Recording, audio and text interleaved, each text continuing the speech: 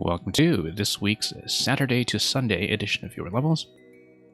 Before we get to the first submission in the queue, which is going to be from Glitch, who has finally gotten in first and will hopefully be played before Glitch's corresponding bedtime, we will be looking at a quick warm-up, but sort of in the range of 8 to 9% by a maker that I've been shown recently. This is Rus, I think, and a very popular maker whose work I barely know, but who made Menacing Marshland back in August of 2019. So this code's been kind of hanging around in my suggested list for a while. We'll just take a quick look at that, and it'll be straight into the queue after that. And Rictendo, welcome as well.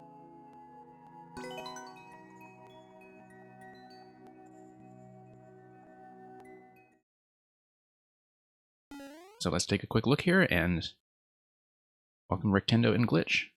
And the next GM. Okay, looks like we will have something going on here with the big mushroom. I guess the idea is to drop into it, which will allow me to destroy the blocks and then hit the on-off switch as we come down. So we'll just do that quickly. And hit. And that will come up. So obviously this is something that was made still in the 1.0 patch in the early months of the game, and so we'll just have to keep that in mind as we see what kind of mechanics with the on-off switching system are actually possible. I'm going to bop that pretty accurately. I guess we missed our chance at that thing on the left, or did we? No, I don't think so. We can proceed. And Rictendo, thank you for the submission as well. Okay. Up we go. Nice little drop there. That was safer than it looked. Interesting 30 coin placement. I'm guessing that I am not actually eligible for it until I come down the platform on this side. And indeed, that's going to be the case. So, up we go. Up we go. Up we go. Up we go. Come on. Okay, gotta get into the up pipe boss here. This is not as simple as I thought it would be. Unless that's just a fake out and not a pipe at all, which is entirely possible. Oh, you got the key. Did I miss the key door earlier? Let's take a look. There is a key door earlier. Yes, I just completely blanked on that thing. So yeah, faked out by the pipe. Let's check up here. Just going to be the 10 coin. And welcome back, Terminator. Yeah, Terminator hopefully will do a little bit better with Yoshi's P-Balloon Spectacle 8 compared to yesterday's fiasco. No, let's lower this first and take it up from there. Oh, I see. Okay, so if I lower this... Sorry, if I raise it and get on immediately, then I'm able to come up here.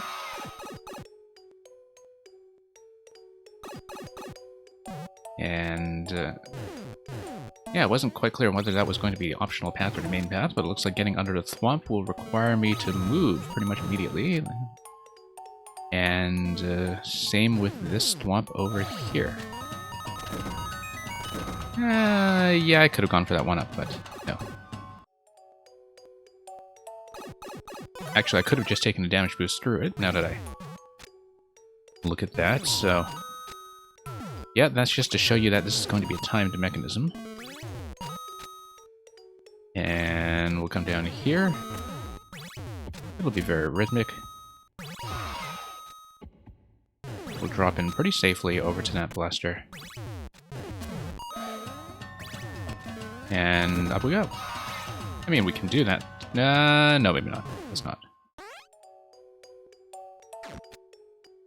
Usually I try to go for optional content like that, but I did not like my chances there, so... Okay. Thwomp is going to switch this off once again. And then we're going to have a little bit of a ride over here. I don't know if there's a particular incentive to take the dry bones forward. I guess not. And up we go. That gives you access to the flag. And that's it. Yep. Fairly simple by the standards that we are accustomed to now, but I think certainly in the early months of the game it was very nice to have something that was that clean in terms of a rather accessible on-off state switching concept. Let's get into the queue. Thank you for all the GGs.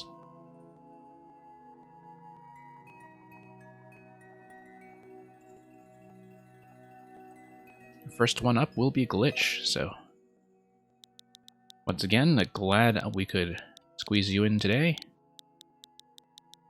After running far too late for you, too many times. Let's see what this one's all about. Bricktendo, yours is a level where the player has to ride Lemmy's spheres. Yeah, looking forward to that. When we get to it, Confetti Bear, welcome as well. And the order today will be next followed by sub next. And then we'll just alternate accordingly. For those wondering about the list, but we'll begin with Glitch, who has a P-switch race. To the effect of about 2%. It's a very new level from this week, and it asks us, do you have what it takes to race to P-switch? Well, Isherwood certainly did, to the tune of 11 seconds.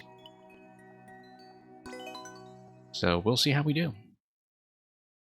And the Confetti Bear, thank you for speedrun fun. Let's reach the goal while we have the star. Okay, interesting. Yeah, no, obviously I do have to hit the bottom block and then get upstairs, and then... Yeah, kind of a learn-by-doing sort of level, like the Starship Enterprise fix-up that we saw from Glitch last time around. I feel like I was late on something here, and that I didn't quite see what it was. I'm sort of reading a few things at once. Yeah, we hit that immediately, then we need to cycle through pretty quickly, I think, after the double blaster drop. Yeah. Because this is one of those levels where your eyes are in one place, and then the things you're trying to read are in another place. Okay. So I guess that's because we lost a P-switch. We're supposed to beat it within the P-switch timer. And if we don't do it, then we just time out and die. So I was a little bit slow, but now we know the pattern. I stalled a little bit as we were getting into the jump over the bullet blaster. So just quick double tap here. Quick activation here. Let's be rather swift, and nope. Missed ever so slightly. And I can see what we need to tighten up. I like the tuning on this, actually. Very precisely timed to how long the P-switch is going to take. But yeah, I think the initial read is pretty much done in terms of understanding the path and understanding what I have to do. It's just a matter of being a little bit quicker about it. So. Okay. Nope, just a little bit slow. 7 seconds left on the clock at the point that we didn't manage to make it, as you can see. Thank you for the follow. And up we go. Yeah, a bit slow on the bullet once again. Very slow on the bullet, in fact. You wanted to make it exactly 10 seconds? That's all right, I think. The tuning feels very precise in terms of requiring that I just tighten up 1 or 2 spots once I have to read, so it's something that I just need to polish off with a bit of accuracy. We'll see how much leeway there is. Whoops. Yeah, I can see that part of the issue here is just being very late on actually getting the bullet to spawn. I do need to jump up to that position pretty much as soon as I can. And keep that jump decently short. Because my height coming out of the bullet is probably a little too high, and I'm missing a bit of time there. Okay.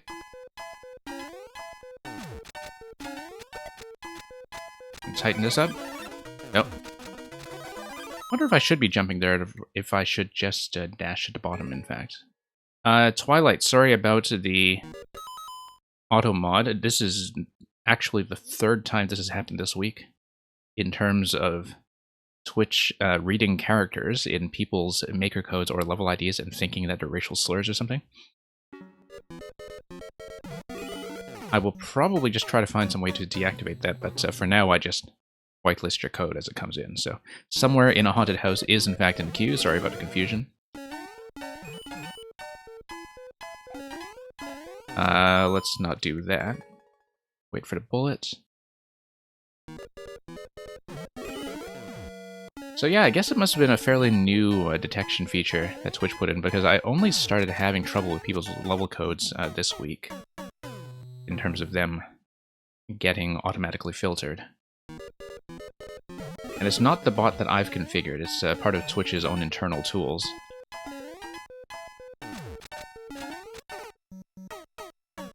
And yeah, I guess as somebody who's submitting to level queues, you would have run into this before, so. But yeah, we had one of my regulars here run into a problem where both their maker ID and their latest level ID were filtered out for two separate reasons, and it was a very unfortunate situation.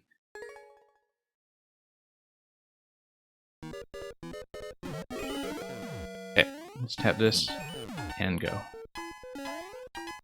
Bullets. Nope. Too slow.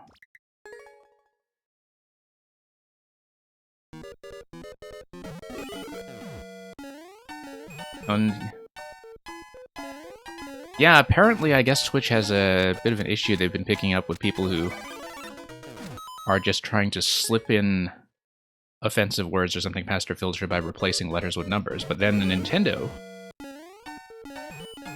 does that specifically to minimize the confusions with O's and zeros and I's and ones, right? And so it looks like those two things are just directly conflicting with each other.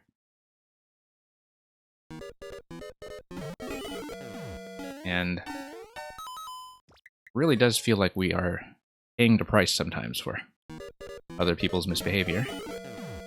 It was a lot of the issues involving music copyright detection, which is a massive headache for people who stream this game because of some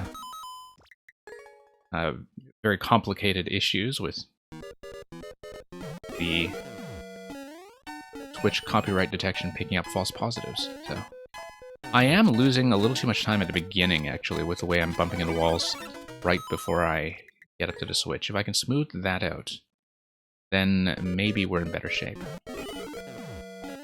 Like this here. Double tap that. B-Minutes, welcome. Nope.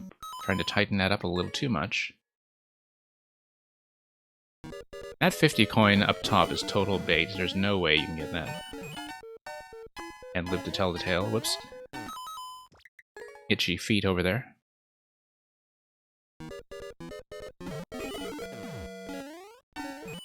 Hey, double tap quickly. Bullet, bullet, bullet. There we go. Yeah, still trying to cut too many corners.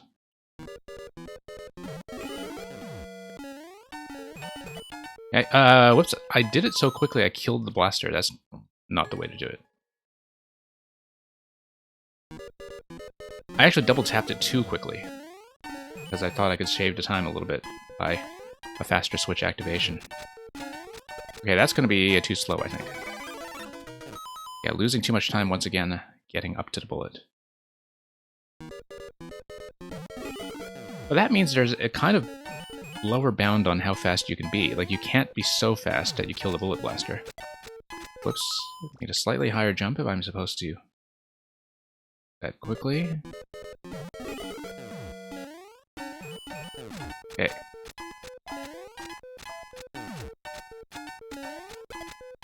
No, that's a very late jump. I do need to go early to the right side of the bullet. Okay. Nope. That's not going to work.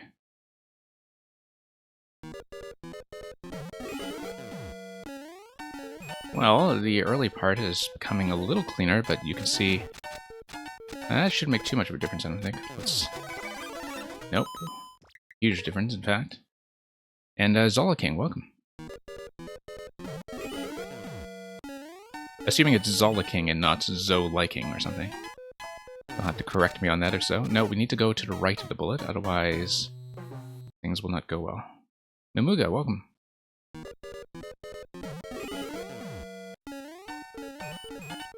And yeah, I'm glad you like the stream title today. I try to keep them fresh.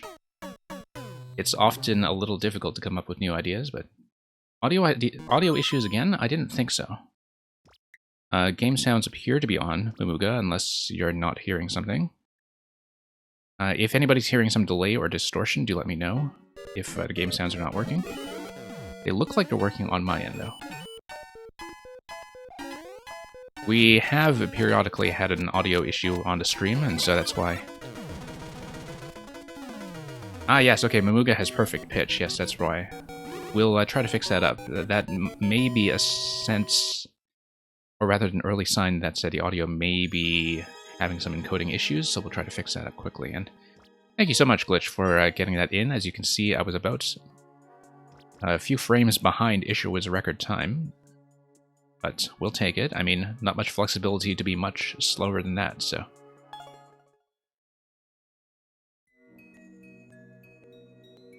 Yeah, Mamuga, I guess you just sort of recognize when the sounds are not quite where they're supposed to be. So just give me one moment. I'll just try to reset the audio on my end. And then we will move on to the next in queue, which will be a sub next, which I believe is going to be Terminator, but we'll check that. Glitch, you don't know if I can go faster than Isher? Yeah, I don't think so either. Let's check your official clear check time on this. Yeah, it's all within just a frame or two, all of us doing this. See that you managed to get it into West Second's Disco Club as well.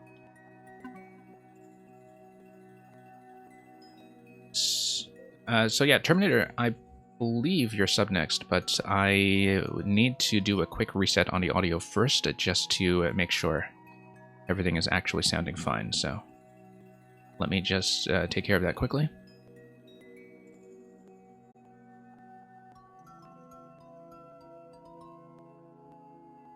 And we'll be right back.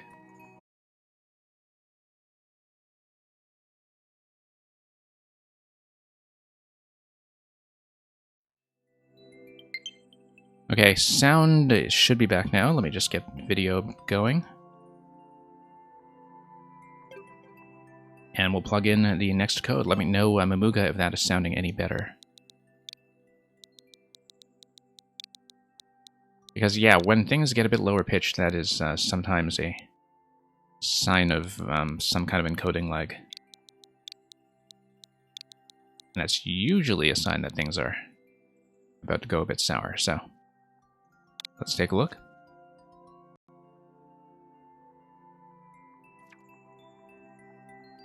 Yoshi's P-Balloon Spectacle 8, yes. Like with the glitched level that we saw just now, this was one that yesterday, where I just had a bit of trouble going fast enough around certain corners. 4.2% though, can't be that difficult to get done. It's just that each individual attempt can be quite long if you are doing well for the most part. So let's hurry it up and try it better.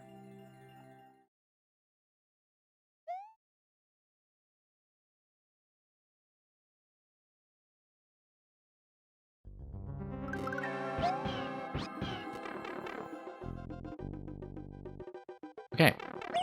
Grab the P. Whoops, no, we're slow already. I do need to not get bumped around. And yeah, Glitch, you have a good night as well. Hoping to catch up on more of yours with time, so. Definitely been liking the kind of speed challenges that you've been putting together lately. Very nice change from the usual kind of speed level, in that you still need to do a bit of reading and figuring things out on the fly. Okay. Early part is fine, it's just that some of the later corners get me into serious pacing issues, except, yeah, usually with just Yoshi's spawn timing. Whoops, nope, too slow.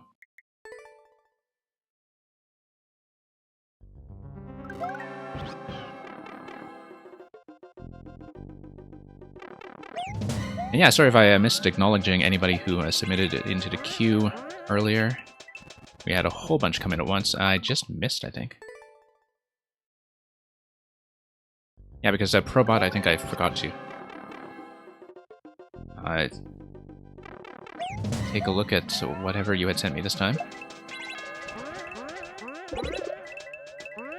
But we'll get to everything soon enough, I hope. Okay. Hit this. Everything's fine so far. As far as pacing goes, everything becomes quite controlled for a while by gates like this one that maintain a bit of synchronization and make sure I can't outpace too much. Now, this flight pattern here got me into a bit of trouble because of the way that I would accidentally hit the on-off switch a second time. And then that corner is where I start falling behind. Because after this, there's still quite a bit of catching up to do as we get into the next part here. Okay, I really do need to turn quickly. No, wrong way. Bone Shell is supposed to activate the Buzzy Shell, and then we go forward from there, so... You do have to be pretty accurate in terms of hitting the shells with the weirdly inflated P-Balloon hitbox. Yeah, certain timings will be gated off in a way that allow you to catch up to some early mistakes. But later on, it becomes a bit troublesome, so... We only have so much of a safety margin to work with as we head over here and try not to bump into anything along the way. Including this on-off switch, which is a big problem. Okay. Little adjustments here. Everything's fine. Everything's doing okay so far. We'll just try to turn that corner a little bit crisply and then bump both of these things. Ah, okay, no, I'm supposed to beat this. So previously I was having trouble getting whacked by this all the time, but slowing down behind the Podoboo on the track is pretty much never going to make it in terms of keeping pace with Yoshi. So that is actually a check that I have to be fast enough at that point to get through it smoothly, I think. I'm just thinking about the spawn timing on where that Podoboo is placed and at what time I'm actually activating that track timing. Because the synchronization there is something that I don't feel like I have a lot of control over yet, but when we get back there, we'll see if we can clean that up any. Okay, let's be careful here, let up on the gas. And up we go.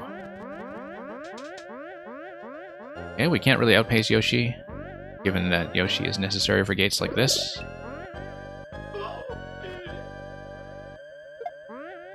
But here... Nope, you see? I can't quite beat it. And I really do think that staying behind it is going to be way too slow, but... We'll have to see if that's actually the case, because if I can't actually beat that Podoboo consistently, we'll have to try alternative measures.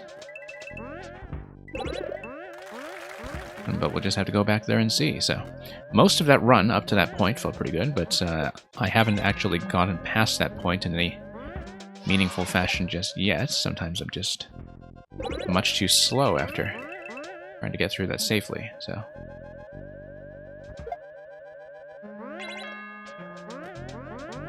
Okay. So for those of you who haven't seen Terminator's Yoshi P-Balloon series before, we've been playing many entries in this over the past several weeks, and they all usually involve some kind of cooperative mechanic, but sometimes a competitive one against Yoshi, where they're all P-Balloon flight levels that involve controlling Yoshi's pathway. Okay. No, I'm supposed to hit the off... oh, actually, no, this is a kind of boss where there is a time constraint. The time constraint is the lava level, by the looks of it. Okay. But you actually do have a pretty decent safety margin because the lava stops rising at this point.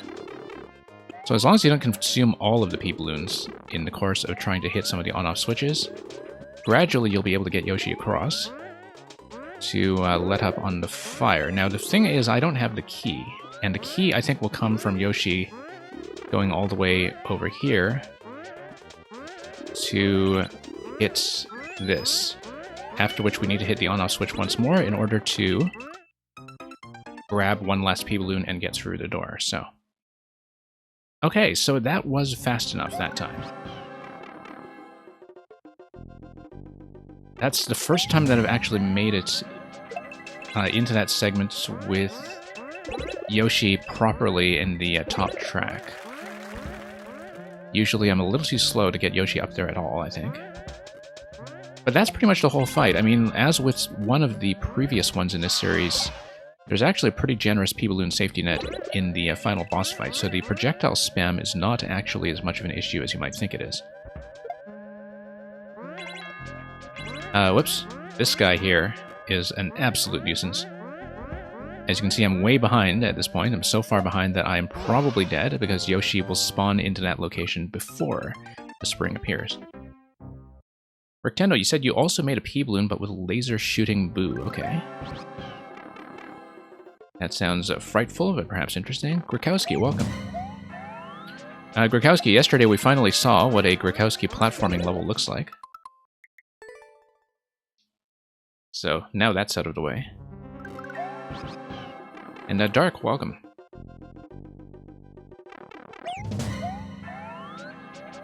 Okay. Up we go. And...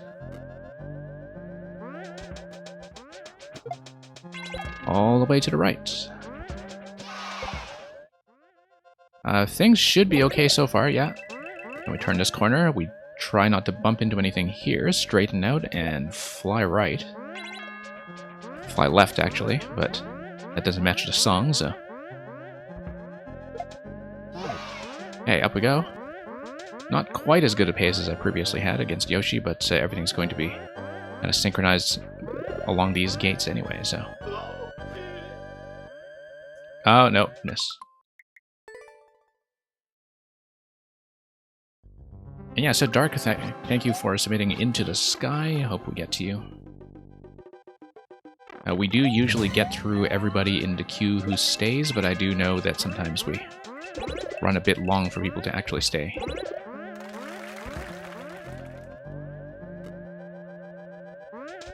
But yeah, we do usually stay long enough to clear the whole queue, for those who are new here.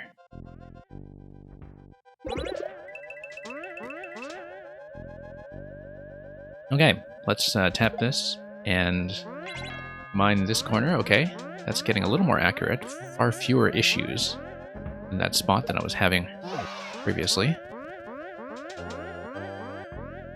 And here we go.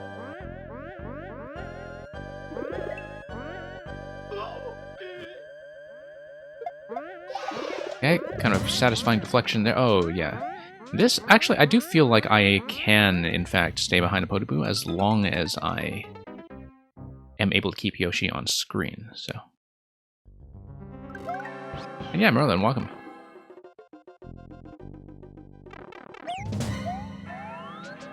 Yeah, but for those who are new here, just so you know, I am not really strict about time limits, because some levels will be short and some will be a bit longer, and it usually balances out in the end, so... Hopefully we won't keep you waiting too long.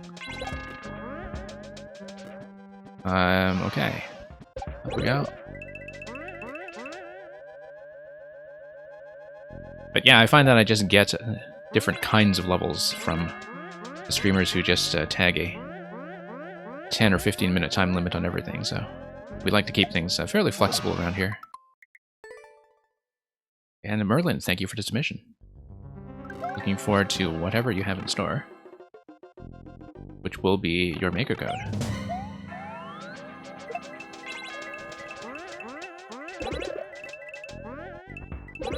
Okay, up we go.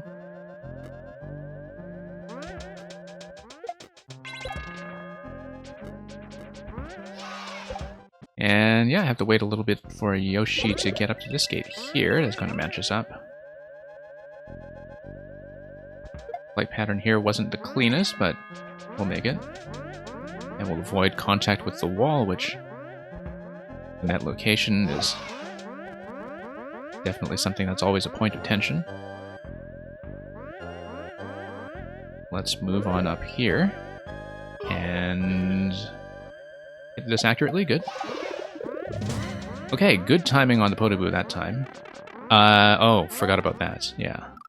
Considering that little fireball decides to go straight up the arrows, which, you know, if you just have a natural tendency to fly along the arrows, or fly in the middle so everything is nice and symmetrical, that is a bit of a snipe.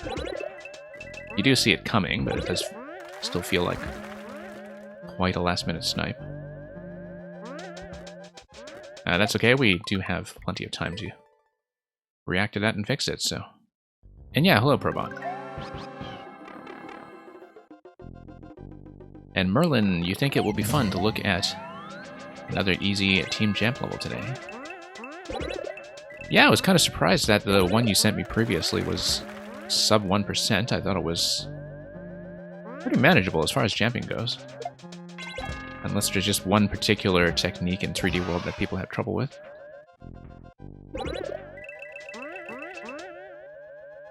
Okay, through we go. Barely missing the secondary tap on that switch. And okay, we're actually slightly ahead of Yoshi, but of course, this gate here will ensure that Yoshi gets ahead of me slightly, so we're not called on offside or something. Can I beat it? No.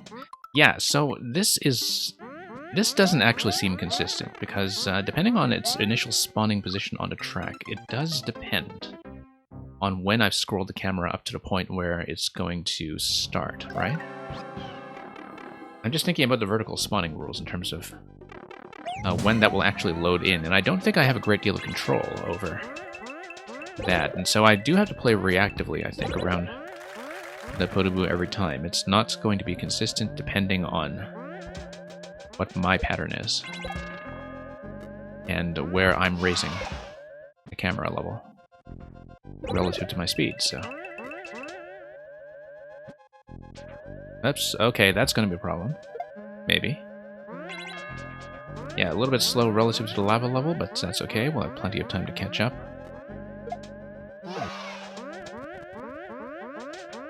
And hopefully that delay earlier doesn't get me into trouble as I round this bend.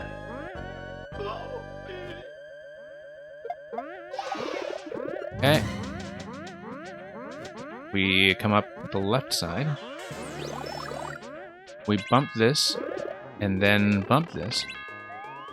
And let's try not to consume too many P-switches at once. Invincibility frames are actually going to be our friend here. I should actually hit the middle switch this time, for once, so we don't knock everything out. And yeah, it's nice to have that safety net. It does make everything quite a bit gentler here. It does mean that most things are vulnerable to invincibility frames, of course, but I don't mind that. Given that there are a lot of projectiles to deal with, and that, as we discovered previously, you can't really clear out too much. Nice to have the P-balloon there at the last minute, so it's a little extra protection against getting sniped by a projectile right as you're entering a door. And this is just going to be a finale destruction sequence, I think. Yeah, a bit of a bonus sequence just to toy with people who are going for speed records. And look at Bowser there, just kind of trapped in his own little room.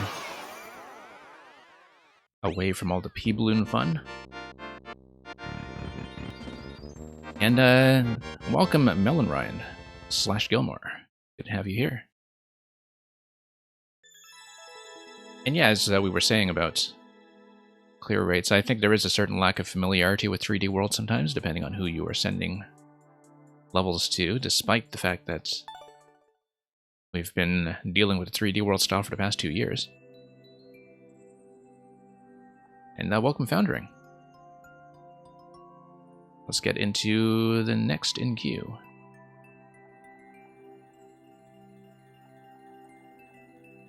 Okay, the next GM. If you would like to check in quickly, we'll punch yours in. Traditional train level, excellent.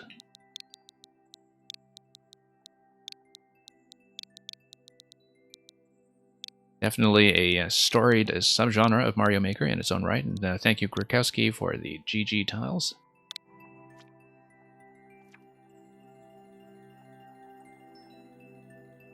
Mario has decided to ride a train, but is full of baddies. And thank you for the follow. GM62.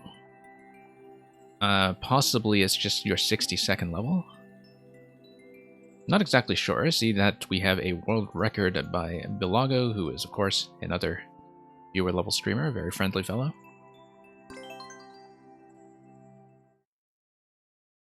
It is just your 62nd level, okay. Well, let's have a ride. Okay, looks like this is going to be the engine here, with a little Koopa engineer who's trapped behind his one-way panel. Bomb isn't really going to get me much here, I don't think. Let's just be a little cautious as we get into that first carriage. Yeah, dodging both the rocky wrenches and the bombs was creating a bit of an issue. I see the one-way panels are mostly there to kind of enforce that you actually enter the train and enter the cars. There might be more aesthetically graceful ways to do that, perhaps, but that'll work functionally. I mean, you see a lot of different approaches to train levels in terms of whether people want you to access the top. This, I suppose, is actually just the tender that's full of coal or something, and you just kind of blow that up with the bomb if you can. This is just cargo. I'm just looking at the cannonballs here and trying to figure out whether there is a safe pattern to get all the way to the right, but that looks like it's unlikely, so... Unless we want to grab a Koopa shell and try to shell jump it for no reason. Which I'm frankly not enough of a Kaizo player to do.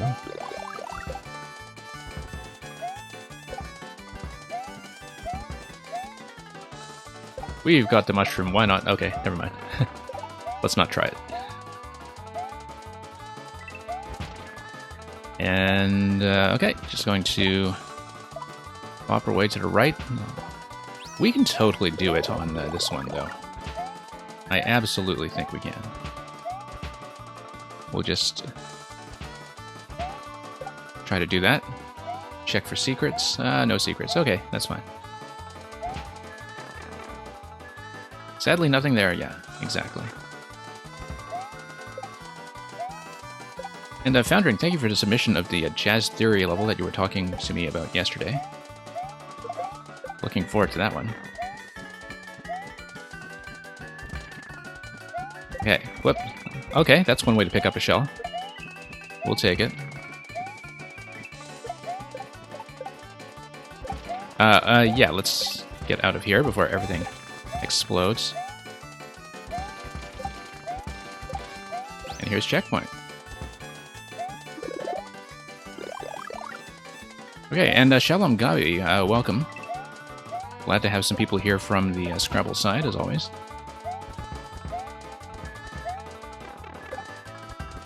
Okay, let's pop this.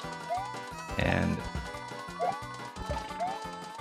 yeah, as long as we don't die to too many explosions. Okay, we actually have a bonus here. Symmetrically lined up, too, which is kind of nice. I can't quite see where I'm landing here, but that will thankfully not be a death. Proof of concept more than anything? Yeah, that's fine. We do beta tests and proof of concept levels here all the time. Hopefully we can get to you, Foundering, at a reasonable time, given the current length of the queue. Yeah, very attractive level. Next GM, thank you for that. No, it is very interesting to think about just how popular trains always have been as a concept, especially for this kind of mid-traditional range of about 10 to 20%. I've seen lots and lots of train levels there before, and a lot of them are still quite fresh in terms of how many different approaches there are to decoration. So, I haven't seen that much in the way of, I guess, of volatile cargo and other things in one of these train levels before. I mean, a lot of them are much more, I think, passenger-oriented. So, thank you for that. We'll mark that as a win. And let's see how we're doing on the list.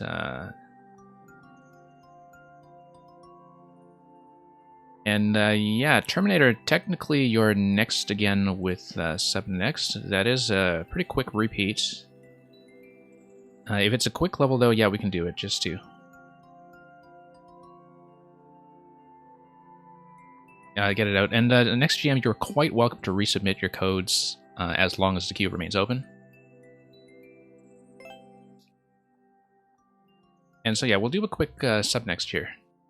I know it's a very quick repeat on Terminator. Usually I just kind of go down next, but I know that some of Terminator's other codes can go by relatively quickly, so this will hopefully not be too long a wait for people who are behind. So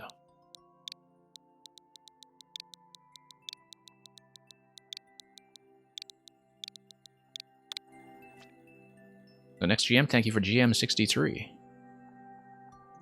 And yeah, okay, so you want me to play number 9 instead? I mean, number 7 also looks quick. So it's not a big deal if you want me to do number 7. 1 minute time on it with about 10%. Yeah, we'll do 7 because that's the one you originally submitted. It shouldn't take too long, I don't think. 10%? What could possibly go wrong?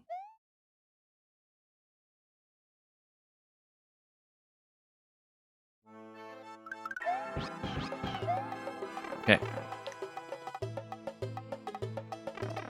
And yep, this is just going to be a bit of an initial drop followed by a very similar kind of racing sequence as we've seen a couple times here before. Yep. Needed to react a little bit quickly there to get everything straightened out. What happened there with Yoshi? He's supposed to go all the way up, but we didn't get the destruction on all the blocks up top, so let's go back and see what I missed there when I was dodging all of the note blocks. Ah, yes, so the spike ball is still alive, and we got outpaced by the spike ball. I think that's what happened. Is we were actually just too slow, and the spike ball was off screen. And now we were too slow for Yoshi as well. You can see yet where the spike ball outpaced us precisely here.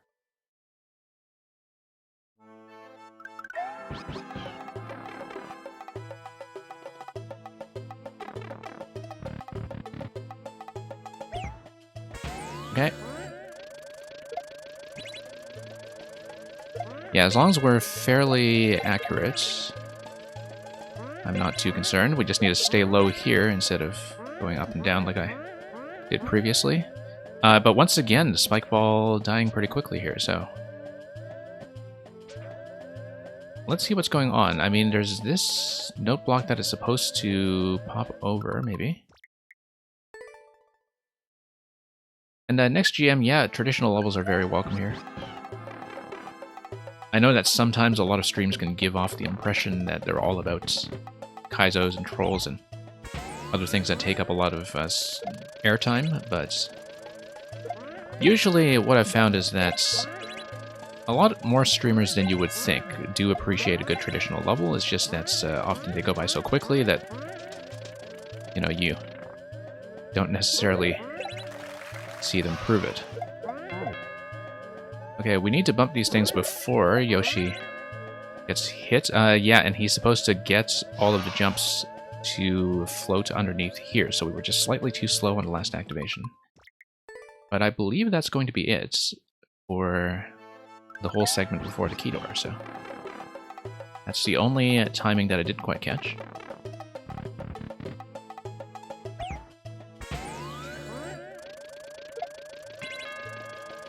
And let's do this again.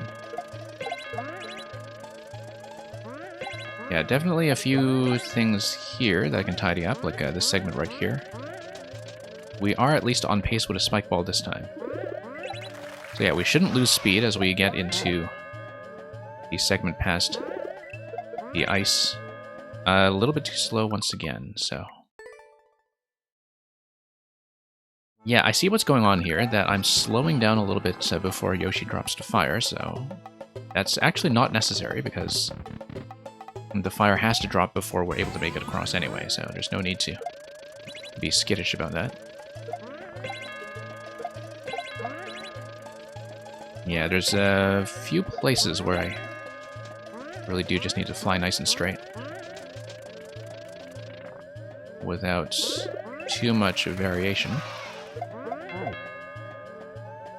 And okay, we'll do it. Great.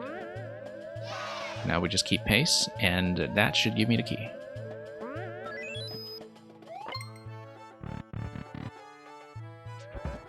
Okay, checkpoint here. We'll see what the second segment is like. A lot of the late segments in this series are sometimes very bonus-oriented, but here we're just going to have a bit of an Indiana Jones moment. Let's back up here. Whoops, let the scroll stop take care of itself and take damage, which... Yeah, I see the problem here. That's... I took damage, so let's just reset a checkpoint. See how many death markers are in this location. Just me, apparently.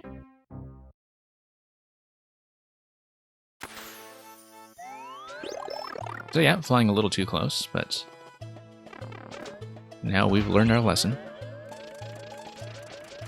And we'll just follow it.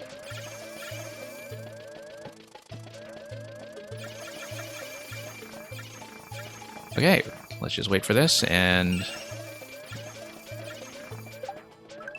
Huh. Interesting on-off activation there. Oh, I see, because if it's on, then the idea is to reset it back off. Yeah. For some reason. So, Lightbeam, thank you for the submission of 1-1 entry point. Remember the story of Icarus, who flew too close to the spike ball?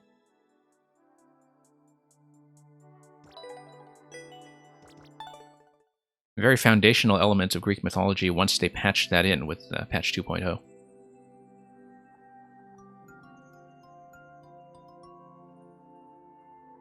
And thank you for all the GGs.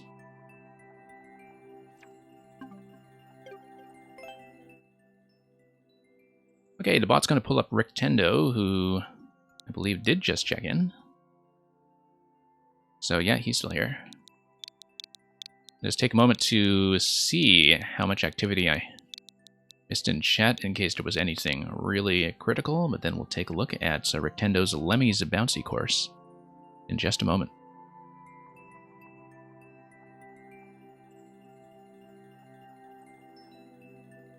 Okay, this will be Lemmy's Bouncy course. Be sure to bounce on top of Lemmy's spheres past this course. This is going to be 0.38%, the 2 to 3 minute world record. Yeah, we'll see how much we can do with this and see how close I can get to the clear. Short and sweet, it says, which, judging by the record, well, maybe that's something set off by a checkpoint, who knows.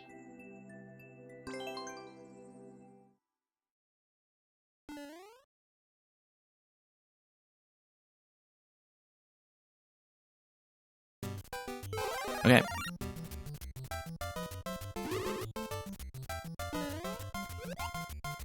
And yeah, it's just gonna be straight bounce, which luckily we've had a bit of practice with this lately because of the boss rush that I was doing last week, which required quite a lot of mid-air play. Oh yeah, that's gonna be tricky, but we've got a mushroom coming right up, so just need to alternate some low bounces and high bounces, I think, and we should not be doing too badly. I should be going high a little more often than I am, though. Also, because of the variable firing angle of the piranha plants, I should think about leading to projectiles, and that might be something helpful. You know, just keep the projectiles nice and high as they fire. Yeah, that's gonna hit, but... Oh, nope, you can't get under the line. As Rectendo was just saying in chat. Yeah, that's very clear, now that we've seen it in action.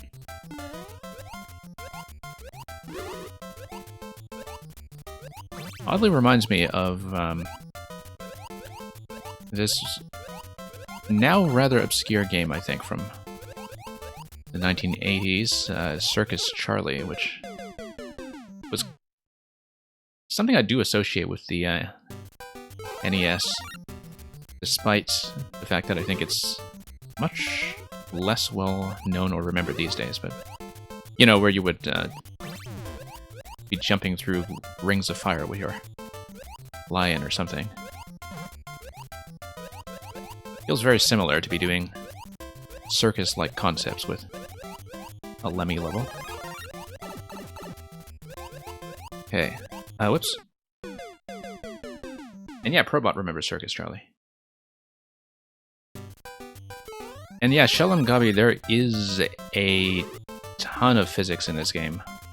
We've had some people here before who've sent me some things that really kind of exploit the momentum aspects of the physics system. And I'm constantly learning new things about it. But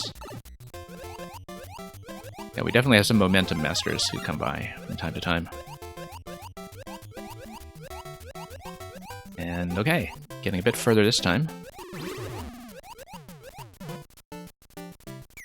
Looks like we'll have something a little larger to ride.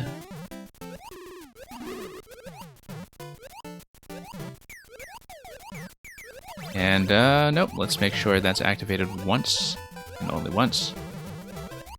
Okay. Yeah, that was a bit of a risk. I was hoping to get around it somehow. I did see that threat coming.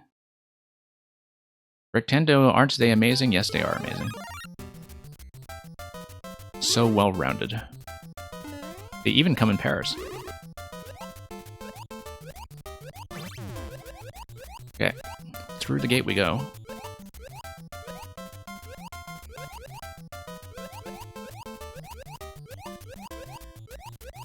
And okay, up to the mushroom. Not that we need it.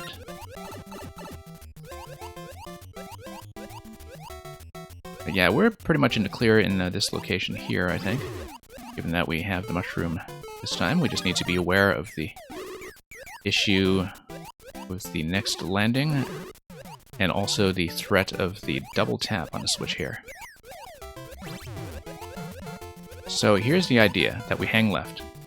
No, we can't hang left like that. We need to hang left on the platform, because otherwise we get trapped.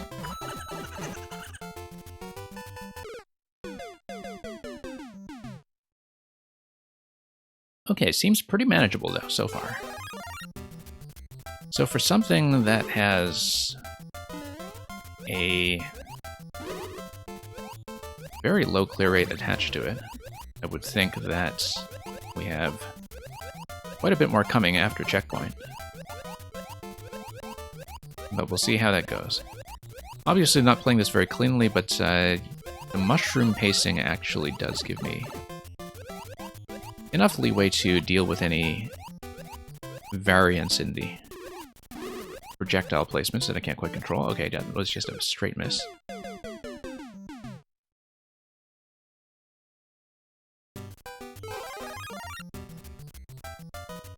Alright, let's just try that again.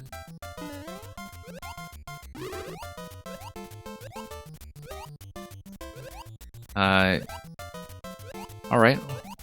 That's fine, that'll do. It's not like we have really needed a second one. At least historically, so...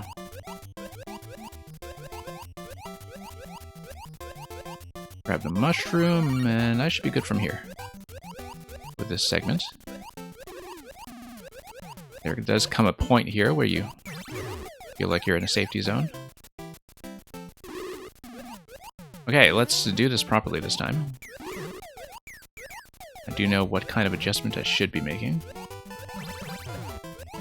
Be aware of the double tap, and... Nope, once again...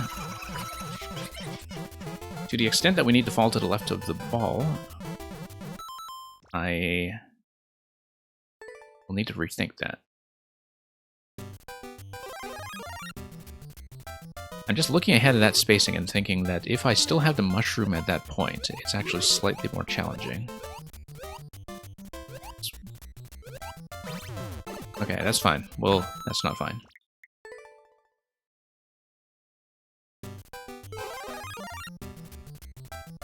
Yeah, it's sort of interesting, that trap that you have with the large ball later on, where it pushes you. In that, I can totally see it coming. But at the same time, being able to anticipate that didn't necessarily mean I could deal with it on short notice, just given how low the ceiling was there.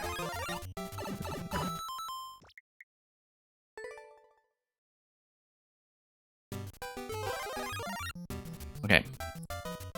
Let's try this again. Obviously, in this level, you're not going to have any sort of tier 2 power-up, so to speak, because you should never be able to get onto the spikes on the bottom and still be 2 tiles high, since that would allow you to escape. So, mushroom is all we're getting here. That's okay, that's plenty to work with as a safety buffer. And let's jump around. And be aware of the double tap once again. Okay, nope. I'm kind of wondering if I should make use of the second ball to the left, in fact. But I don't know that if I'm tall, I actually have enough room to get there. Like I said, it is one of those obstacles that seems harder as Super Mario. Okay. Through we go.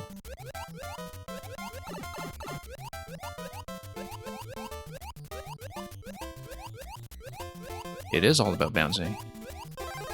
That's very true. You even have the bumpers around the piranha plants to make that point clear.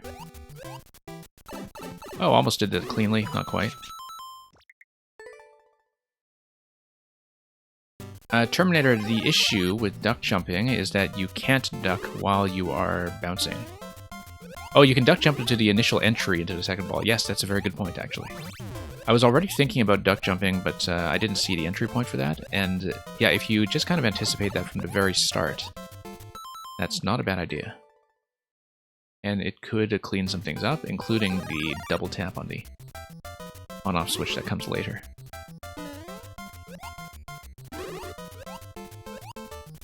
Really, the mushroom is only good here against the piranha fire.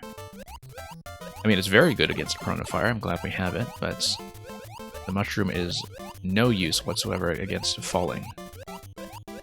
So, just need to keep that in mind.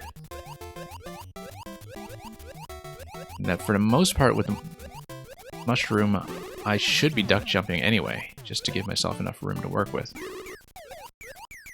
Like that. Yeah, that feels a lot better, actually. Except I released it, and now we're in trouble again.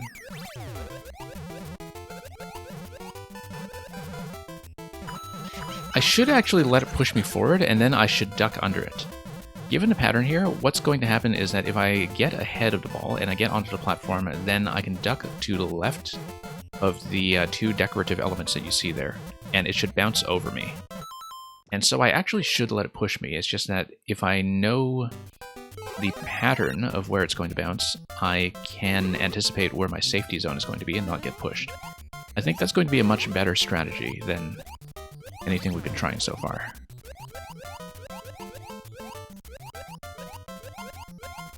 Okay.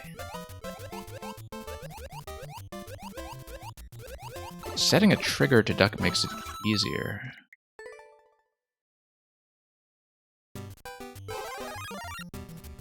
Yeah, that's an interesting idea. In terms of holding it on a consistent basis. Like if you're thinking about the global remapping on the Switch. I don't think I'll go to that trouble just for one level, though. I think we'll mess with muscle memory anyway.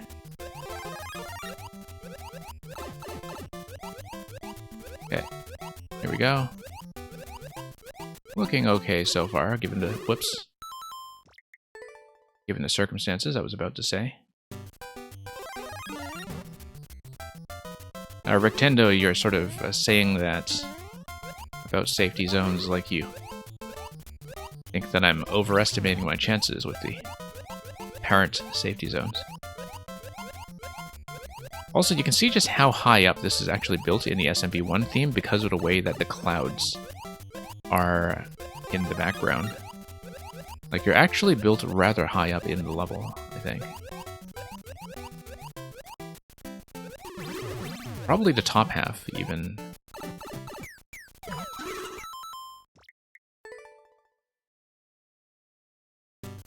Yeah, given the location of the arrow here, it's kind of like you're starting at maximum height, and that you have the horizontal boundary at the bottom, kind of scroll stopping the entire bottom half away from visibility. So you get this kind of nice look here where all the clouds are coming through, but it also kind of suggests that you're going to have a final part of the level that goes through the entire scrolling length in the horizontal main world and takes you through the bottom half of the layout all the way over to the goal.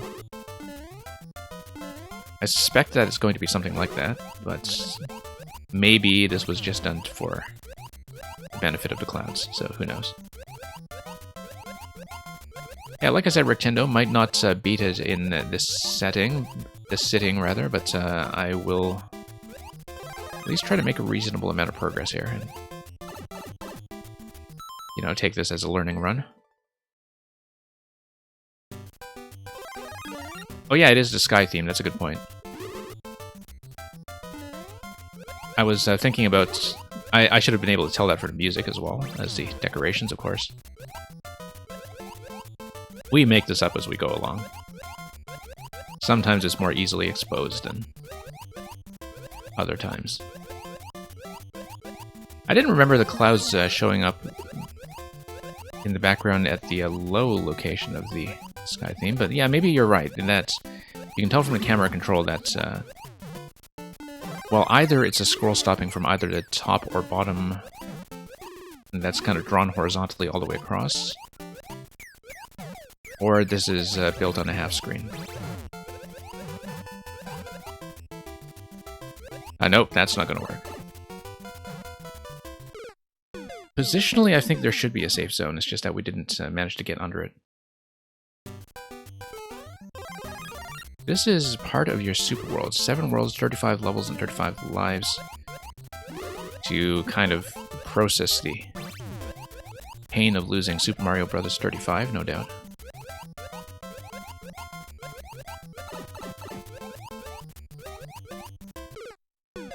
You don't think you can scroll stop with the base of the start arrow? Yeah, that's a good point. Yeah, that's a good point. That's why usually you only have that with the top half. I'd forgotten that, actually.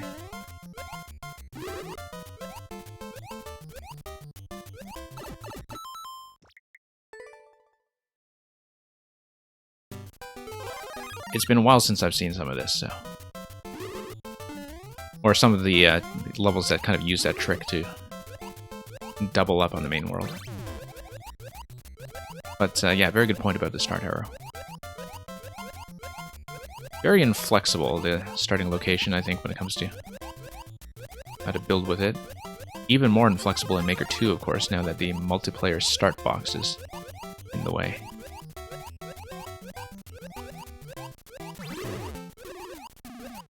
Okay, actually got through without taking damage there. Sure, let's duck. Not that it's going to do much for our strategy here, I don't think. Nope.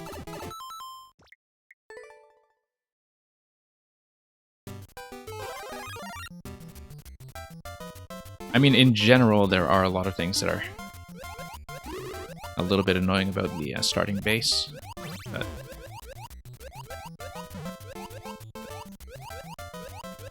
That's the way it goes, we've just learned to work with it over time. At least, other tiles kind of stitch properly into it now, which was not the case in Maker 1, where aesthetically you would always have that gap, even if you were connecting other ground tiles to it, if I recall.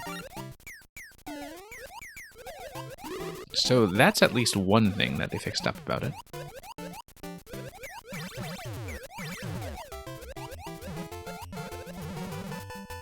No. Can't really fight that. Maybe you can, though. I'm just trying to look at whether there's any safety location at all. I feel like there must be. I feel like I want to at least figure out this one thing before we call it on this.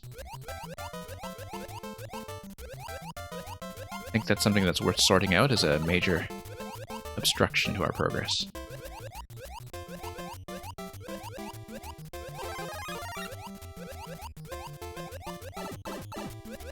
Okay. On-off switch here. Everything manageable so far. Yeah, the placement of the arrow tiles in general is pretty restrictive, though, in terms of what they can overlap. Especially the lack of overlap with things like semi-solids, where... Okay, there we go. That's all there is to it. You just sit in the safety location that's actually on the right side, and now we dodge and don't dodge, apparently. Okay. Still got some spiny spines there to deal with. Oh, twisters. Let's get nice and high here. Otherwise, we'll have issues.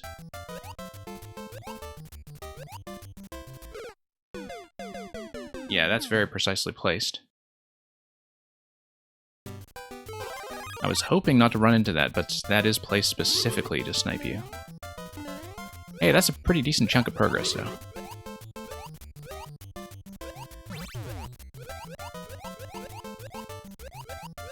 So... got to see quite a large chunk of this now. At least I think so. Could be a lot more going on.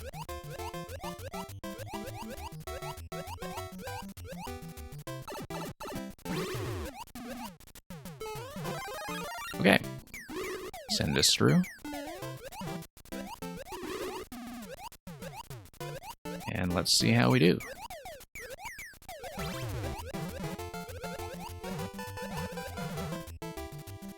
Okay. Yep, you just get into that location, go to the left. A little bit of jump height control is going to be what hopefully saves us from the spinies. Of course, we can't go high jump all the time, nor can we stand so far to the right of Lemmy.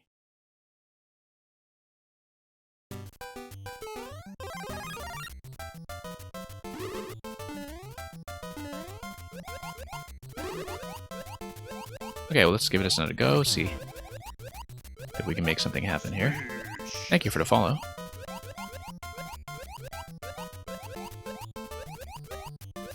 And yeah, we'll just ride this out as before and think ahead to what we can fix. Certainly you need to dodge very actively. This level really doesn't let you get into a holding pattern when it comes to preferring short jumps or high jumps. You do need to adjust quite a bit on the fly.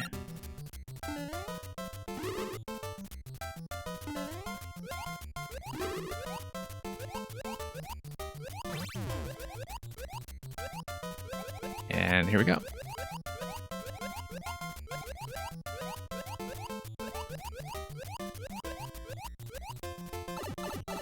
And yeah, just going to grab this.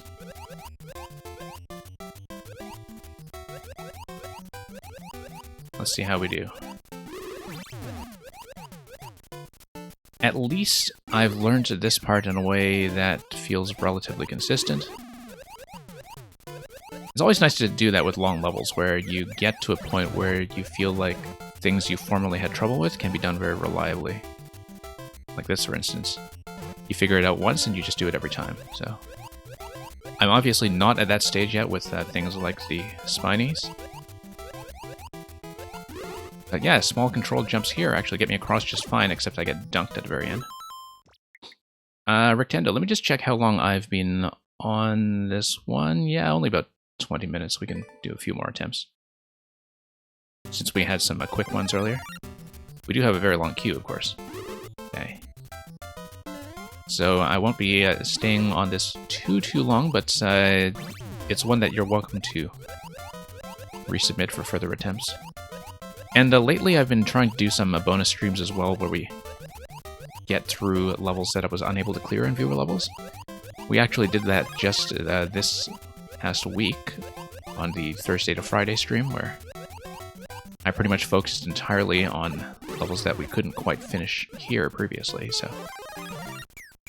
Every now and then I'll try to do a big catch-up like that, just to make sure we get through things on viewer levels that were interesting to play through, but which we couldn't quite close out in a reasonable amount of time, so...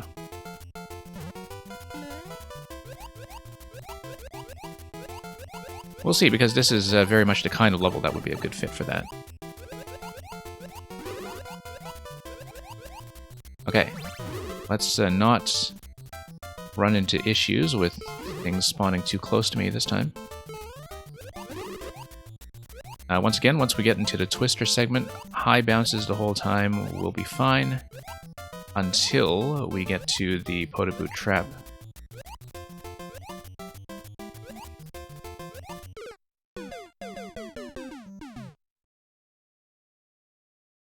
And Rectendo, yeah, you have to go anyway, that's fine. This has been pretty enjoyable so far, so...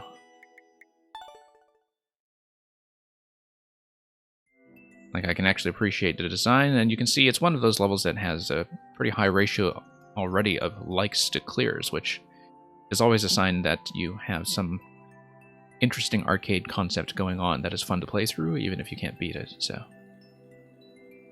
Something to go back to at another time.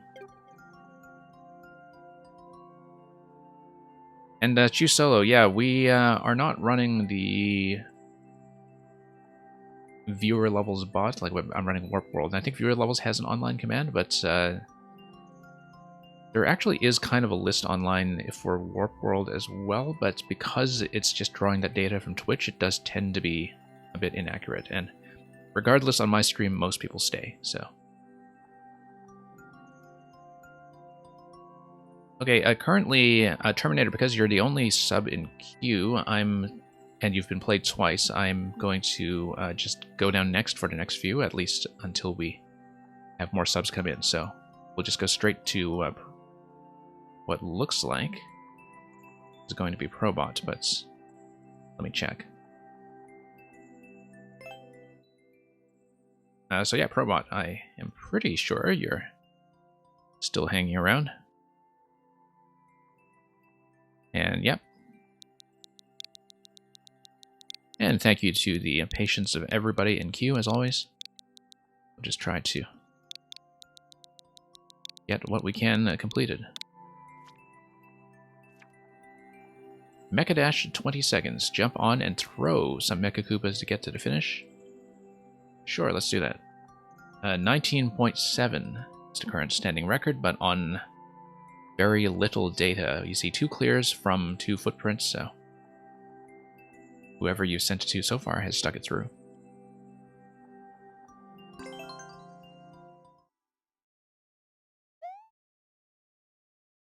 Haven't fallen asleep yet? Yeah, we've had some people fall asleep while in queue here. Oh yeah, we need to be a lot faster than that, obviously. Let's scout ahead a bit. It's going to be throw up the Koopa, and then jump on that while it's still in a high position.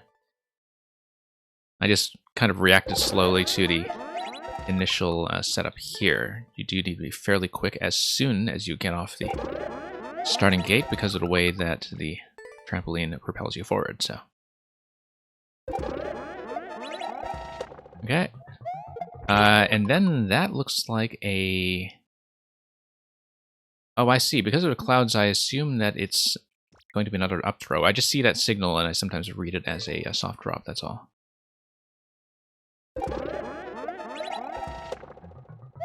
Yeah, it totally is an up throw. It's just that the tracks... You can see actually that the signaling is inconsistent, that you have the up throw signal up front here, but you have the drop signal over there, so... I mean, it's fairly clear to me what's going on, because I'm not really somebody who reads indicators anyway. But if you have people who are kind of very dependent on sight reading indicators, that inconsistency will throw them off for sure, I think. We need to spin jump a little bit later on that in order to catch the blue mecha. Okay. Yeah, same with the signaling there again, obviously. You know what? I slid under that, I'll take it, except you need to kind of throw forward, catch, because that is gated off at the end over here, so... Yeah, Probot, it's honestly better to not have indicators than to have ones that could potentially confuse people. Like... Because usually the open side is what is pointed towards where you're throwing towards, so some of yours are kind of reversed from what people would ordinarily expect, but if you're unsure about them, it's honestly better not to have them. They're useful for things like speedruns where people are reacting to things blindly, but everything in this level is actually perfectly readable, even if without, so... I mean, some people will complain sometimes if they don't have Z indicators everywhere, but...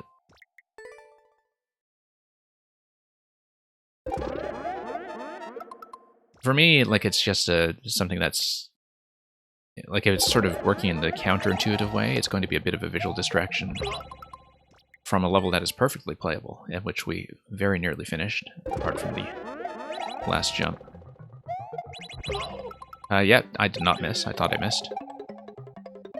Okay.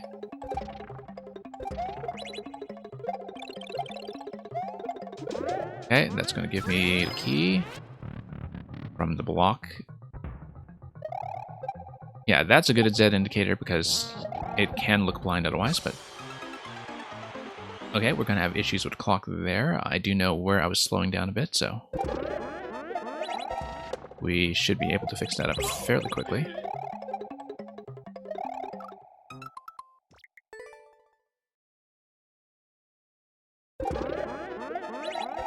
Yeah, not the first time that we've had a timeout right at the gate. In fact, I think it's in a 3D World style specifically where it's possible to start the animation of hitting the goal pole and still die to a timeout, which we've actually had on multiple occasions here.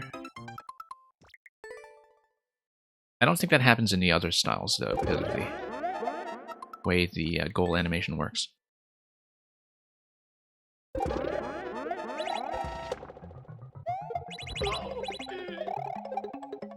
But there is definitely an animation frame in a 3D World where it looks like you've gotten the clear. You know, you do your little dance on top of the goal pole, but the timeout triggers before you're actually all the way down, so that's the clear. It is possible in all styles, okay. I guess I just haven't seen it as much in the other ones when it comes to touching the flagpole right at the point of death, so glad to have that clarified. Kind of 0.1 here behind the record. So yeah, Probot, if you do any kind of revision on this one, I would definitely either flip the markers other than the first one to match the throwing direction that people often expect, which is that the open side is the throwing direction, or just remove most of the markers completely. I think you can deal without most of them, although it's nice to have some of the Z indicators for when you're going so fast that it looks like you're going almost blindly. I think the throws, for the most part, are rather obvious, to be honest. So, although obviously, you know, when you have something that's a speed level, there's a bit more of a motivation to have markers because people don't want to spend too much time thinking. It's just that when the markers are kind of in the counterintuitive direction, that's actually kind of introducing more of a mental energy requirement, if you know what I mean. Anyway, thank you so much for that, and for all the GGs. Yeah, because Zola King, you would think that with a gold card in SMB3, that you wouldn't really have that much of a lag time for the timeout thing to happen.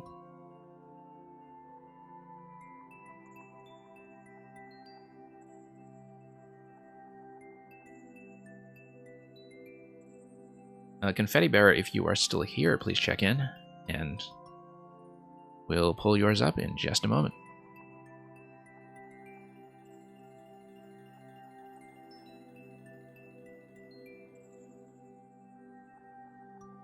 Just going to check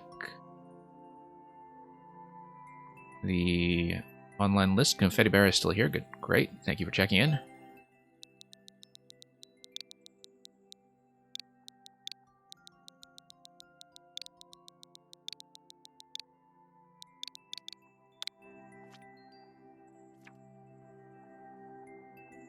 Okay, this is going to be Speedrun Fun 1-1. It even rhymes. Snow Fun Speedrun. 20 seconds in the sun. Looks like there's a bit of a 2-second safety margin between the time limit and the current standing record. We'll reach the goal as SMB2. Let's actually watch this. I see, once again, we have a bit of a boost at the beginning, like we did in the last level. The clear condition text really does have a way of getting in the way of the visibility of the early stuff, which is not your fault, that's Nintendo's fault. No, we need to slide here. The thwomp is going to give us the push, though. No. At least I think so. Okay, nice short jumps.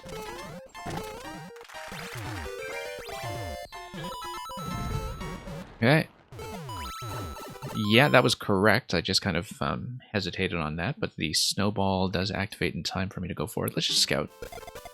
SMB2 will take me across a lot of that stuff, and then we get on top of the bonsai, and then get everything from there. Okay. Alright, pretty clear. Kind of like the use of the SMB2 jump there, actually. In terms of getting you... Oh, okay. Yeah, I guess I should have gone straight for a flag. I saw it down there, and I guess that's a bit of a trap, actually, to encourage you to pick up the bonsai when you should actually just be going straight for the goal. Although you don't want to get hit by the red cannonball either, because that will run into issues with meeting the clear condition without taking damage. So I'll just go back to that and see if we can read the ending any differently to avoid the timeout issue we just had.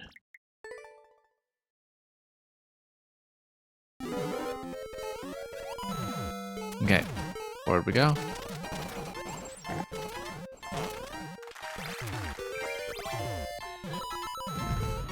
No, we needed to bounce.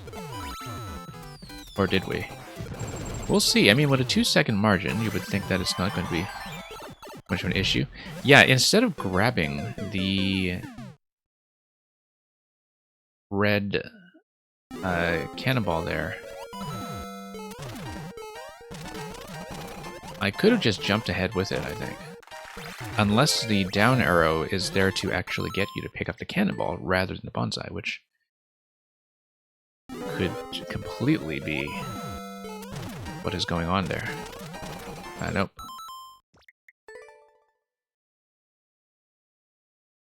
Let's start over.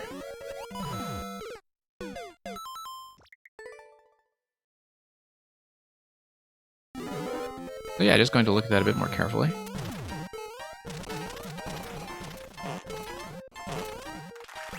And drop in. Bounce. Jump. And everything here is going to look okay. Yeah, and we'll just go for the goal. I mean, I guess that's just for the 50 coin bonus at the end, but that seems like at the pace I was going, that would be a bit tight on a timer, so we'll just take the clear at 19 seconds, almost exactly. Oh, thank you for speedrun fun.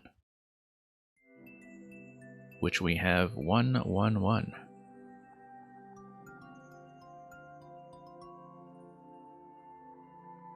Yeah, Twilight, I was wondering about that, because if you just ride it out slowly, I think the problem is that you just hit the timer. But if you take advantage of the height that you get from the cannonball and kind of jump off of it when it's halfway up, then if you've bought yourself enough time at that point, then you can make the 50 coin and the top of the flag. But that definitely took me a moment to read because of the down arrow indicator at the point that looked like it was a Bonsai build pickup. And maybe that was just a distraction. Pardon me. Maybe that was just a distraction. But that's also the point at which the Bonsai interacts with the cannonball, so maybe there's something going on there.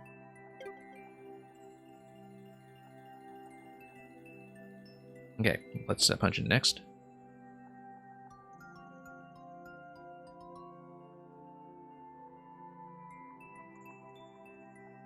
And Twilight. Twilight the teaching assistant. X69 VM9. And, oh yeah, this was the code that Twitch didn't like.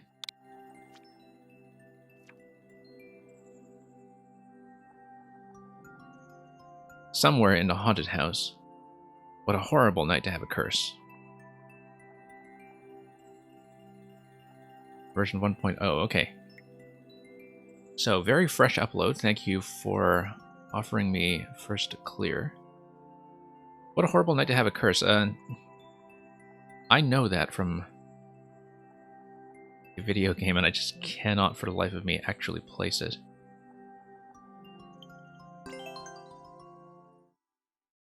I don't know. That's something very obvious that it just slipped my memory. Ah, yeah, Castlevania, of course. Love the scary face here. Okay, looks like some kind of hidden hazard up top. Okay, it might just be a troll thing. Yeah, I think it's actually death if you go up here.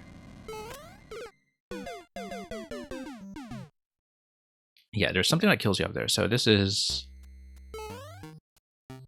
You don't want to tap that unless you have something like a vine that would take you up. So for example, if you are in the bottom of this layout, say under the key door, and you manage to tap your way up. And then you would have to think about the vine door priority thing, which... Anyway. Oh, wasn't expecting that curvature to happen on the thwomp.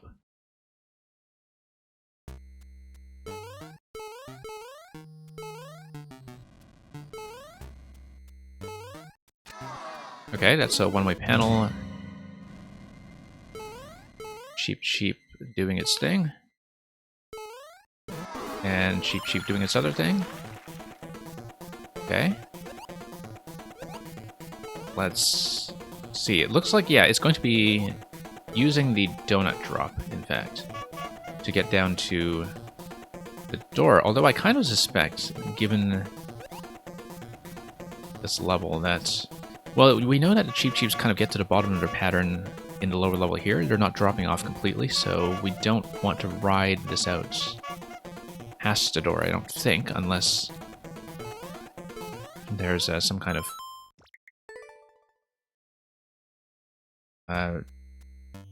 Yeah, so you can see from the way the screen scrolls down that something is kind of going on here with the camera control, so we'll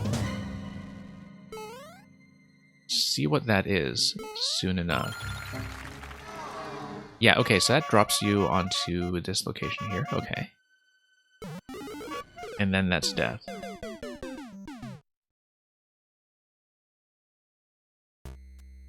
Alright, so that was sort of interesting to have that kind of curved drop from the thwomp earlier. That was very unexpected.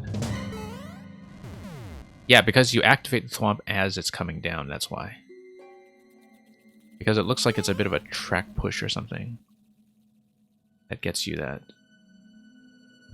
Anyway, Thwomp is going to come down here. I think we dropped a donut block, but then we dropped down to the left and get back onto the donut block on the right to get through the door. That looks like it's something available anyway, so...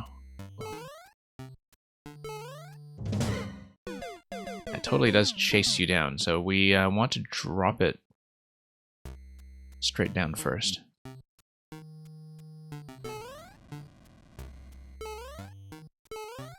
Although, given the burner push there, yeah, it looks like it's actually on a timer.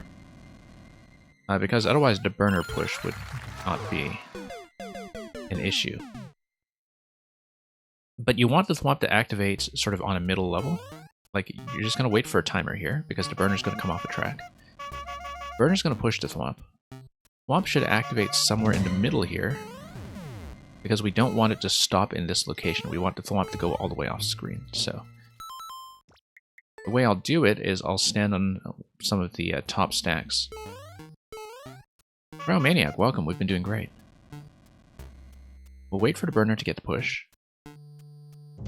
And, okay, the Thwomp still doesn't go quite high enough here. I think that's the purpose of going towards the key location, is that you do want the Thwomp to wind up as high as possible.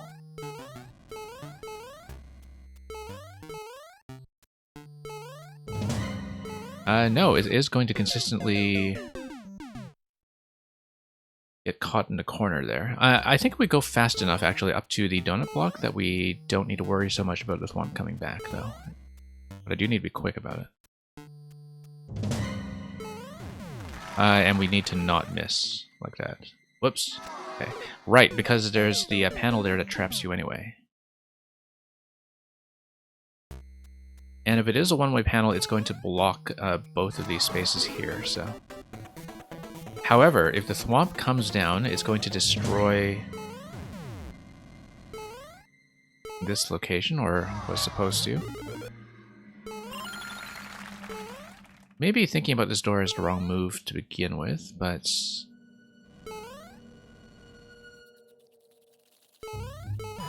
Possibly we needed the Thwomp to come up here. And yeah, I'm kind of looking at that and trying to think about what would be the sort of push animation there, if anything. Love the scream here when you jump into the mouth as well. Very nice touch. So, okay, Thwomp is going to kind of move to the left. I was actually kind of hoping that we could position a Thwomp such that it destroys this block. Oh, hey, that's sort of interesting, that you're able to just grab the key like that with a push. That's unexpected, actually. I didn't think that would happen, but we'll do it.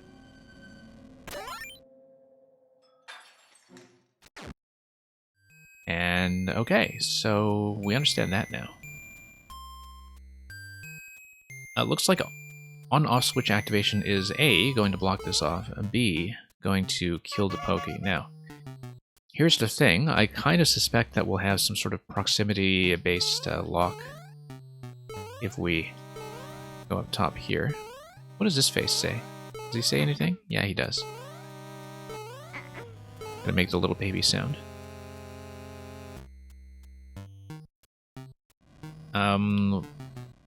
Looks like we do potentially have the ability to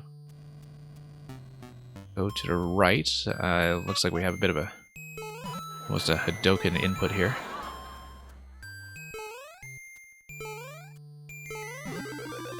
Oh, that's sort of interesting. That it's almost like something is supposed to slam into that position and give you a way down. Okay.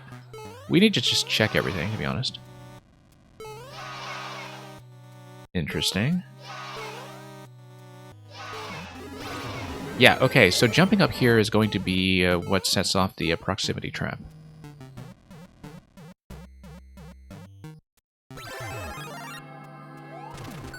Interesting. That's going to take you through here, but... Then you have some issues getting across, so...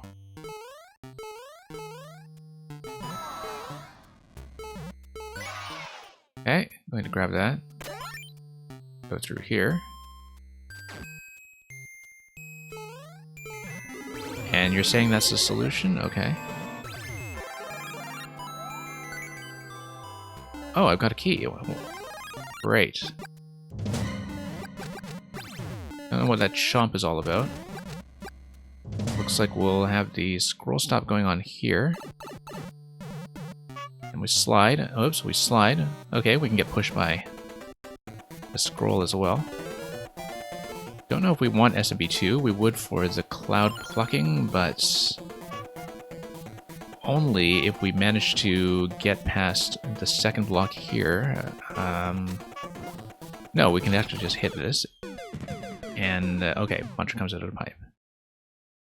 I do see that Master Sword to the right side as well, so we'll see what that's all about. I haven't actually received a troll here in ages, so whoops. And Merlin, you fell asleep? Yeah, that's okay, you got back up. You lived to fight another day, which is what is truly important here.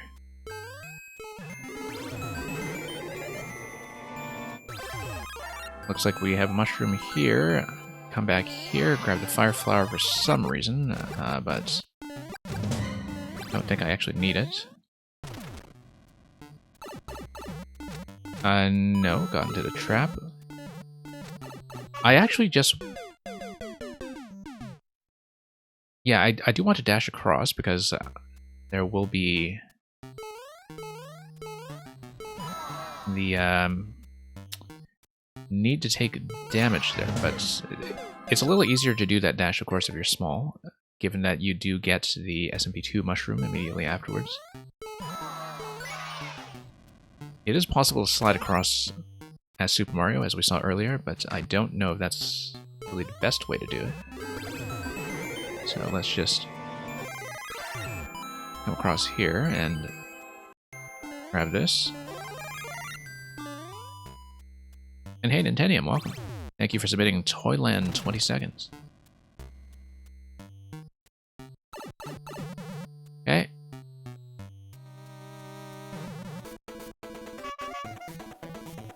This totally looks like a trap over here, but I'm curious about it. I mean, we have to check these things, right? I do see that next to the Master Sword there looks like what is a bomb scroll stop spot that is hidden underneath the buzzer blade on the right side of the screen.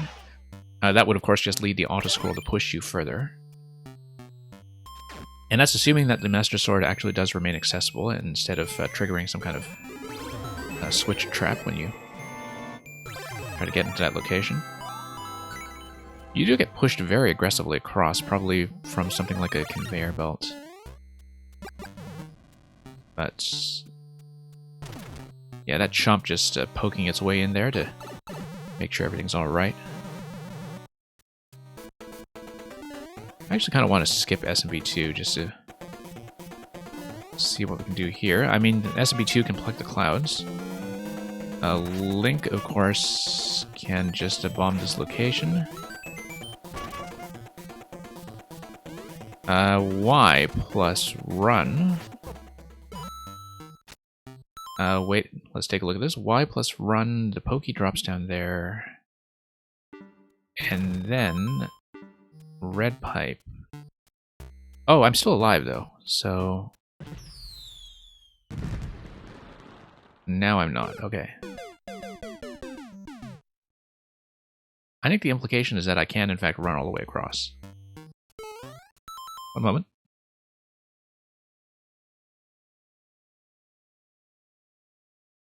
Okay, sorry, just had to mute my mic for just a second. But we're back. Okay.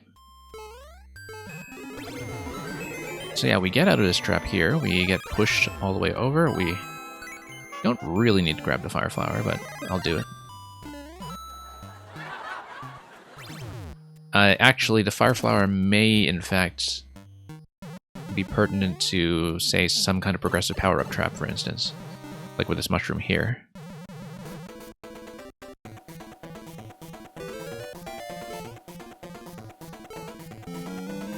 Okay.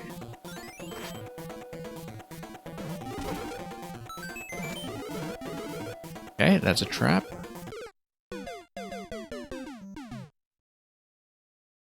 I'm wondering if I should bother checking the green pipe, given that we have a little bit unseen to the right of the on room there. And that's almost a little too straightforward, though, to have the Master Sword on top of that on-off trap. That doesn't seem to do anything.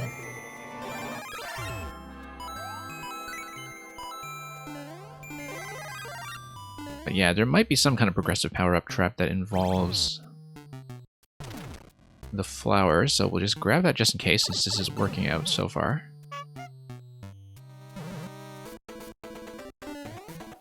Skip that.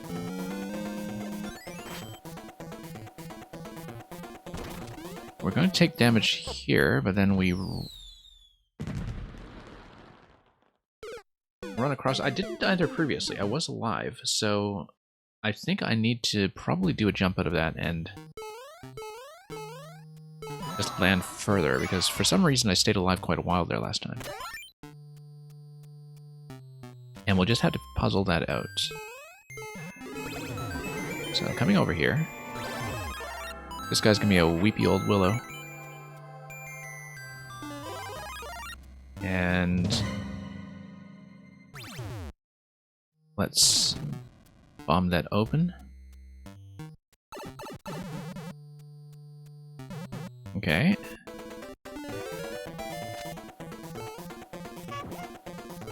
I should check it. Might be a trap. Might not be. This pushes you into this location here. It is a room that looks similar to the previous one. And you have a Master Sword that is on the right side. I feel like this is almost certainly going to be a trap if we try to jump through here. Yeah.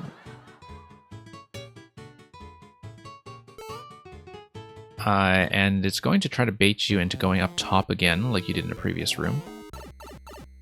That's not going to be it, is it? Oh, I see. That just kind of shows off what kind of setup we had in the previous location. I do believe I may need to be small, though, in order to do anything up there, so...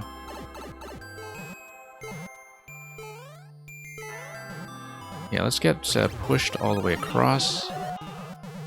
Take this. It's dangerous to go alone, after all.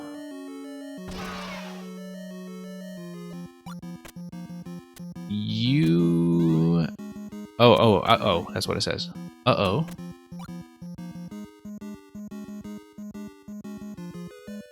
So, given the POW block up there, and the fact that it has to be taken down by an arrow shot, I assume this is just an anti-soft lock game where you're supposed to be shot by the bullet blaster after you do that, unless there is a P-switch that comes out of it. If there is a P-switch, that doesn't really do anything, because the P-door is actually something that just drops you into the anti-soft lock game. Yeah, if it is an anti-soft lock game, as I suspect, I will only do it once. I find that in most cases it's just more efficient to restart the level, so... oh yeah, we need the claws to just kind of take the POW with me. And okay, yeah, very nice of the bomb to do its thing. Of course, we would need to hit a lot of POWs in order for this to happen, so... Might as well scout it out. I really doubt it's going to get me anything useful, but... Yeah, it definitely looked like an anti. That's what I was thinking. I like to try them once, and only once. That's usually my approach to them. Just to see if I can actually do anything. But once again, nice of the bomb to come by and make things a little easier. Spawn the next POW, and we just shoot that some more until we... I just want to see what's in the blaster, out of curiosity. This is actually kind of a neat concept with the claws just following you for the drops. And the bombs make this much gentler than most anti-soft blocks, which are generally not fun.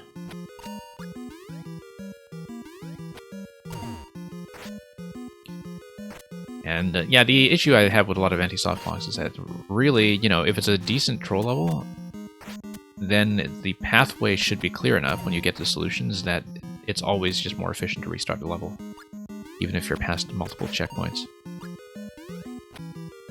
And, okay, let's see if we can grab a few more here. I've never been good with the upward diagonal shot even on the best of days, so this could take some work.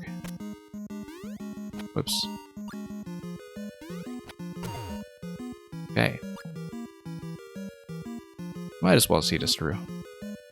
Like I said, once and only once. Just to see what the blaster will decide to hit me with. And yeah, it looks like there will be a P-door trap that also takes you here into the same screen. Possibly even a trap on the blue pipe as well, so... we'll have to keep that in mind if we see P-doors or blue pipes later in the level. Rule of thumb for antis is 30 to 40 seconds? Okay. Yeah, I'm not really up on the sort of meta with the troll community. He said, oh, you know what, we can totally get a high bounce on this. And go up the pipe, in fact. You see, now I'm curious about going up the pipe with that, because I feel like the spike ball bounce with the Master Sword will actually be able to get that height.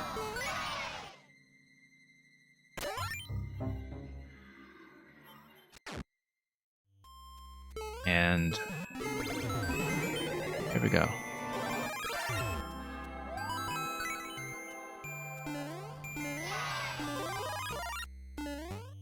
And yeah, it's sort of interesting that the troll level is just such a popular format at this point that you have a lot of expectations there too that have kind of become standardized, which is sort of ironic because the kind of idea behind a troll in the first place is to, you know, break you out of a certain measure of standardization. But of course, that's just kind of a general principle for what people will find tolerably fun. Ah, okay, so there is something like a one-way panel down there that is blocking me off, and so we just need to be aware of that if we are doing the run along the bottom layer, since I can't see where I'm going. And yeah, I do like the bomb timer on that a lot. I think that's worked out very well. Like I said, I'm just bad at diagonal shots generally, so... like the diagonal aerial shot. So the fact that it's a troll level doesn't actually make a big difference to me here. We didn't actually get the flower spawn, which is interesting there. It seemed like my positioning didn't trigger the on-off switch initially. Yeah, it looks like you need to be tall to survive that whole segment, so that's why the fire flower is necessary. Unless you let SMB2 float all the way over.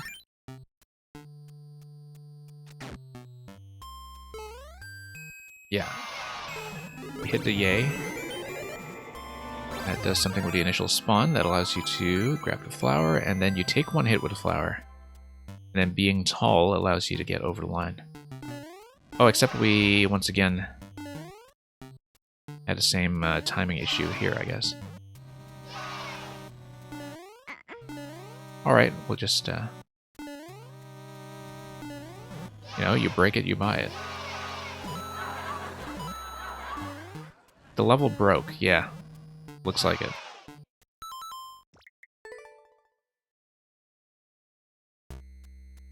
That's okay, I mean, that's what a playtest is for.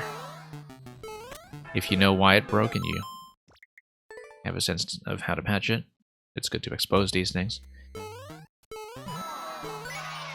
Just so you know, Twilight, when it comes to trolls, if it turns out to be a particularly long one, I may have to solve it over multiple segments instead of doing it all at once, because we do have a longish queue today.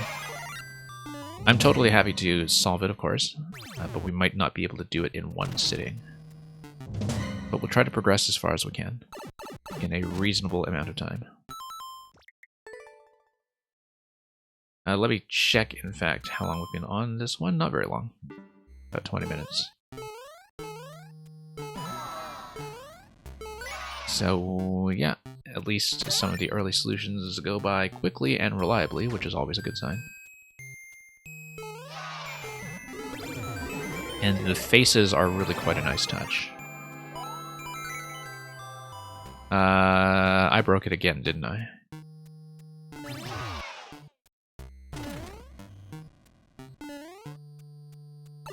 Okay.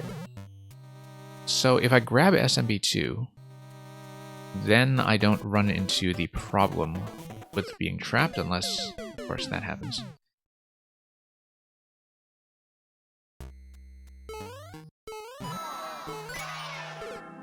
And yeah, hopefully we are getting you some useful information about how we're flowing through this thing. Whoops. Keep jumping a little high there. The arrows help, okay.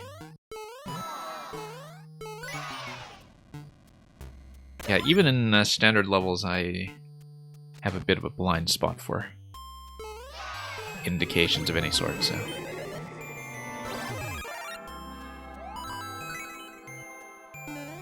Okay. Yeah, it seems like there's some particular timing that I'm having here that breaks things. Oh, I see. That the arrows are kind of there for the sake of getting you to... whoops. Yeah, it looks like we're going to be dead here. No, actually. Okay, that gets me through.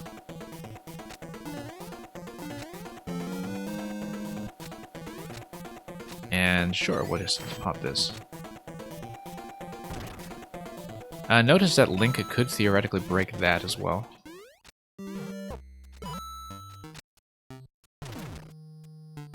And this will be a jump location. We'll just be careful with the pokey.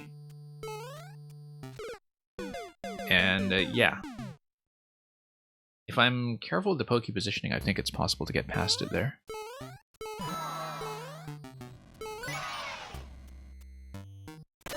I really am wondering about that anti-soft block, though, and the way that a spike ball could potentially get you to the blue pipe. Maybe it's nothing, but it's the kind of thing I do wonder about. Oh, we got a key. That's interesting. Did I get the key previously?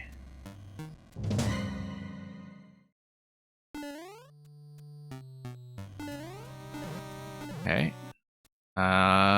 We need something to trigger. Let's toggle the on-off state. Looks like that's what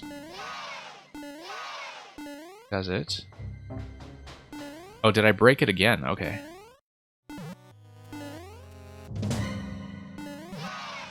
Yeah. Okay, we'll try to put in at least one more attempt to just progress past the rooms that was seen. But again, you know, that's what playtesting is for. And if you do get this fixed up, you're quite welcome to submit it again sometime, so...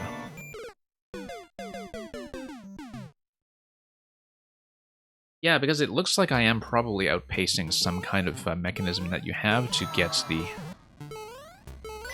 on-off switches to toggle, especially if they are something positional. Because it does seem like when I'm kind of wrapping around a level quickly that I'm doing something that kills off the trigger.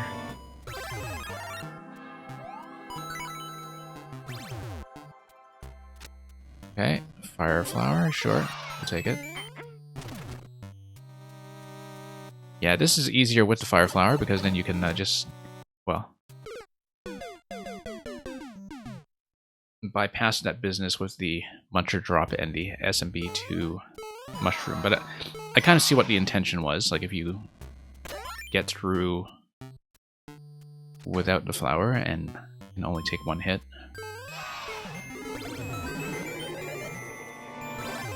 Speed breaks this section, yeah. Looks like it. I mean, obviously I don't know what the layout off-screen is. Although you did kind of show it to me in terms of the conveyor mechanism in one of the other rooms. Okay, let's stand here.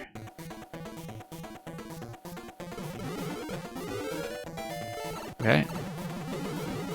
That's fine, we just need to get out.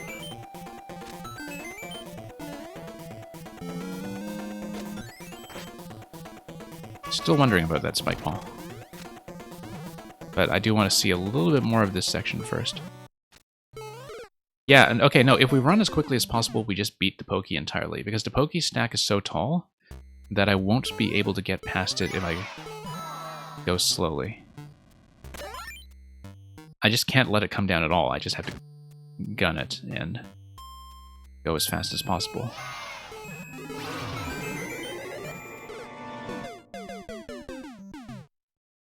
So yeah, previously I wasn't really paying that much attention to the Pokey height, so... There we go.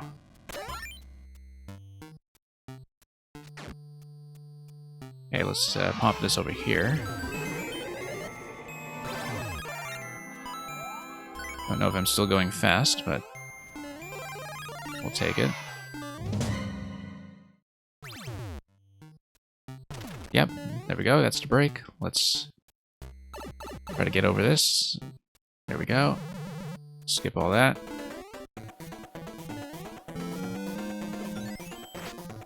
Okay, that's going to be fine so far. Let's just go fast.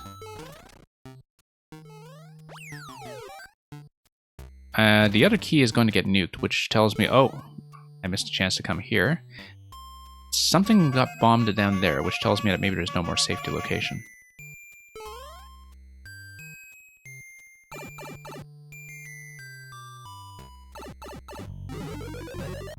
Okay, let's climb so we don't run into any blocks. P-door probably drops you into what we know a P-door does, which is link to this section here. Yeah, thought so. Okay, I'm content to stop here for the time being. I mean, obviously you'll want to do a bit of fixing, but I'm certainly willing to continue this at another point if you have another version to show me, so... Or even if you just want me to continue progressing through this one, that's fine too. This is a 1.0. I mean, first look is going to be a first look, right? So, pretty interesting so far, actually. In terms of being a troll that, you know, allows you to figure things out on a fairly consistent basis, as long as it works. So, yeah, and thanks for sending it.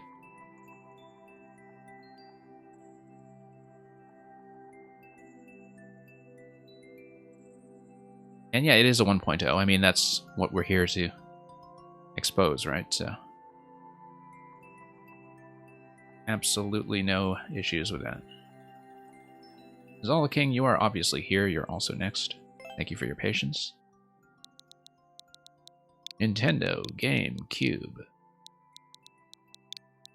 Game Boy, and something to do with GTF, I guess.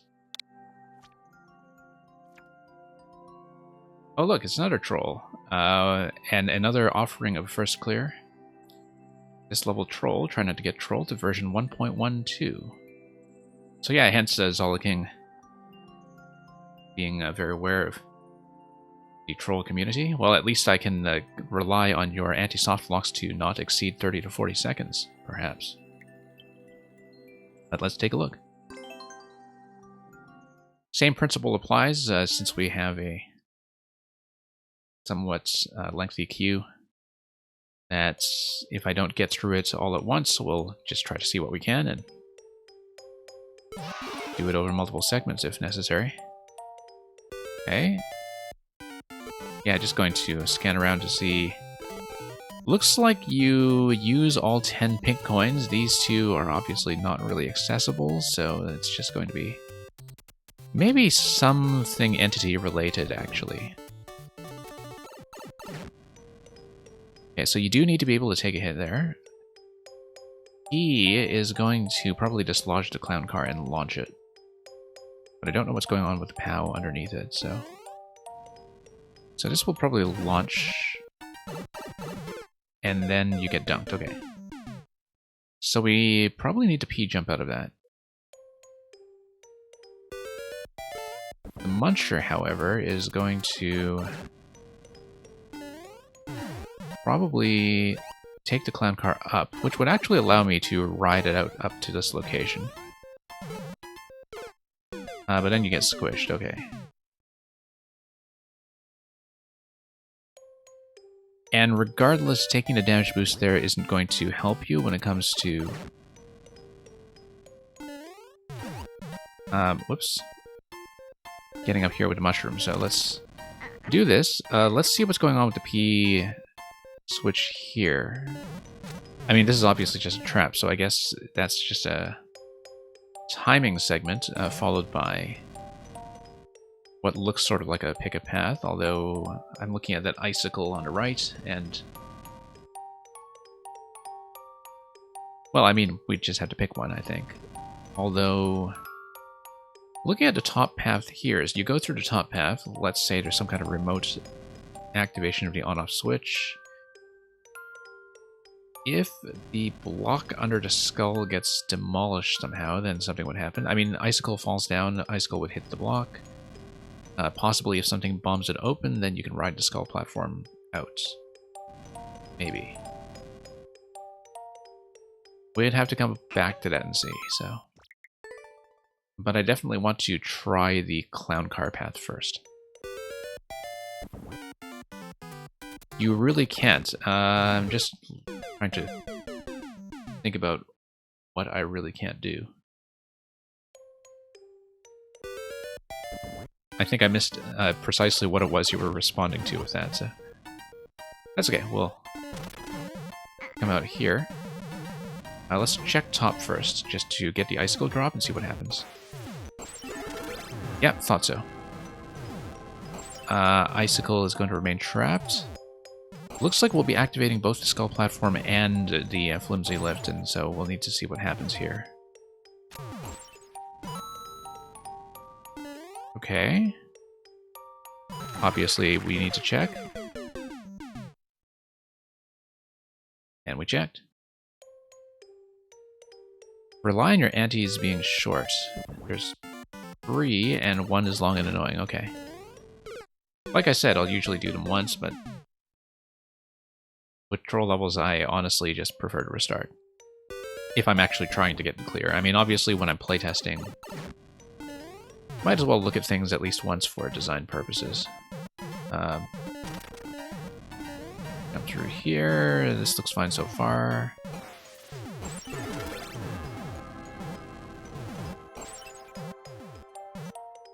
Okay.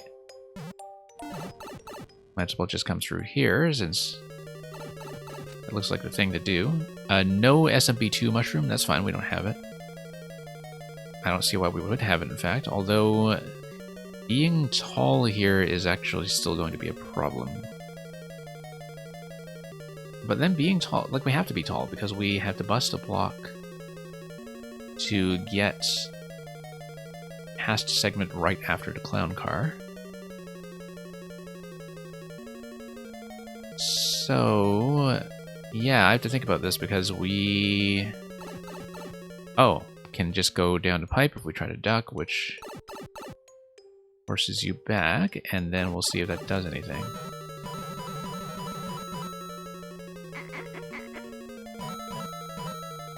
Yeah, because here's the issue, is that I look like I will be trapped here if I have the mushroom at all. So if we find some way to take damage coming into that, then... we'll see. You thought it would make it clear, okay. I mean, it did say no SMB2, right? So I was thinking maybe with a mushroom I can make something happen.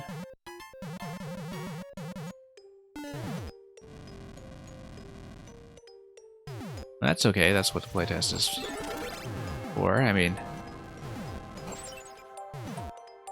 with a troll level, I'm not necessarily counting on clear communication, depending on what you're doing with it. So yeah, if I can take damage, that would be great. Obviously, we're standing on bricks here, and that's something like a remote P activation drops me through, so can't touch this guy.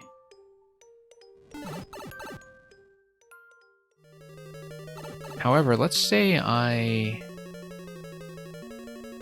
decide to come back down here. Okay, no, we just get trapped by the donut block. Yeah, it looks like we just have the same issue then.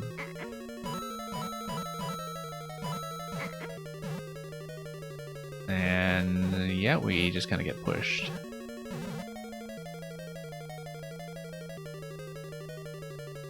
Interesting that if we... I'm just looking at like what would happen if we had something like a fire flower, if we wanted to do some kind of fire deflection. Possibly this is something that could blow open as well, but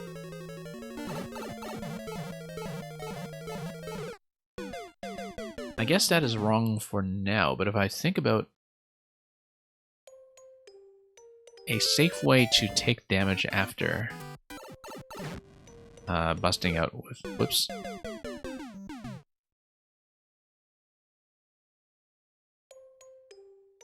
Or possibly, this is telling me never to get to the SMP2 mushroom in the first place, except it's not really avoidable, so...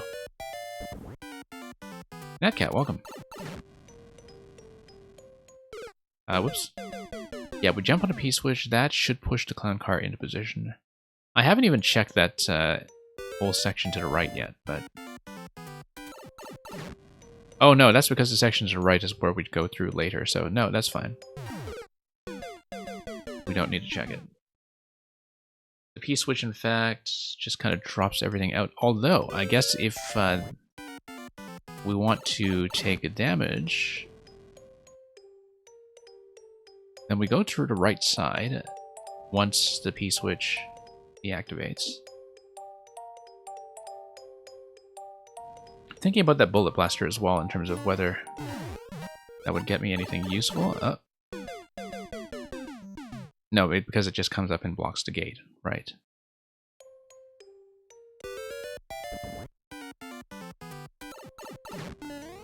But yeah, let's fix this up a little bit. I was doing it just fine earlier. Okay, certainly just looking at my options right now, and take this. P-switch is still active. We go through here. If I take damage at the Piranha Plant, everything is still going to be fine with the Icicle being within range for a drop that takes the Spike Ball down and kills the Piranha. So I actually just need to sidle up to it and touch it.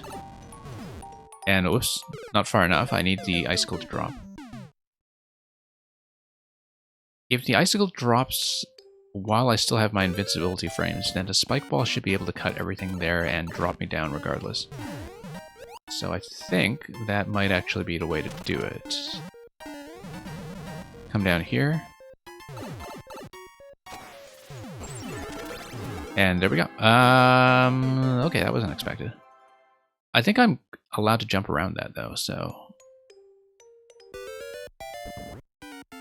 we'll see about that.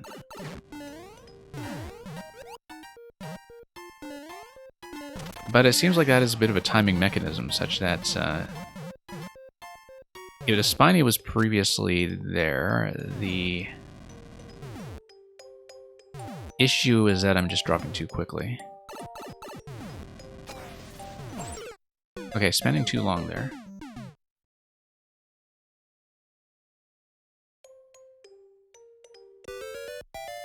And yeah, Momuga, no worries, you are definitely still next. Okay, let's try this again, see if we can actually get around the Spiny. No, we can't, because we can't jump when we are small. So that's not going to work. But if we get down really quickly then, even if I activate on the top level such that I retain the mushroom, if I get down really quickly, then I can take damage on the Spiny to go from Super Mario to Small Mario on that hit. So let's say I come up here, I just need to go down quickly, but a lot of the speed is going to be gated off by this stuff here, so Spiny is not going to spawn, in fact. Okay, so that's going to be an issue, because we now have the same problem that I did previously. Can't hit this because of the P.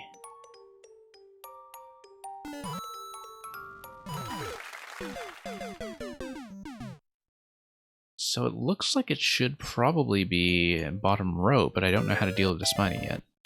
And yeah, we'll just... I also don't know what the POW is doing for me here yet. We haven't done anything to interact with it. Let's wait. And that fires a Muncher, okay. I was wondering about that. If that fires a Muncher... maybe... well, when we're on the other side of that, I don't think the blaster will be in any kind of convenient position, but... I'm just thinking about the things that we have not interacted with yet. One being the POW, which might just exist to push the clown car. One being the Muncher over here. That comes out of the blaster. This is just a way to kill you, of course.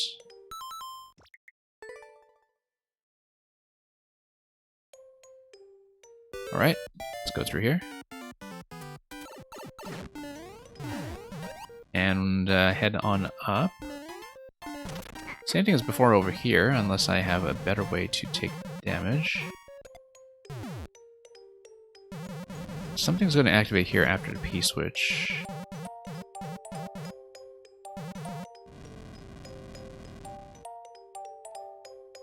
How about... I retain the on-off switch... No.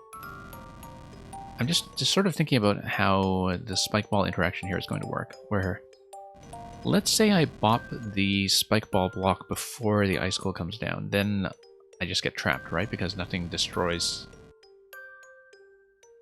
the two hard blocks underneath me.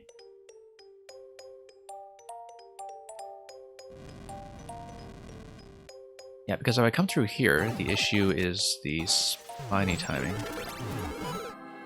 And the fact that I can't actually get over it.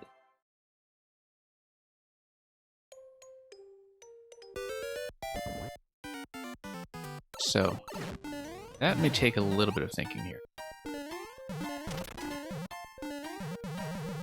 Alright, let's just move around. I don't know if the fact that the P-switch is still active has any particular effect here, such that, like, if I go really quickly, maybe something with the P-switch would actually block the Spiny from spawning that soon. That's the only adjustment I can think of that I can make, that if I just go really fast and have the P-switch still active at this point, well, we don't do that, obviously, but... if the P-switch is still active at the time that I drop down to the Spiny location, we can see if that affects the Spiny spawn, because that's the only adjustment I can think of that is still available to me. Whoops. Okay. Not my finest hour.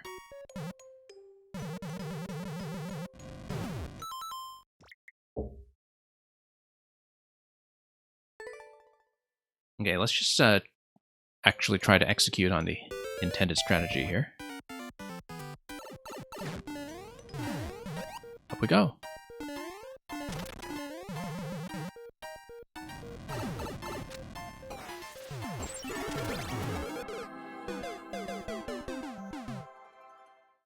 Yeah, still thinking about that Spiny timing, whether I can actually go fast. It sort of feels like the Spiny is coming out of something like a red blaster. But if it's actually P-blocked, which would require me to go a bit faster than that, then I may be able to get through.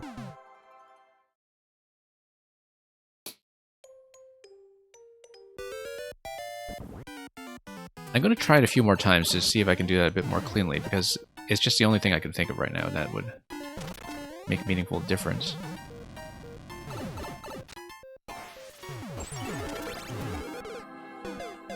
I don't know if that is actually holding off the Spiny any longer. It still comes out pretty quickly as soon as the P-switch expires, and I don't think I'm buying myself enough time. So maybe that's not the strategy. Maybe I should still be going up top.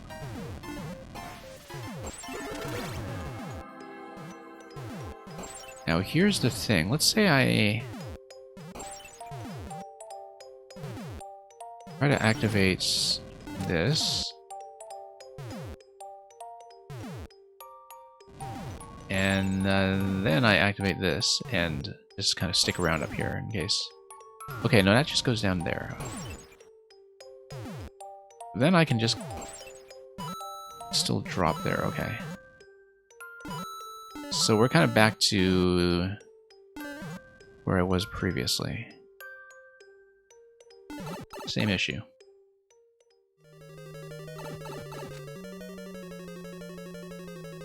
Yeah, no SMB2. I mean, we're obviously not coming through here with SMB2. So I don't see why that's an issue in the first place, unless it's also just a no mushroom warning, as we see here.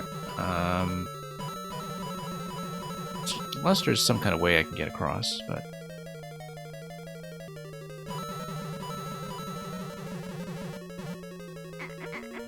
certainly doesn't look like it.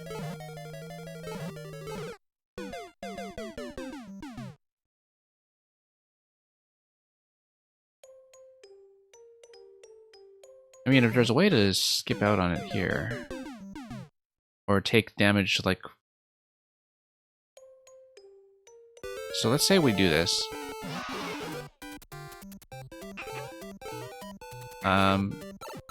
I mean, we can't take a total crush death there, obviously, but... I'm just thinking of a way that I can just shed this before I go through the door, and I don't think that's available. If you're short here, you never run into this. But I'm not sure what other difference it would make.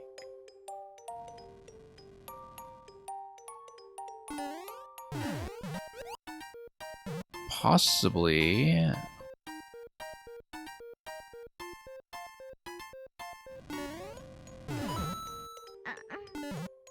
Oh, just stand under the crusher at the start, yeah. Right, because it go down to 2 tiles, yeah. That's right. Okay, because when you come through here, you're not going to hit a piranha, but then you'll need some other way to get through the brick up top, right? It's going to be destroyed by itself because of a progressive power-up trap of some sort. Oh, okay. So that actually gets you back to the state you were in previously.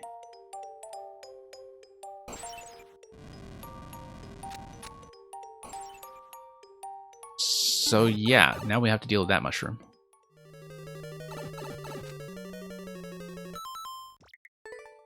I see now at least that we have the block get destroyed by itself, though.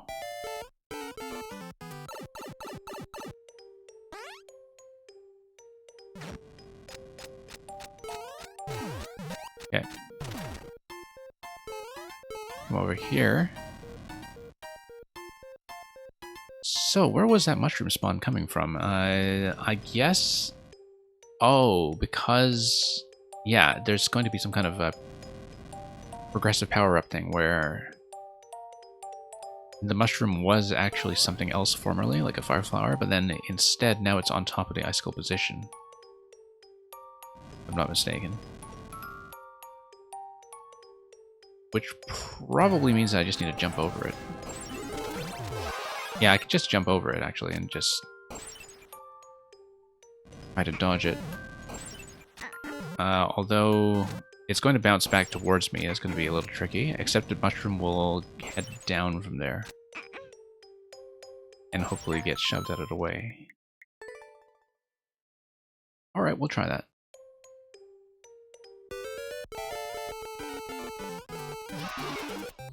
Just so people are aware, I will be closing the queue before I am through with this level, or by the time I'm exiting it. So this will be last call for any submissions from people who are not already in. Okay, let's try to jump it. Nope, too soon. I have to watch the on-off switch timing there. We'll just try to get past this one thing at least, and then we'll see how we how we do.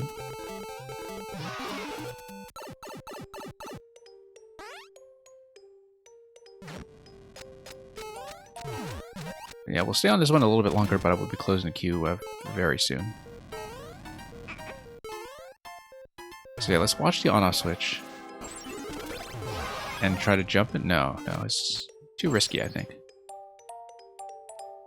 As Small Mario, maybe going towards the bottom has some kind of alternative activation of the icicle that we haven't really thought about or tried yet. I obviously would not be able to take the damage boost there.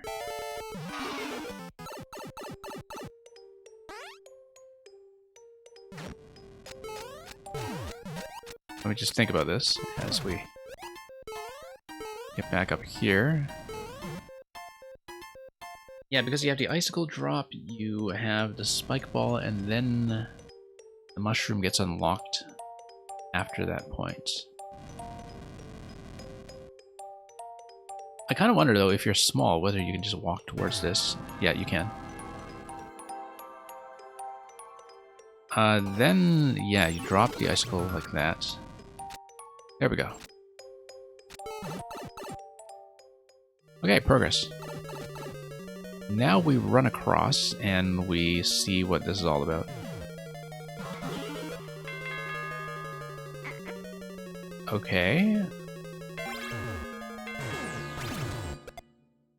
Ah, okay, very nice, actually. That the fire cheap just gives you that. I probably should have checked this, but that's okay. Probably a trap. 50 coin looks like it's something that looks like a trap, but might actually give you something because of the blaster positioning and the P-switch. Skull. Huh, curious. Yeah, you see everything above the P-switch. It looks like that's something that's just waiting to be demolished. I gotta check it. Okay, I guess not.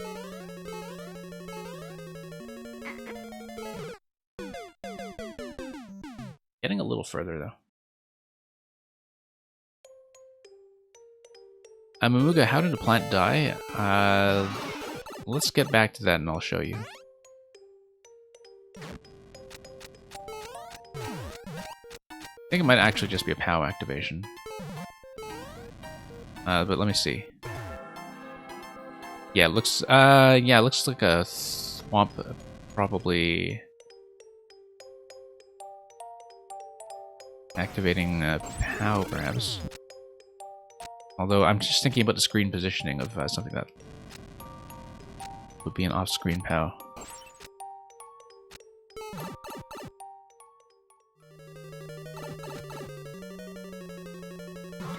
Yeah, we do this. Come here, we go left. Let's check it.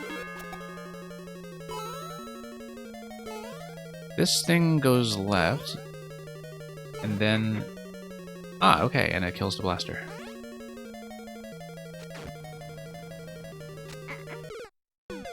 Okay. Seeing a bit more of it.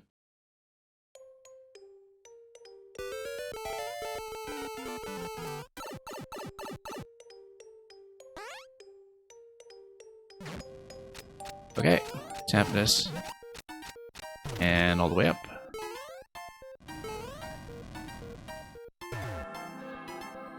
Get over here.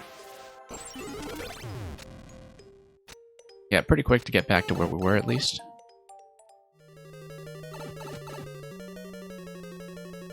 I feel like going left there is the right idea. Maybe. I mean, we don't quite know with this maze yet, but certainly looks like, you know, because the pink coins don't really amount to anything, given the initial two that are totally inaccessible. I think we may as well check this side first.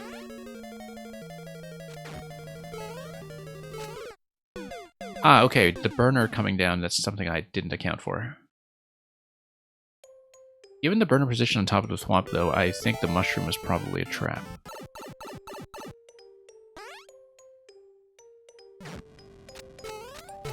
Like that, you can damage boost with the mushrooms through the burner, but I have my doubts. I just need to poke around in there a little bit more.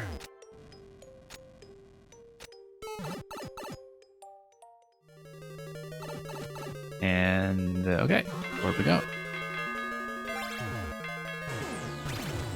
Yeah, I really do like this placement here of the Cheep. It's actually quite satisfying.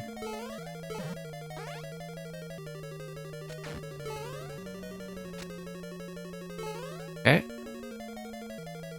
Pow will do what for me? Let's see. Okay. Looks like a scroll break is possible on the left side there. Oh, I see. That we would need to...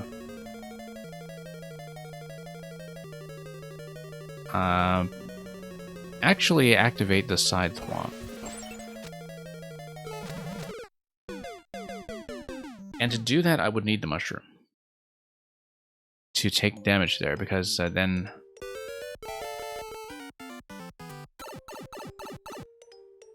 we have the thwomp do a scroll break on the left side. Let's check that.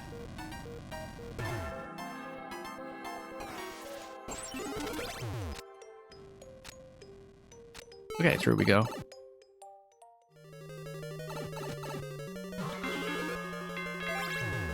Do this. It's funny that you told me there were 3 anti-soft locks and we haven't actually hit any of them yet, as far as I know. Okay. Pow hit. Let's drop the icicle, then do the thwomp thing. That's gonna buzz like crazy at me. And then block the door. Okay, I see.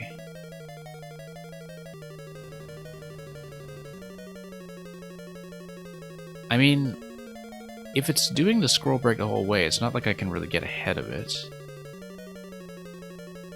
But yeah, I see what's going on here. That's the lower thwomp. You actually do want it to hit to the left.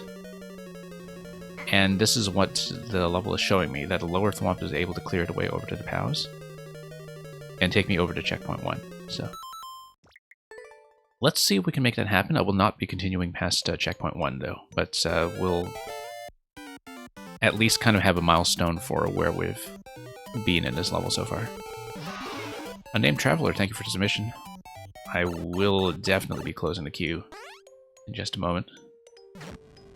Otherwise, getting through everybody is going to be a challenge. Even with the natural attrition that we have from running so long.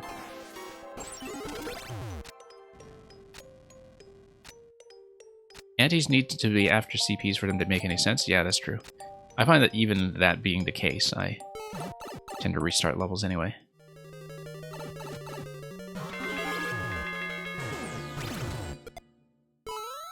Okay, grab this. Push that. The skull platforms make the bullet blasters look so lightweight. Oh, but then how do I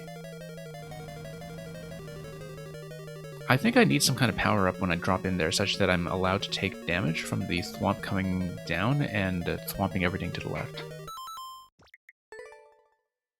That before I get into that location, I need to give myself the possibility of taking damage again, which...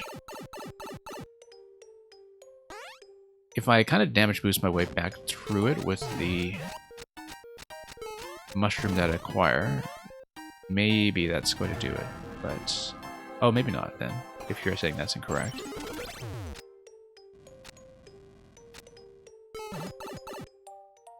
Ah, okay. I see what you mean. Yeah, just trying to do to read here in my head. And... yeah, because if you go quickly, I should still be able to take damage from everything and get the swamp to activate. Like that. And accounting for this little gap here, which will cooperate. Then we hit checkpoint, and then checkpoint is going to, of course, position everything a little bit differently to make me kind of question what the clear check path would have been, of course, when you have a death like that. Anyway, next death from checkpoint, I will stop. But pretty entertaining one so far.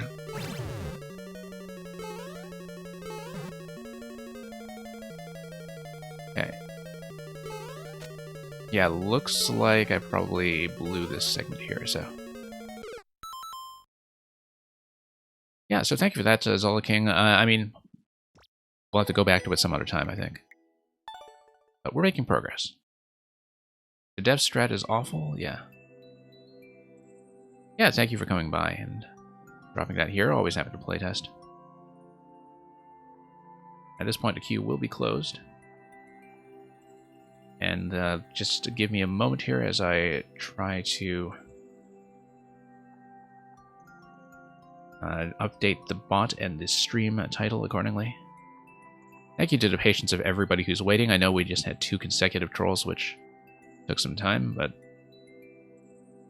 that's a bit of an unusual circumstance here, at least lately.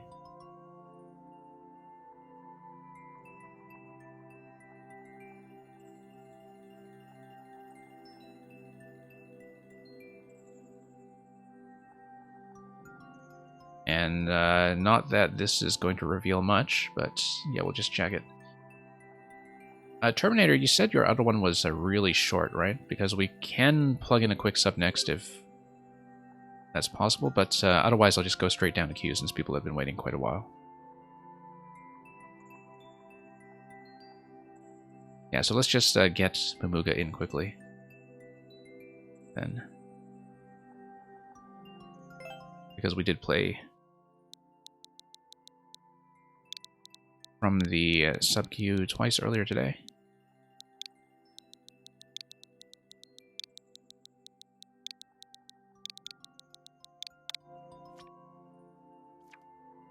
Mamuga, is this just going to be the continuation of the Super World, or oh, any of the 2 red coin speed runs? Okay. So these 2? Okay, sure. Let's just do them in order then. Let's do this one first, this one second. Yeah. You don't know Team Ninja is real, I mean. Would the ninjas tell you if it were real? Okay, 10 seconds with about a 1 second margin from Lucasaurus, as you can see. Let's see how it goes.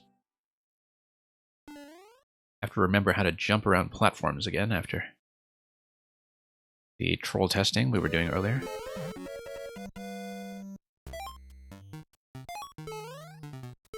Yeah, this is not an efficient path at all. Looks like I have to use the door to my advantage, actually, and just go back and forth with it.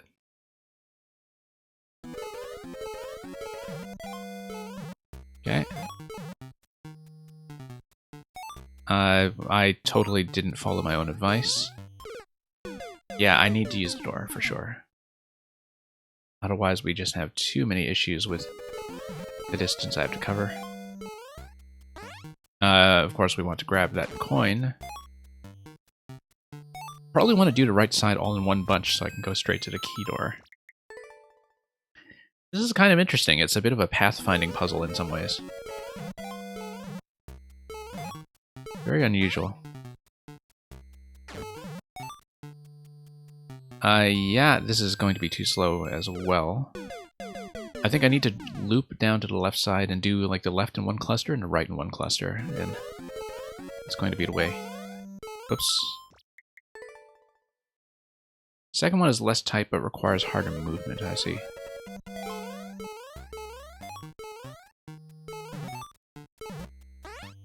Three seconds here, we grab that. If we can wrap around, then we can hit the key door. And hopefully that drops me right on top of the goal.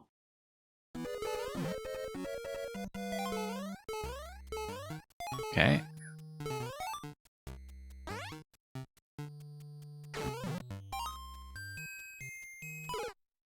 Yeah, I'm much too slow in that path. I don't think it's going to be correct.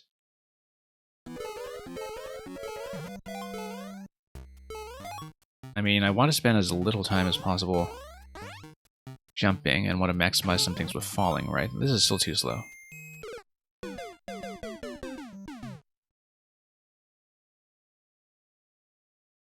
Okay, so... yeah, need to clean up a lot of the pathfinding here.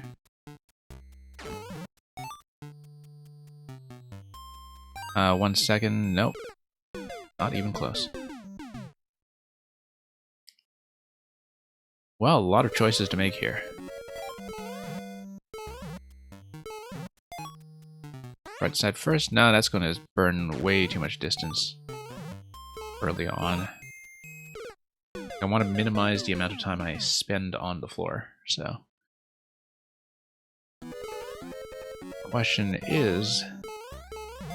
how to do that. 3 seconds coming in through that door, that doesn't feel like nearly enough. I think if I'm swapping through the door, I want at least 4 seconds available. Whoops.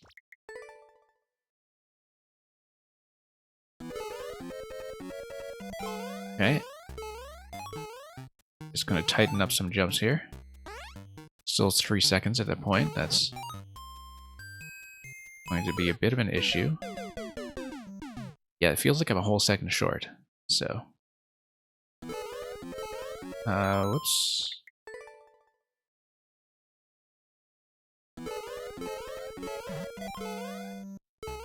Okay. Still 3 seconds on that path, so... not great. Getting a little bit closer, though, so maybe we have the right idea about something here. Where if I go left first, top right, and then do a quick drop down to the bottom, like that. Lost too much time there, but you get the idea. Because that might be promising, just spend as much time as possible on a drop. By that logic, though, I should actually go like this.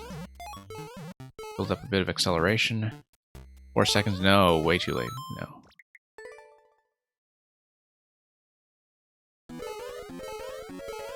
Yeah, pretty interesting concept, though. 3 seconds on a door, too late. Won't be there at all.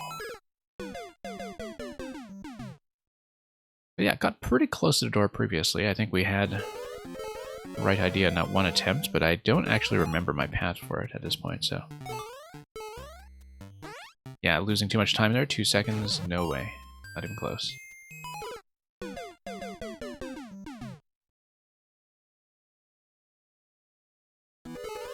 Let's go bottom first. Losing too much time already.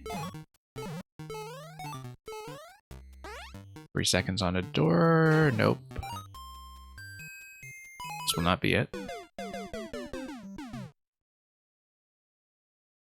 I think, though, that there's clearly enough imprecision going on with the jumps that just shorter jumps in general can tighten things up. And that's just going to be technique, really.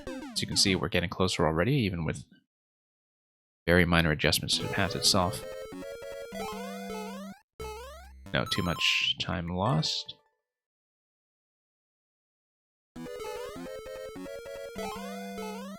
Yeah, I just need to minimize airtime here. 3 seconds. Nova. The internet has improved, excellent. I did just close the queue, unfortunately, because we have a long list to get through today. But I'm glad you got that fixed up. Also, fair enough, but we had somebody else today get into trouble with Twitch misreading their code as something offensive, so it's not just you, it's been happening to a few people, it seems. Too many extraneous jumps here. It's not going to work out.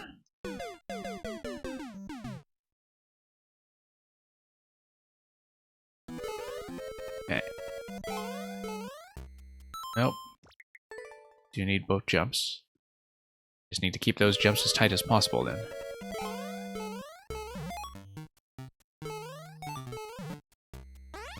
Three seconds through here is still way too slow, I think.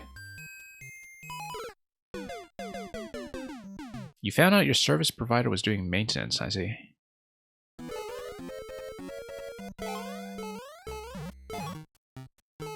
Yeah, losing a lot of time to jumping. I feel like the path is not the issue here. That's... If I optimize the jumps, it seems like I'm within striking distance of the door. Just that the jumps themselves are not going as well as I would like.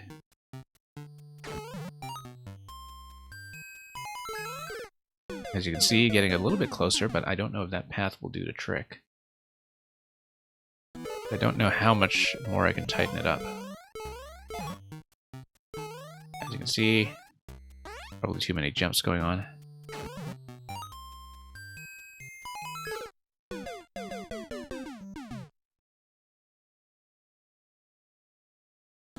So we'll see. I mean, I don't know if there's much else I can do with the path here. Maybe go for this side first. That actually seems slower, I think. A little bit too much distance in the crisscross. I do think going for the bottom first is the right idea, though. I mean, I want to minimize travel to the door, right?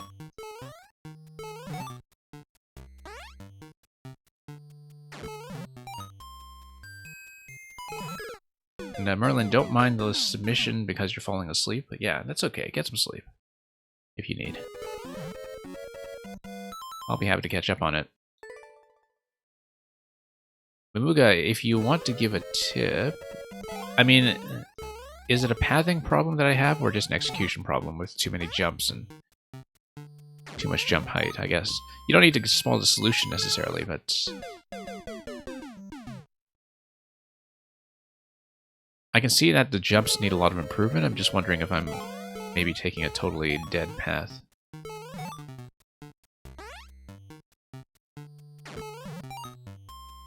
Small improvement, okay. Yeah, WibbyX, we actually just closed up because I have a long queue to get through. We do run pretty regularly in this time slot as well as the Friday to Saturday, though.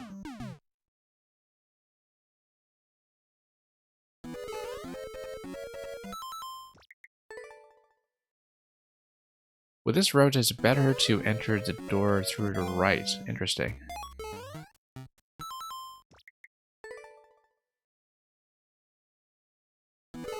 That's interesting. Because I guess the idea would be that you fall into this. Oh, yeah, I see.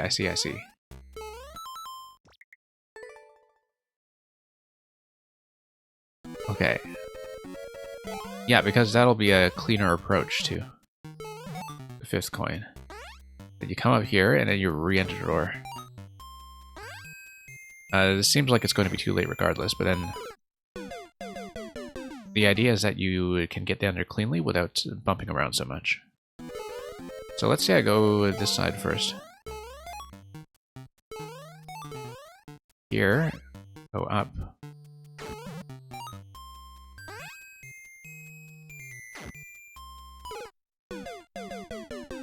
Yeah, I see what you mean. That's if I'm kind of cutting momentum on the final coin. Then I can at least close up that distance a little bit.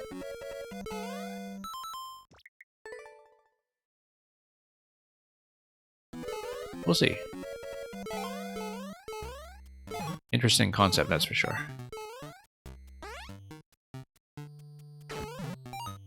We're way slow this time.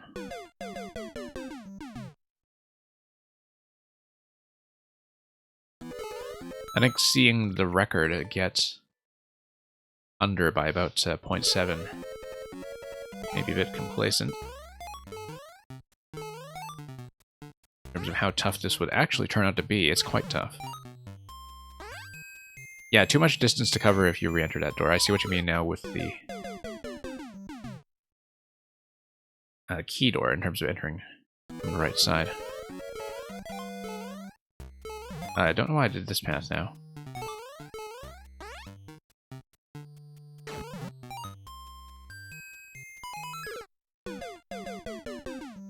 Managing to get all 5, but still not really within distance of actually entering. So.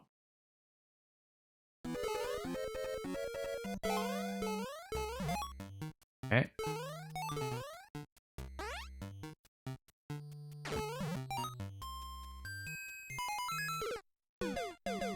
Well, we improved by 1 block. Still not going to be enough, though.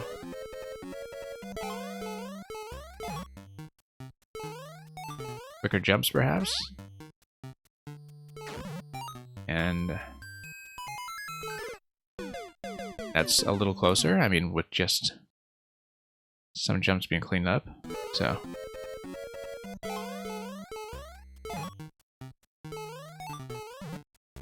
Looks like it is kind of an execution thing then.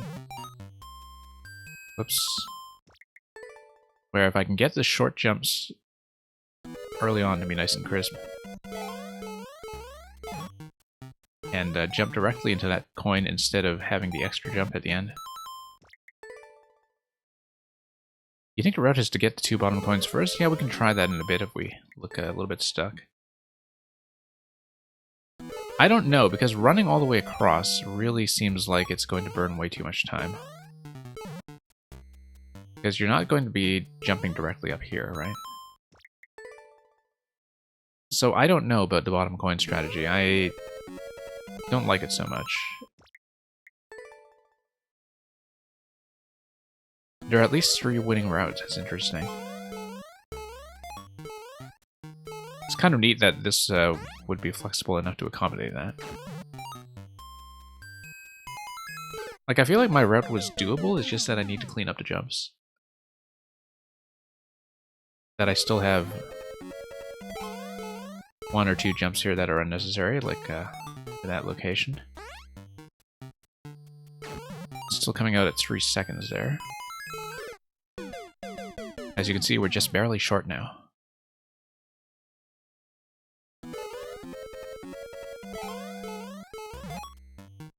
Okay.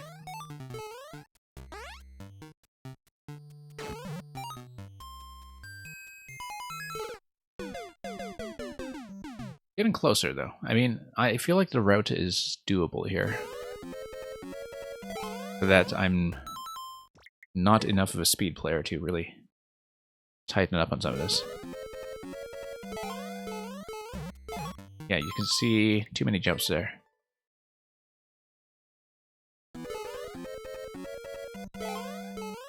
And probably covering too much distance on drop there as well. Nope.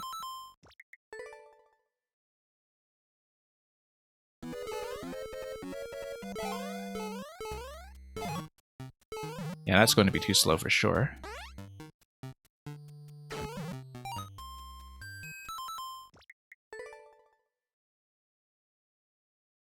Okay, we'll see if we can get this. I mean, maybe there's a tidier route to work with in terms of one that is less prone to execution issues, but you can see I'm a little too high on every jump, that it's not quite as crisp as what an actual speed player would do. Getting closer, though.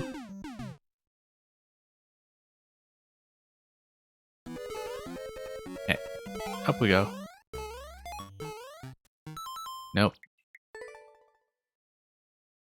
Not quite there yet. Yeah, I kind of hesitated there. As you can see, even from the very first jump, I'm going a bit high into it.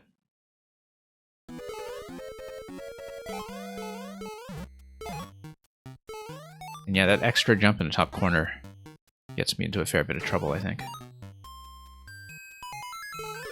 Getting closer.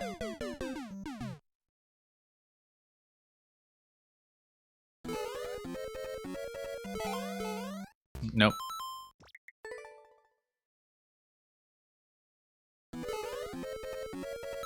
Yeah, backing out a little early, just trying to turn that corner tightly. Okay, that's going to be clean for once. I think I'm spending too much time on the floor there, instead of jumping out quickly enough when I hit the left side, that I should adjust and jump out immediately. And that would be something I can clean up. Yeah, you see how much time I'm spending just kind of sliding back out? Same with the top right as well. That's all of the turnarounds are going a bit slowly for me. And yeah, Cryomaniac, thank you for dropping by for such a long time. Glad you enjoyed the stream.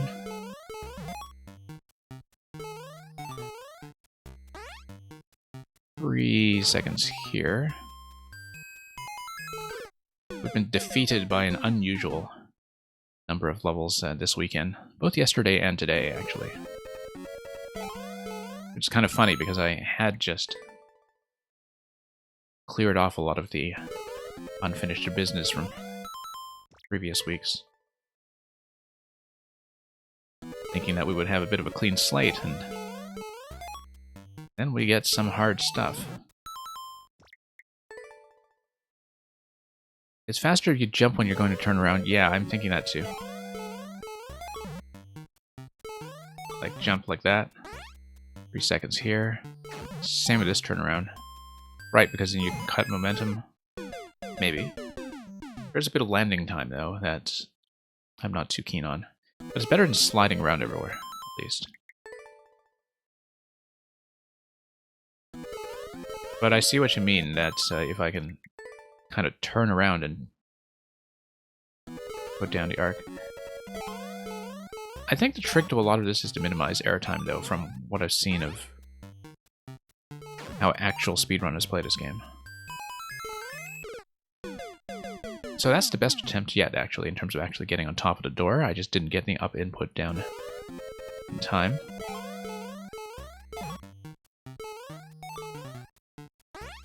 So we'll see. I don't even know what I improved there.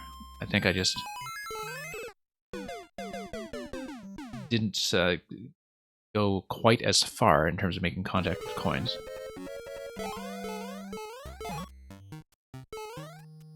Nope, not quite. We're getting closer.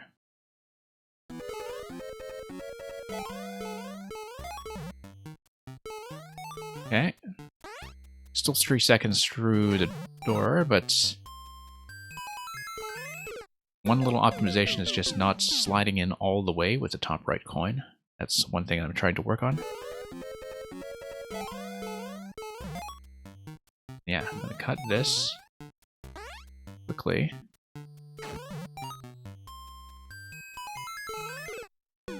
As you can see, we're getting closer just by touching the coins kind of on the edge, instead of spending quite as much time grabbing them. Nope. So, getting closer. Okay. Nope. Backing out a little too soon.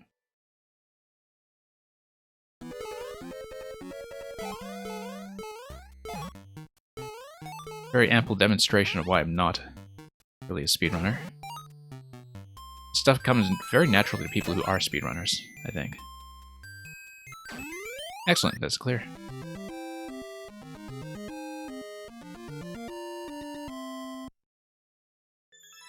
So yeah, I just tried to spend less time touching the coins when running into them. As you can see, just under the mark. And not nearly the best path that has been demonstrated so far, but that's a proof of concept anyway. That particular route was going to work out. So thank you for the GGs. Next time, expect the other level. I certainly will.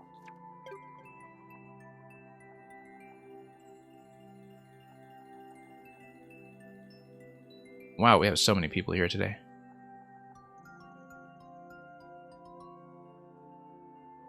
Dark, if you are still here, please check in. I do expect that's given how long I run, sometimes that we do have some natural attrition. I do not see Dark as being present. I don't think so. This will be the one and only call for now, but I'll just give Dark a chance to respond.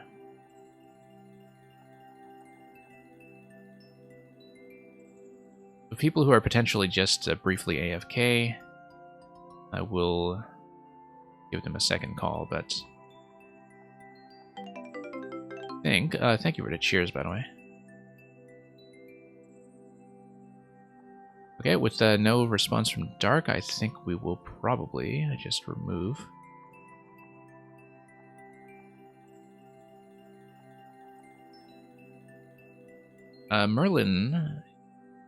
Merlin said he was going to drop off, but I think he might actually be still here, given that he just gave me a GG, so... So Merlin, unless you're actually asleep, given that you just said something a minute ago, we'll take a look at this. And you did forewarn me that it would be more jamping.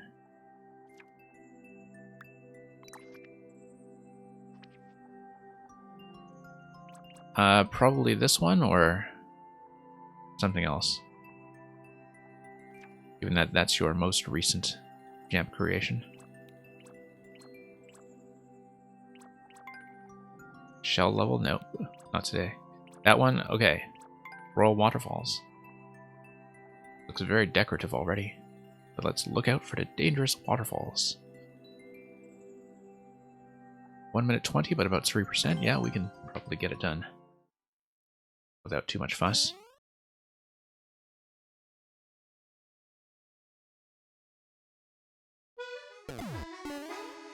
Stump there. Okay, we need to remember that I'm not playing Mamuga's level anymore, and I don't need to optimize every single thing and speed through it. Let's take this down to Waterfall. It's very SMB2-like in some ways. Okay. Oh, I missed a stump. Okay. Will I get a chance at another one? It seems not. I do have to be fairly quick. Once I scroll into a position, that activates the bomb that drops to stump anyway. So we can't take all the time in the world. But it's when I scroll into the stump activation that I need to worry about time pressure. Like right here. We take this down. Really cool mechanic. And despite all the tracks that are there, that the waterfalls are actually pretty readable.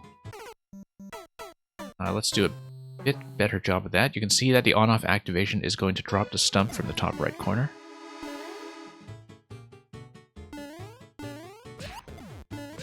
Okay. Whoops. Yeah, looking pretty interesting though.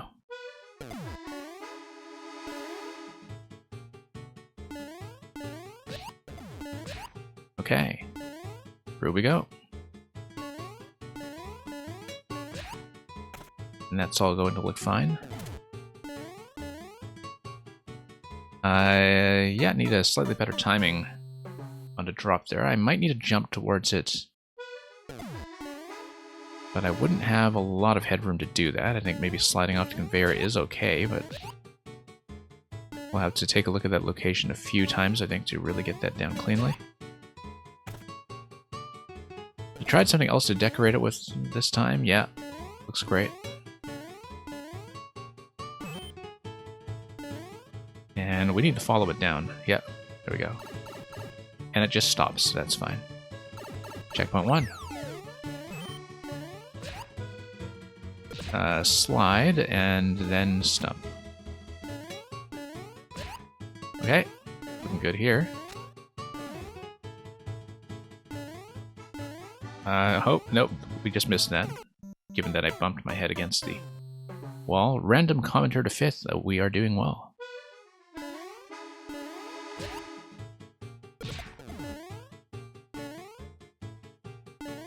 And yeah, I hope you're doing fine on your end too. And sort of keeping up the storied lineage of random commenters that has been inherited for generations. Okay.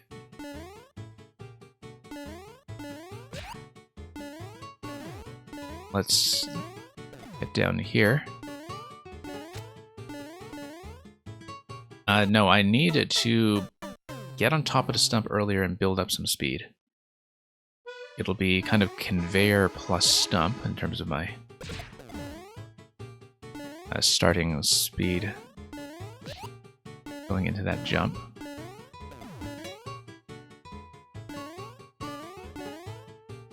Yeah, it looks like I'm a little late on that in general. I mean, I can't let the stump fall at all, actually. It needs to be kind of on the lip of the conveyor belt, because I need as much height as possible going into it. So in general, I'm just late getting on and off that last one there. So yeah, let's get on and miss. You're much, much better than the 4th. Yeah, I guess random commenter to 4th did kind of impose a reign of terror, didn't he? So...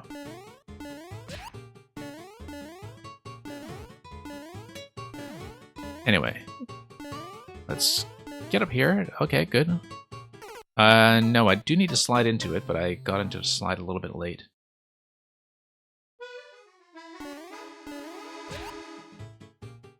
I let it spawn earlier by running on the conveyor itself. Ah, I see what you mean. That's the way the timing was tuned here. Yeah, because I got ahead of the stump. Probably. Not this one, but the one that comes later.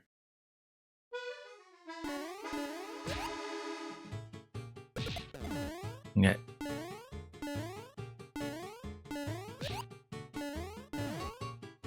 Yeah, I see what's going on.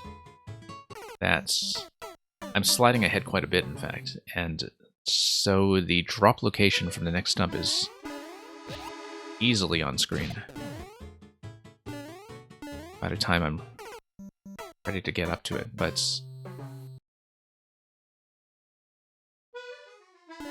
Yeah, in general, I guess I have an instinct to just try to see ahead to see where I'm going. But when the spawn locations are dependent on that, that does get me into a bit of trouble.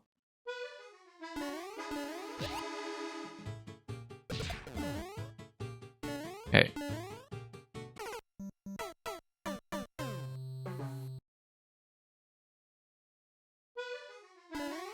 Yeah, it's one of those things where if there is a bit of inconsistency there, then maybe the margin of error can just be a little more generous, perhaps. But yeah, you can see the spawn timing here. Much more comfortable. And here we are. Through the next segment, that's checkpoint 2. Slide. Slide.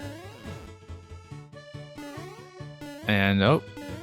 Okay, we missed our chance at this one. I need to get on top immediately and then jump up.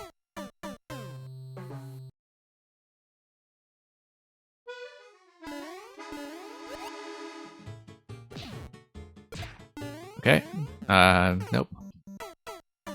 Getting ahead of myself there.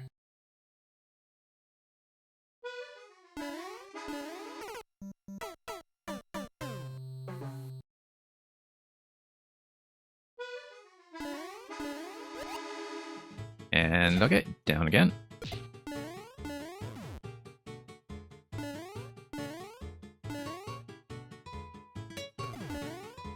And down. Okay. Looks like this sort of final element here with the donut blocks in the end. It's almost like a creature that's about to devour you with the sort of silhouette SMB3 background in the black curtain, like the eyes of a beast that's trying to swallow you up or something. I don't know how intentional that was, but it certainly looked like it was decorated that way.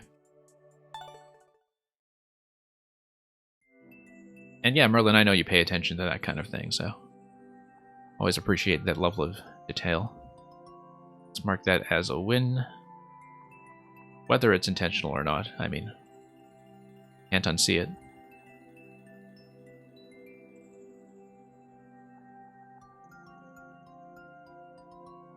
Foundering, if you are still here, please check in. You've managed to stay all this time.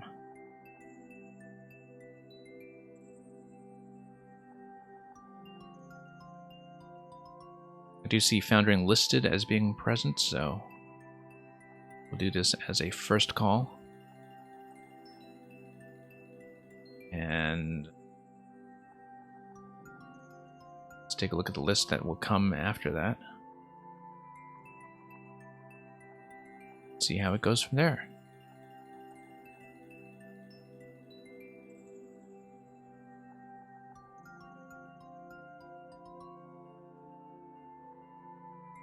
So like I said, I do see Foundering listed as online, but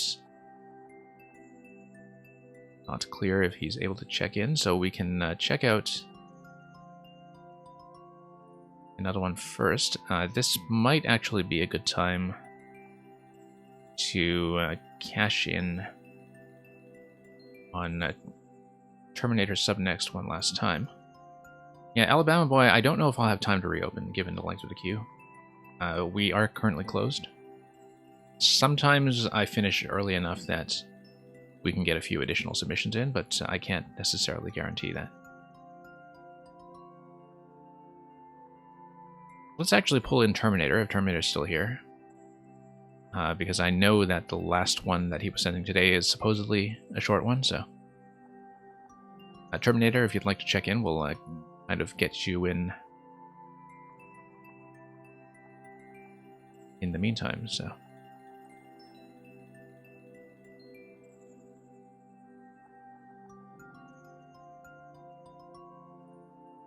And if we don't have a check-in from either of them, then we'll go on to next to GM.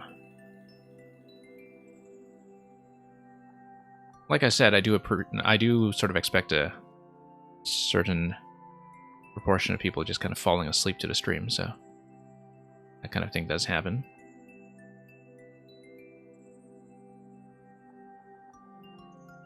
Okay, let's do a bit of reordering then. And let's just go next.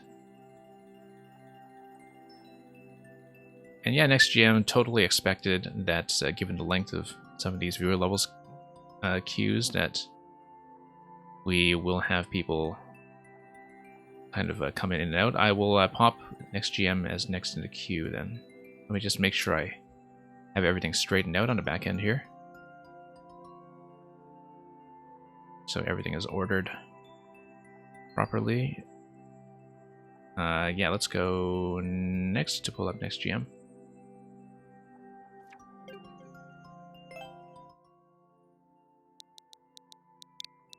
But yeah, totally expected that people will juggle back and forth.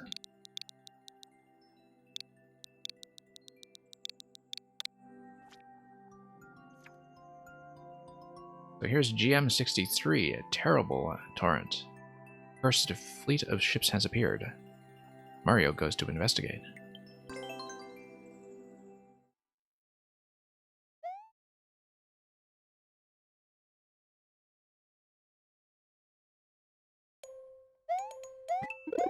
Okay. Drop this in here. And... okay, going to pop up here and let the fish bones crash everywhere. Doesn't look like that will get me very far, though, so... we'll just kind of stall here for a bit and check the various locations. I mean, Looks like it's theoretically possible to get over there, but maybe we shouldn't mess with it too much. Or mess with jumping onto fish bones, for that matter, even if it is going to be the night airship theme.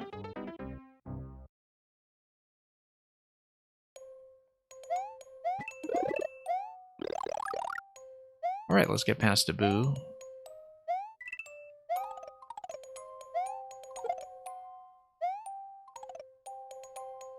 And yeah. Ship after ship. I can see what you're going on for decoratively here. I mean, it is, after all. Now, the airship theme was kind of built originally in SMB3. But quite a lot going on here with using the night theme to get the fish bones active.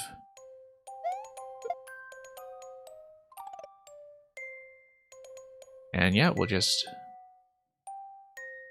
make sure we wait our turn on the boomerangs here, which... There's something quite nice about how the thunderstorm in the night theme here properly evokes the feeling of a ghost ship, which, you know, we've only ever kind of seen with the ghost ship in Super Mario World.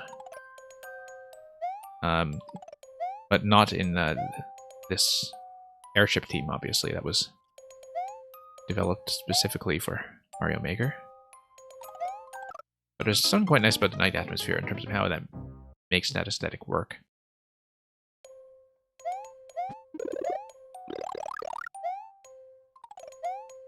I was sort of thinking about the ghost ship in 3D World as well, which is really gorgeous level. Gorgeous in large part because of the rain effect.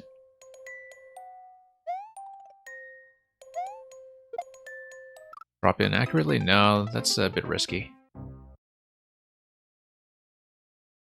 Yeah, there are a lot of spots here where you do have to wait for the boomerang cycles to be convenient in order to proceed.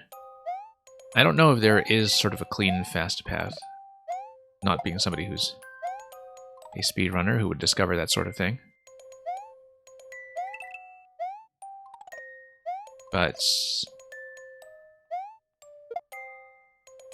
yeah, we'll just wait here. And of course, that was true for a lot of the boomerangs in Super Mario World originally as well, that they did impose a bit of a time gate, but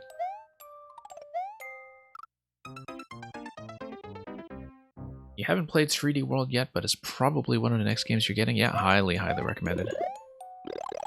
I did play it in co-op originally on the Wii U, but it was just recently that I played it solo on the Switch, and we did stream the finale. I streamed the final world and the 100% completion just a few weeks ago, in fact. Nope, still being a bit incautious here.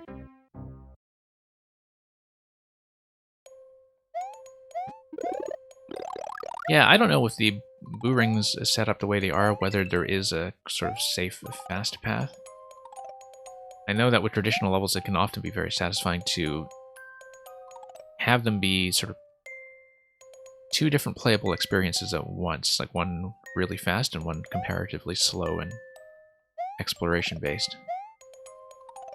That's what makes a lot of the best platformer games sing, I think, that, you know, you look at stuff like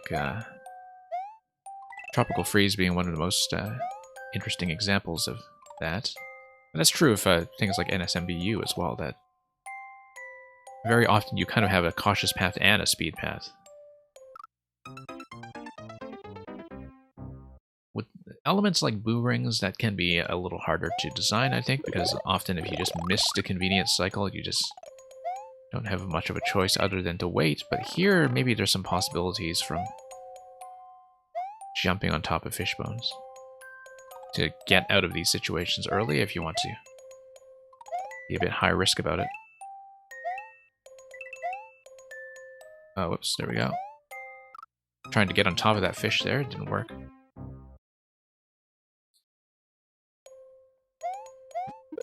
Something about the first section seems to get people. I mean, I think it's that it can be very easy to die to your own impatience. The other thing, of course, is that the dry bones in the Super Mario World theme just cannot help throwing stuff at you. And it's almost too bad because the dry bones as an element fulfills such a specific role inside Mario Maker that sometimes the fact that all of them throw stuff at you in Super Mario World, while it's kind of unique to this theme, it does wind up getting in the way. And okay, actually, hopefully making it to checkpoint. Now we're up at checkpoint, going to check everything here, obviously.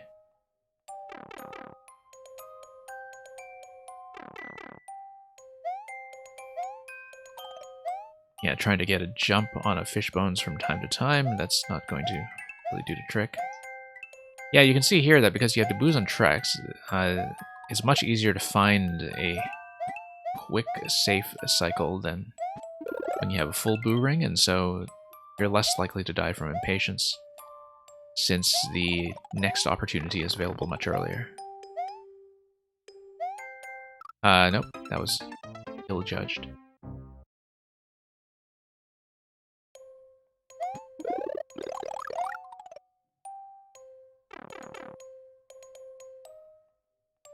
Okay, we'll try to get through this quickly.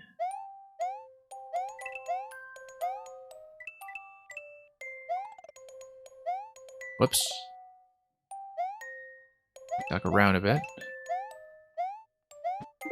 And let's see what we can do here.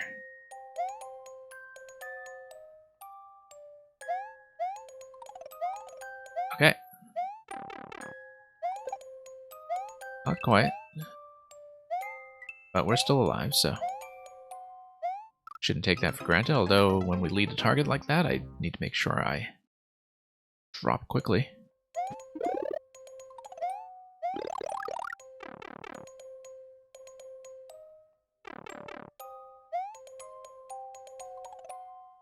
But yeah.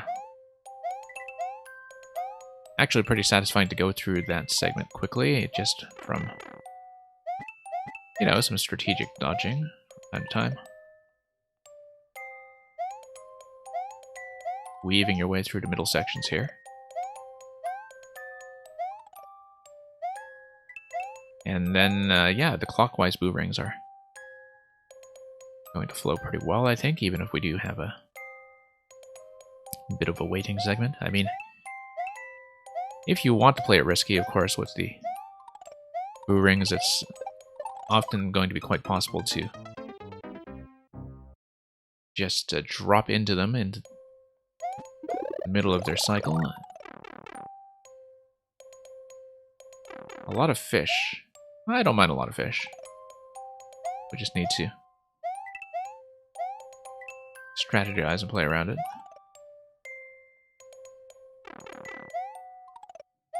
I mean, the fish bones are kind of the star of this level, in terms of being the thing that make it distinct.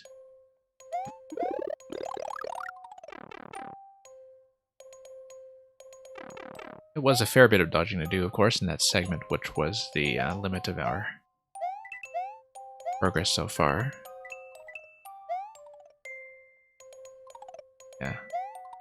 The dry bones throwing bones is much more of an issue, I find. Okay. Just a lot of dodging, leading targets along the way. I'm going to get this efficiently. Okay. Let everything crash. Yeah, we'll just try to play safely and draw everything out.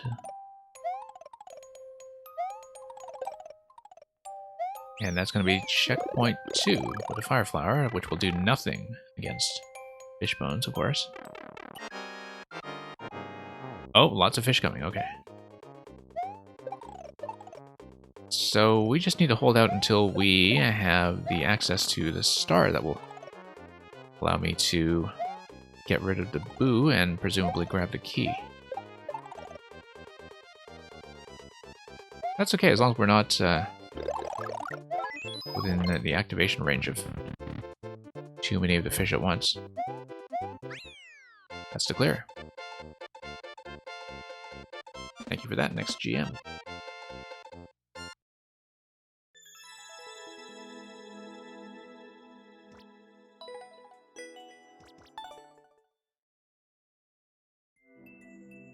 Okay, second and final call for Foundering. Ace, he was AFK earlier.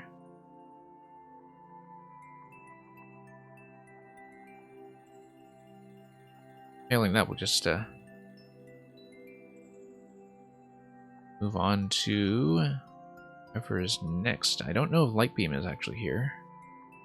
Lightbeam, I think, actually may have left a while ago, so... Yeah, thank you, next GM, for coming by. So likely it's going to be Terminator next, but... just check.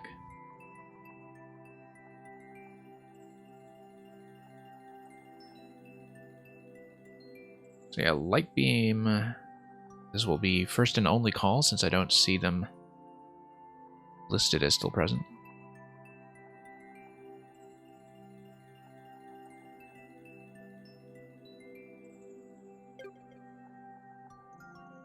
And then failing that, we'll continue with the rest and hopefully finish in a reasonable amount of time, so... And who knows, if we finish really early, possibly I can open up for one or two more, but it really depends on the difficulty of the remaining ones. And of course, whether people are here, so no check-in from Lightbeam, we'll just kind of tag them out.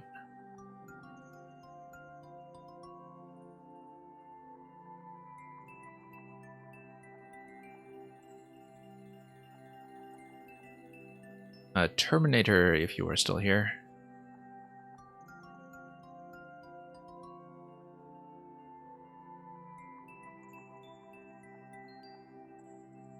And we'll treat this as first call, even though we tried to pull this in with sub next earlier. If not, we will get to Nintenium.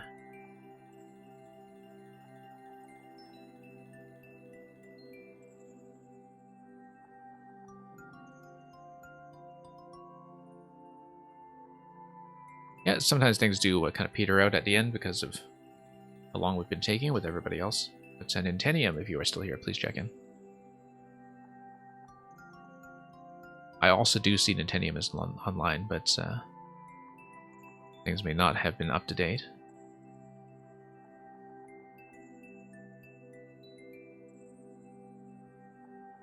We may just be through everybody really quickly, who knows?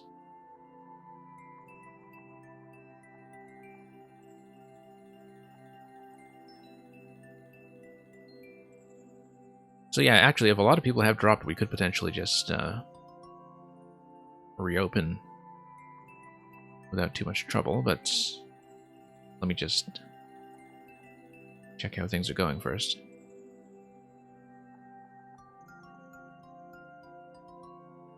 Failing that, Unnamed Traveler, he will probably be next instead.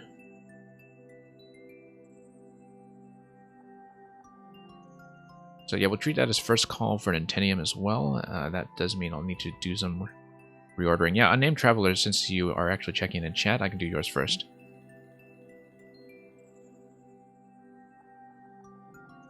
And we'll just bump you to top spot.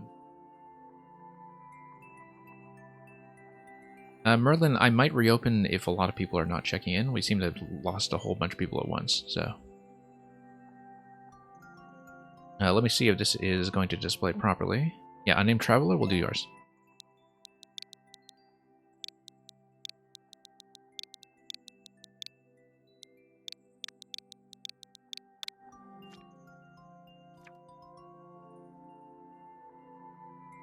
Snowball Fight 2. I don't read Japanese, unfortunately. I may need a translation, unless we would just want to point my device at this for a machine translation, which might have hilarious results.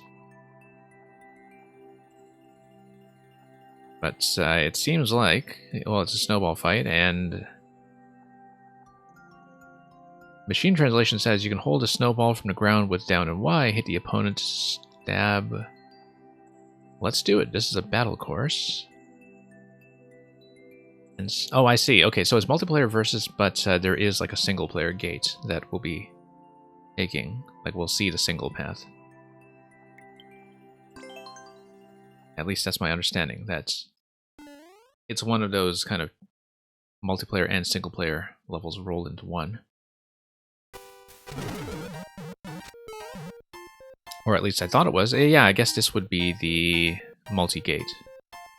You can see multiple start points to the right.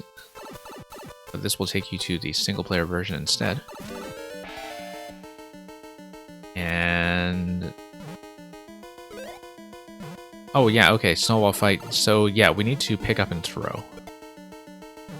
It's still possible to do this once you're small, but much less likely, just given the way that the spikes are going to get all over the place.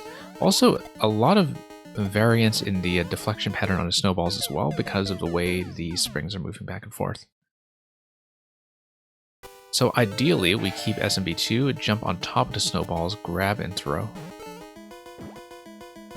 Oh, you know what? Or we could just grab things from the ground and just... nope. So yeah, I do want to cut through everything on the lower level, such that we are able to hit the P. Also, with the big snowball that comes in, if I'm able to pick that up with SMB2, I should be able to destroy a whole bunch of this stuff at once. Yeah, I need to jump straight up, really, and you can see that the big snowball does come up here, and if you can survive that long with SMB2, then this is beatable.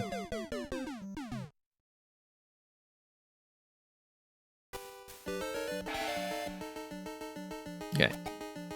In fact, if I duck, nope, I still get bumped, so that's not going to work.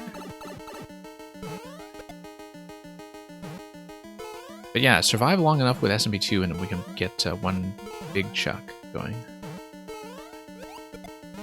Nope. Need to not hit the bumper. We kind of stay on the right column, but cautiously. And I may be able to get through. Yeah, okay, here's the issue that I'm running into as SMB2, is that I'm actually riding out the snowball to the left by accident. So if I jump on top of the small snowballs at SMB2, either I get the pickup right away, or I need to jump off right away, instead of being carted over to the left side. So let's see if we can still bop anything here, and get what we can. Yeah, I just need to be reasonably cautious here. Kind of like the variation at the incoming positions of the snowballs. You do have a little bit of time to read what's going on with them, but you have to be... Whoops. Yeah, can't jump around too much, otherwise you just get bounced. You don't have a lot of room to maneuver. There we go. Still doable. I like that it's still doable. Yeah, if you get hit at all, you get into massive problems with being bumped all over the place.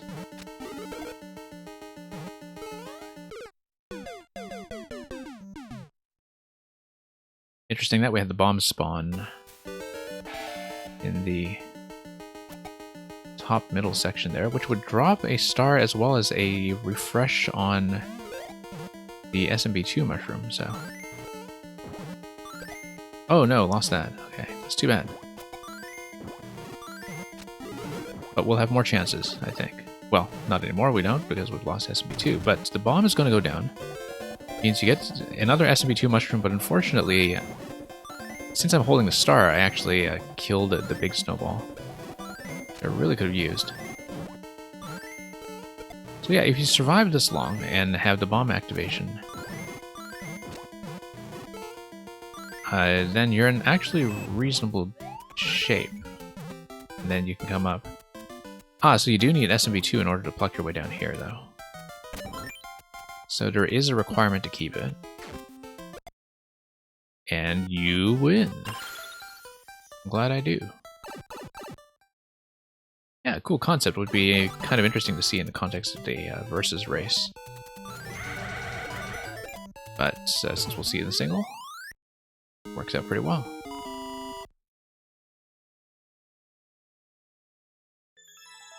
So yeah, thank you for that, Unnamed Traveler.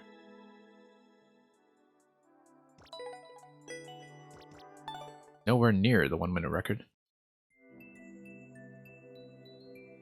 Okay, I will do final check on everybody who is currently still listed. If they're all gone, then I may be able to open for 1 or 2 more.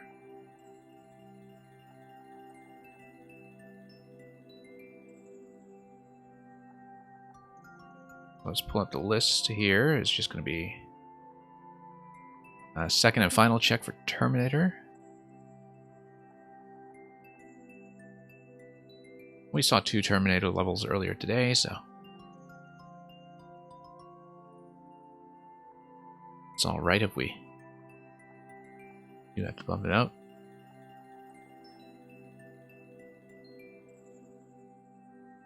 It's just going to happen sometimes with how late this tends to run.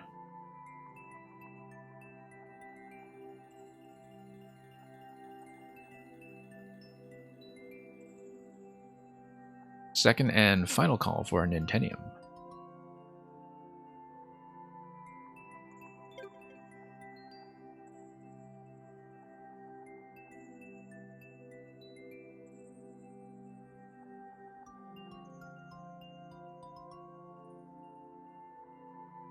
Okay, it looks like we will probably do a removal, and so we will do one quick reopening. Do get your codes ready. Don't punch them in until I hit open, obviously, because then you'll be locked out for 30 seconds. But if you, among the people present, have anything last minute to show me, I'll leave this open for a minute. Merlin will be first. I'll punch in Merlin's code, and I will close once we have selected something. And even if we just finish with 1 more, that's going to be fine. It's nice to finish on something other than just clearing people from the queue, so. Yeah, if anybody else wants to get in on the bonus round, you're quite welcome to. If not, we will pull up something. Yeah, Merlin, we can do another jump if you have anything to recommend. These ones are the ones I'm missing so far.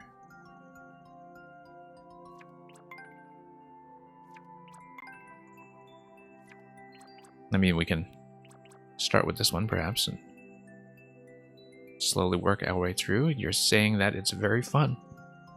Well, I mean, I guess we'll take a look. Yeah, Twilight, we can do that. If you want to send in a revision, we can probably finish on that after Merlin's level, and then that will probably be all we have time for, so. If you're able to submit it now, please do get it in, and then I will close pretty much immediately after that. If you have it clear checked already, Twilight.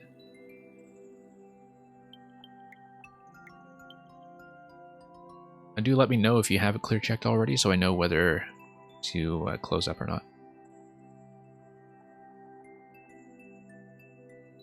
And yeah, Merlin, the jump levels we've seen from you so far have all been pretty solid.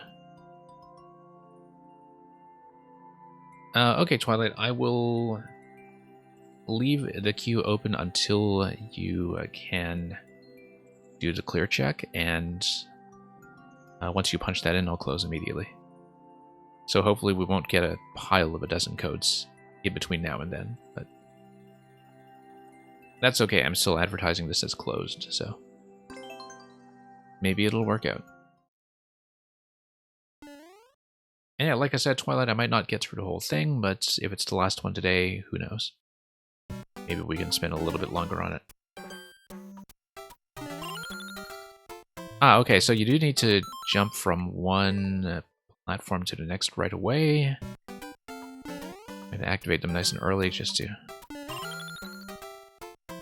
get that going. And okay, whoops. Going to have to go up and hit that on-off switch in order to open up the right side. No, let's pay attention here.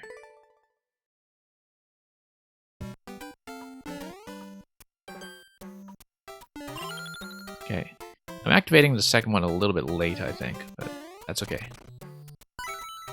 That still gives me enough time. I'm going to miss.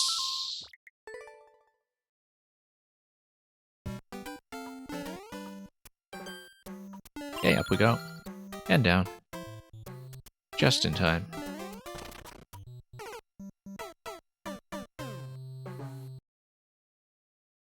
And yet, falling to the left a little too early there. No. I was trying to fall off the lip of that skull platform there, but that didn't quite do the trick.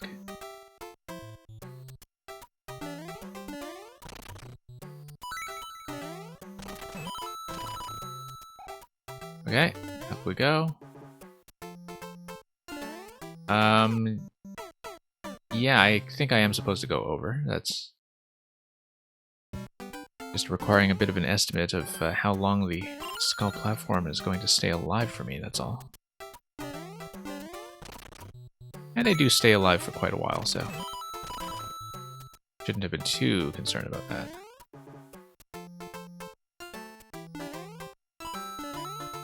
I need a bit more momentum in order to get over to the key door. Oh yeah, Nintentium, I actually reopened briefly. If you want to get yours in, since we had a whole bunch drop out at once, and so...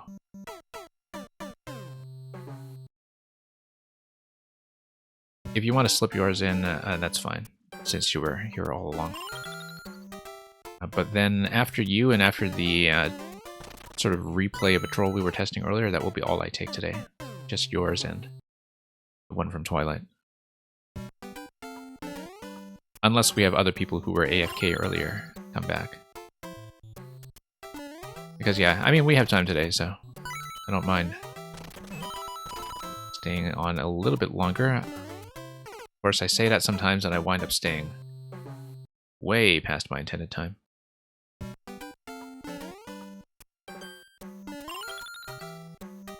So, here we go.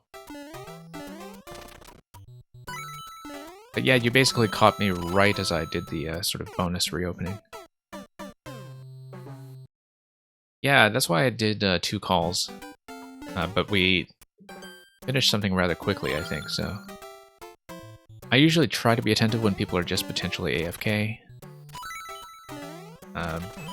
But, you know, sometimes that can still not quite work out.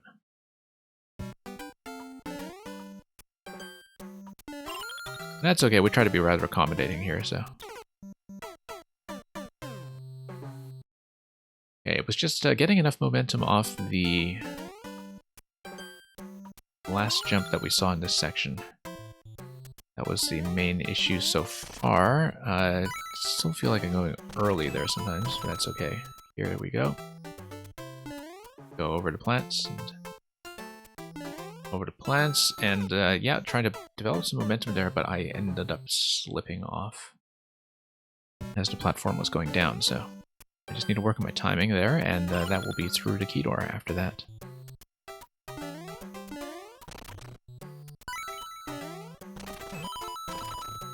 Okay.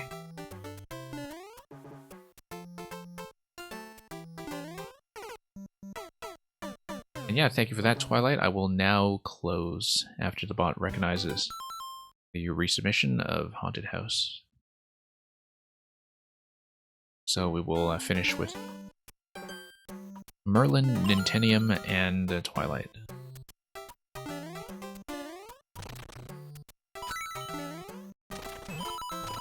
Okay, through we go.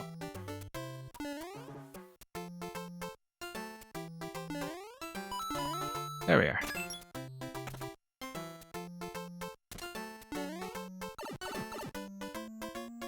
And going through that whole sequence of yellow pipes, which, as we've noticed with a lot of Merlin levels before, it's like the left and the right side are kind of artistically connected. Even if you are going into the subworld, there is that illusion of being in a single contiguous space. Always like seeing decorative details like that, of course. And we've seen it many times before in some of Merlin's traditional creations.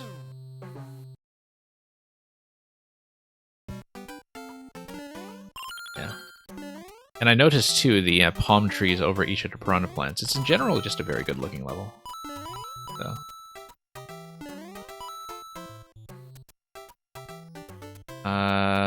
looks like we do kind of have a recommended height here. That was almost it. Yeah, these big piranhas just wearing their palm tree hats. I'm jumping still a little bit too early there. I do need to just stay on the skull platform a little bit longer until it gives me enough space to work with. There we go. And yeah, slightly higher jump off the second dry bones is probably okay. Not too much of one, but enough to count. Yeah, that's too much of a jump now. So we'll just try to get some better momentum control out of that element.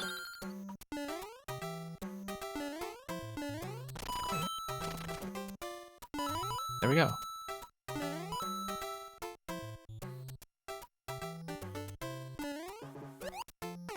Not quite, a little bit low that time.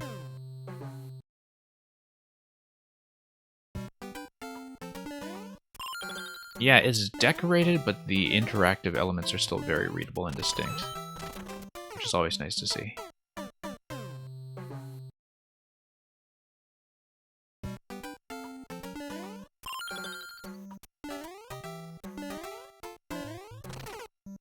Okay.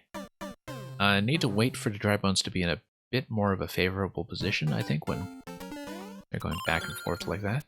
Each time I'd run into that issue specifically. But we are through there. Just try to get the position here so I don't bump my head. Looks like this will be jump like this. Yeah. Curve down to the dry bones and do a series of short hops and get back onto the skull platform.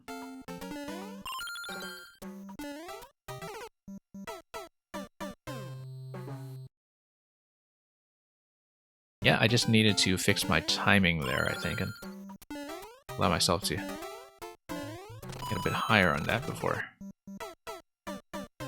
dropping down to the dry bone sequence down low.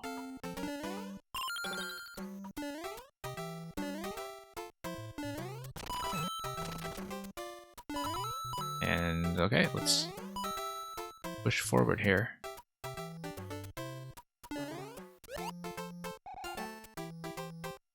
And okay.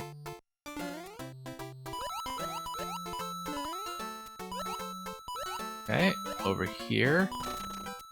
And then, okay, I see, I just need to crank all the way to the right. I was looking for my next destination there and just read that a little bit slowly. I'll read what you said in just one moment, Merlin, when I have a safe location. You picked white and gray elements to interact with on purpose because they're quite easy to spot. Yeah, I was thinking that about the dry bones and the skull platforms. And that it works out quite well for this level, I think. Do we have enough momentum? Yes, we do. And again, you have the pipe connections that spit you out the other side.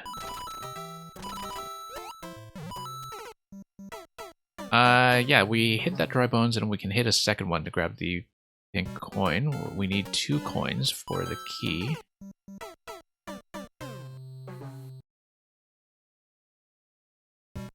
But yeah, it definitely stands out. I mean, there are, of course, other elements that can be used as the one-time platforms, but having dry bones be the consistent thing here is one way of ensuring that things don't get too visually noisy. Okay, had a little bit of trouble with that curve, but we'll just go back and do it until we learn it.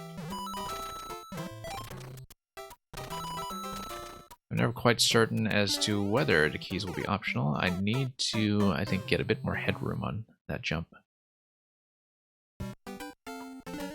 Get out the left side so I have maximum heights to arc my way down.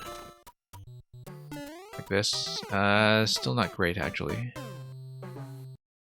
think I may need to do that faster so I can adjust my direction. And give myself enough time to drop down to the dry bones when they are at the bottom of their flight pattern.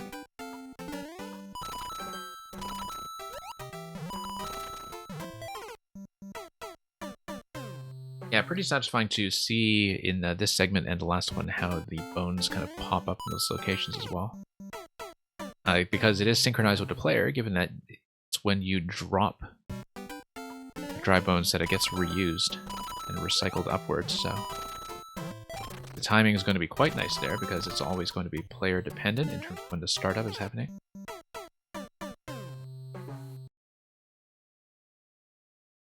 Yeah, I feel like I don't have the timing down for that one yet. I'll just need to read it and adjust a few times and see if maybe this pattern is just not correct. Like, I feel like maybe I should be waiting longer for the bones to go down, and if I'm waiting longer, then I should actually be slipping out the left side of the platform in a comparatively low position. Let's not hit the piranhas, of course.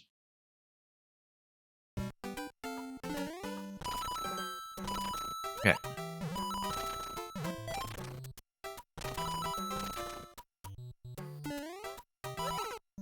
Short bounce would have done it that time, actually.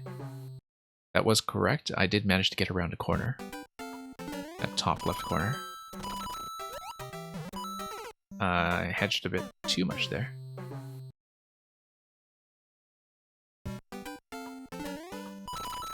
Okay, up we go.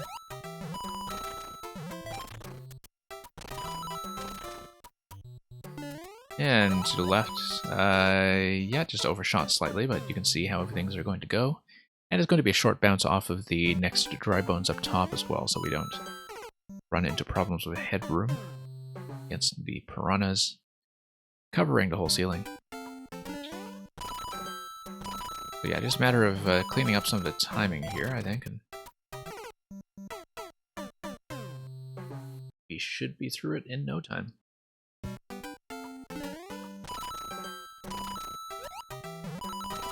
Okay, down we go.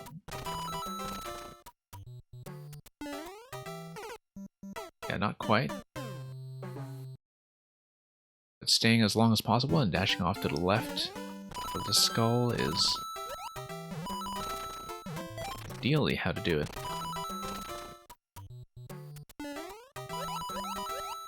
There we go. Okay, and we ride this out and then jump off. Great, and it is in fact required. Plenty of time to read that too, which is nice. And once again, yeah, you kind of decorated this to be centered around this, you know, background element here. Looks very nice as a bit of a closing receptacle. That's a clear. Thank you for that, Merlin. Oh, did I not even punch that into the bot properly? Yeah, sure. So I guess the code wasn't displayed, but we'll mark that as a win anyway. Sometimes when I reopen, I forget to do that.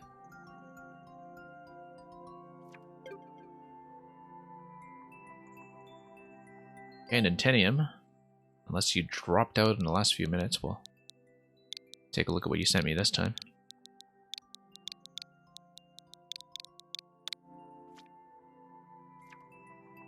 Toyland 20 seconds. First 3D world level in a while, okay.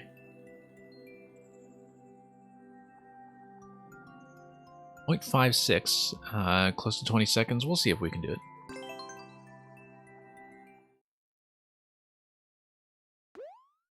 If I have trouble with it, I may not stay on for extremely long. If it's, you know, something that's getting me into timer trouble, for instance. Just because we are kind of in a bonus queue already at this point. Okay, it's going to be a long jump there, probably wall jump off the left once we get out of this pipe as well. You see losing a bit of time already. But that's okay, this is just the initial read, so... And probably a roll at that point to get out of that location, although I think a roll might take me a bit far, so maybe it's just a slide. We'll take a look and not miss the ground pound.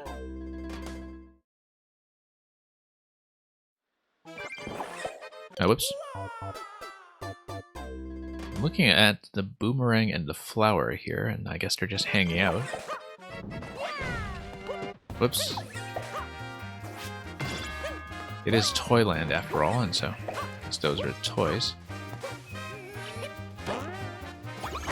Okay, do need to tap the bullet right away. I lost a bit too much height there before the activation.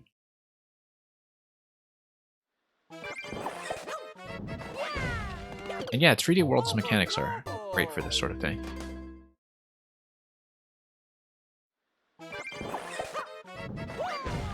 I mean, the thing that really makes 3D World shine is just what a great moveset it has. Yeah, I need to slide in there a bit better, probably just from a fuller jump over to Pokey, just to maximize the distance we're getting. Let's get a better pipe entry here. That can always be a bit of a nuisance, just vertical pipe entrances. You know what? No, you know what? When I'm in a crouching state in 3D World, I can just crouch over and fall.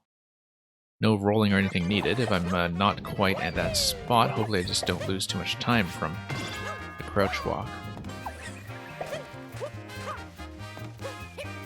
And that's going to be much smoother, though. It's a bit of a tight segment here. Ram into the off switch, and then wall jump out of that probably to get up into the pipe, and then ground pound over. Then we have a bit of dash panel accuracy that will come after that. You rolled down, okay. Yeah, I guess if you're saving time at the arrow. I wasn't sure if the roll would be safe with the distance there, but of course I'm just... Yeah, actually feels pretty good. Okay, still not quite accurate there onto the third release. Oops. Missing the first horizontal pipe entry in the level. That's not a great start. Yeah, wall jump. Just need to keep everything straight as we redo this. Here we go.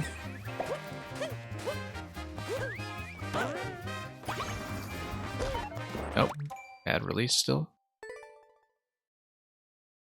Just need to be a very quick repress of the jump button.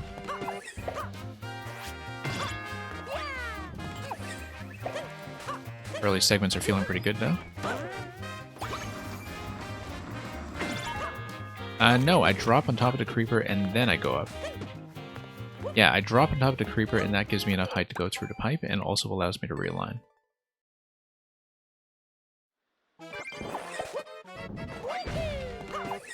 That's okay, that's just a first reading error.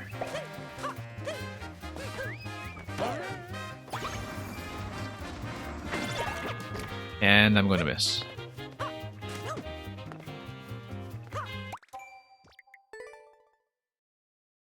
Yeah, pipe entrances, they do things when you're trying to get in from below. And congratulations, Merlin, on getting it all ready. I guess timer-wise, you know, we're through most of this.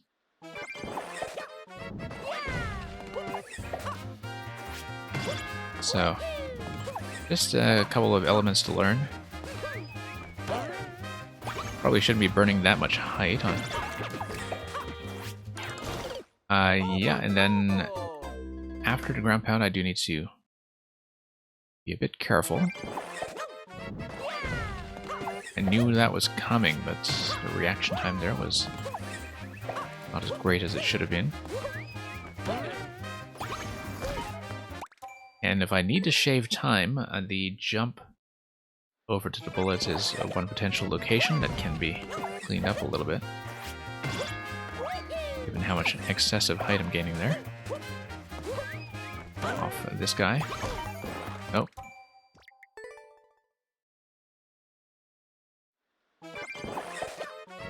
But yeah, it's a very clean level. Very readable, for sure.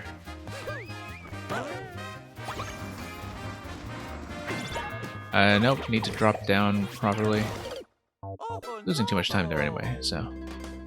About 3 seconds on the clock at that point should probably be something like 4 at least, which tells me that we don't have too much left before we see just how far off the timer I am with the current sequence of actions.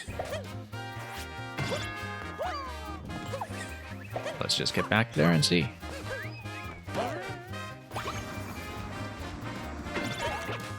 I know, still not getting the high bounce on there.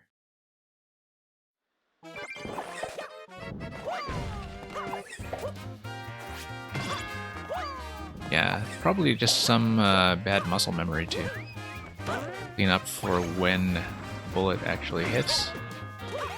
Yeah, you see, I don't want to be holding jump into that because then I get into wall jump trouble over here. Congratulations on world record, Merlin. Glad you enjoyed the level enough to really push at it. Yeah, losing too much time here, but let's just run through. Nope.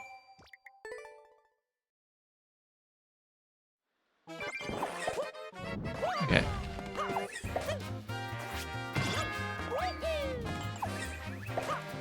And through. Yeah, positioning was not ideal that time. Got to roll a little bit too far to the left to begin with.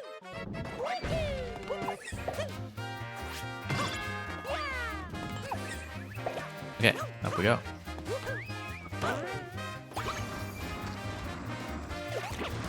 Nope, just missed. Was letting up far too early that time.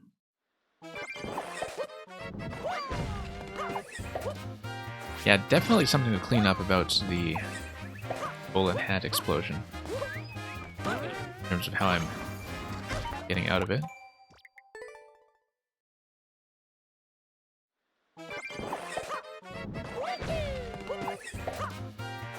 Okay, here we go.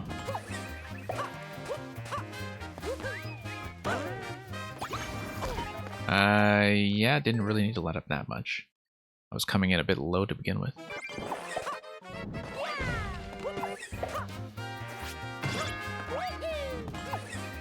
Okay.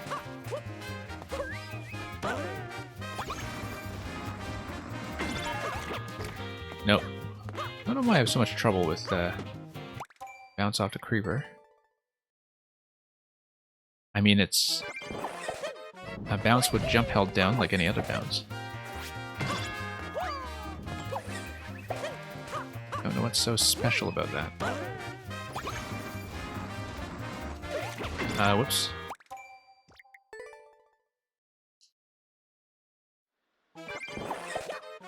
Yeah, I guess I haven't quite cleaned up my exact input to get out of the bullet explosion there. Nope. Yeah, you see I'm hugging the wall too much, I think. That's going to be a long jump in that location as soon as I get off the dash panel.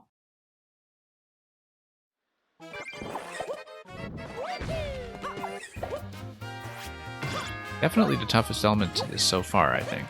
That particular location where you drop on a creeper. Just because it's so easy to accidentally hug your way into a wall jump instead. Or just miss the bounce entirely. It looks like it shouldn't be too much of a pain, but then, you know, vertical pipe entries always look like they're less of a pain than they actually turn out to be. Yeah, thanks for hanging out for so long, Merlin. Glad we could get 2 of your creations played today. And we'll definitely be seeing you around.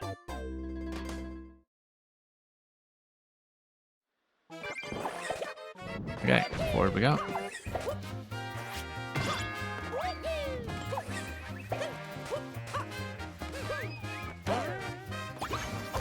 Nope, not quite.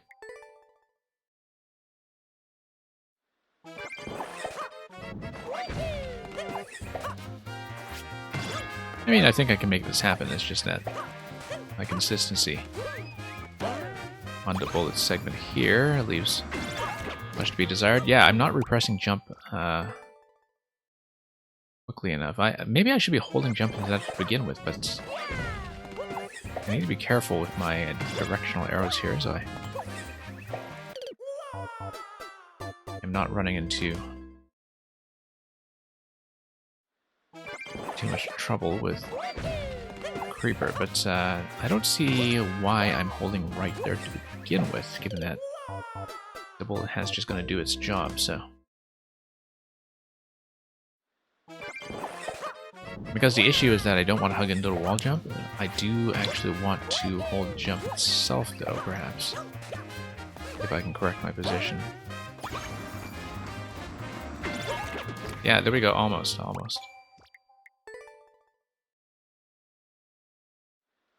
I need to have the up input ready. I think I was a little bit late that time, but you can in fact kind of prepare the buttons you need for the creeper jump while you're still doing the bullet ride.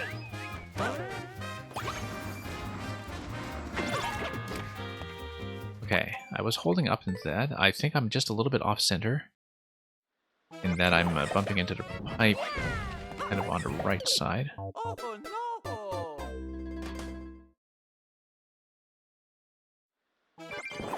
So we'll see if we can make that work.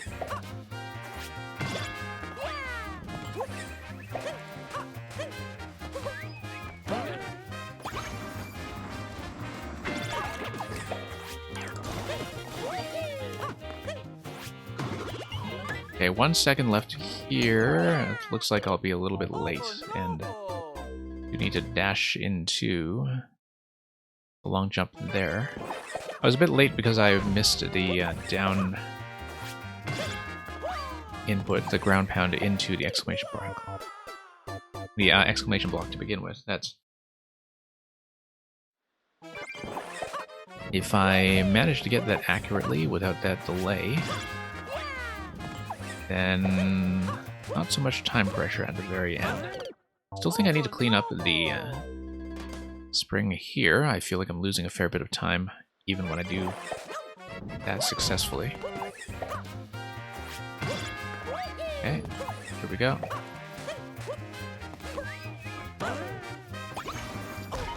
Nope.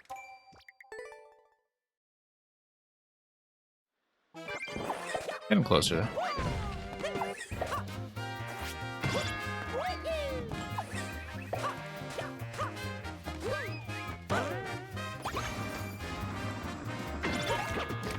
Nope.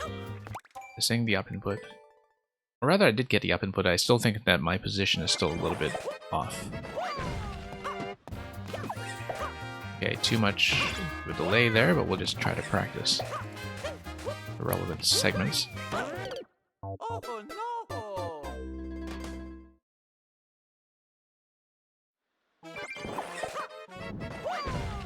And up we go.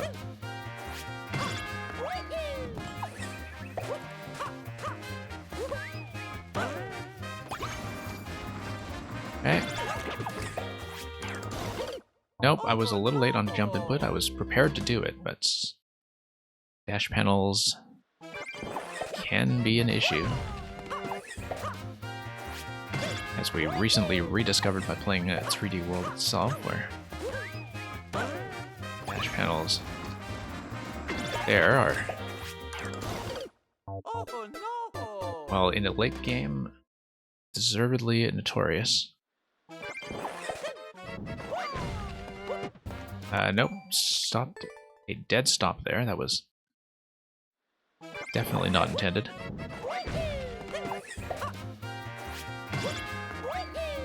And through we go. Not quite.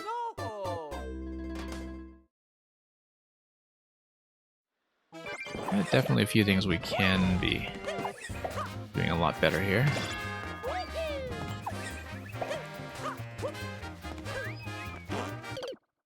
Okay, starting to miss that jump for some reason now. I think I'm just a little bit delayed. As you can see with this jump here as well, that the reflexes may be declining. But we'll get up there and we'll see.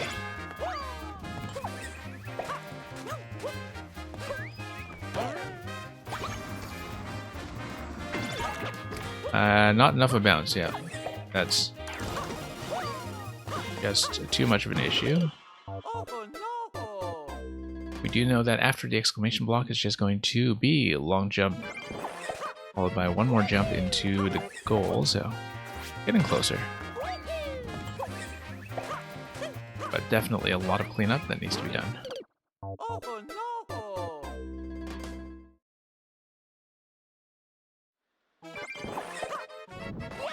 But yeah, just need to stick with it for the time being and see what we can do.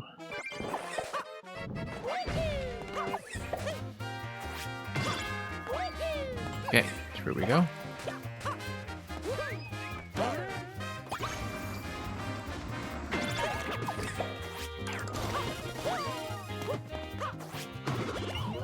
Okay. 1 second. Oh, yeah, it's going to be spin up. And if I had done that properly, I feel like I actually did have enough time to make it. So I think I'd seen that coming the first time, too. First time it got into the end segment, I didn't have a proper chance to read it. It's just that, you know, thinking about that dead stop after the long jump. It introduced a little bit of lag time. And we'll just go back and fix it.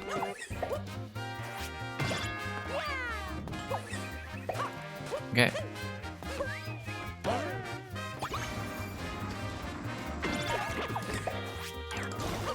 Nope, a little late on a jump. Once again, just the reflexes talking, I think. Do you know what to do at this point? Some of the jumps can be a little crisper.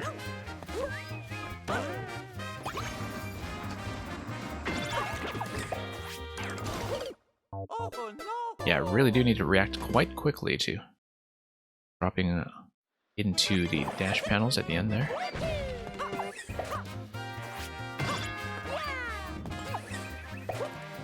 Okay.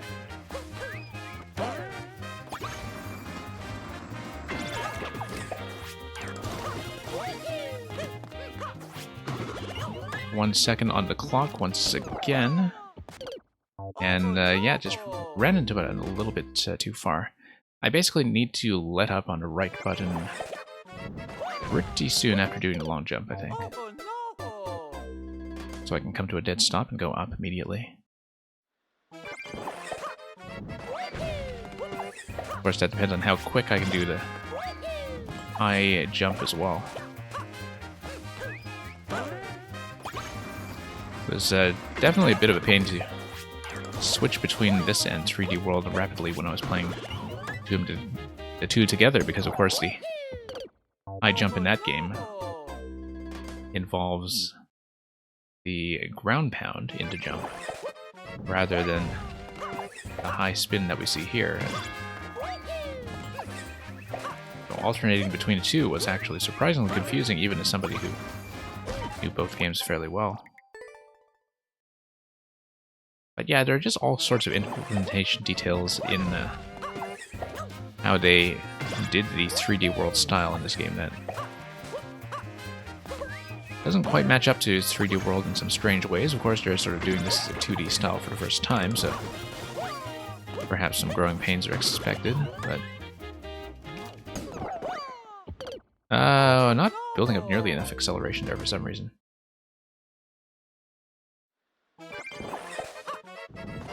Okay. Bit of an untidy start, but we'll see what we can do.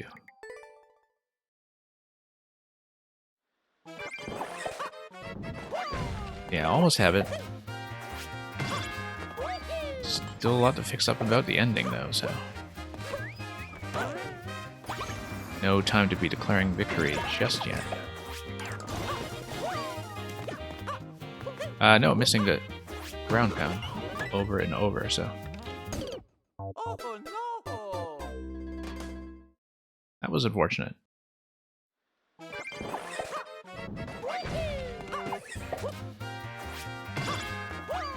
Okay. Up we go.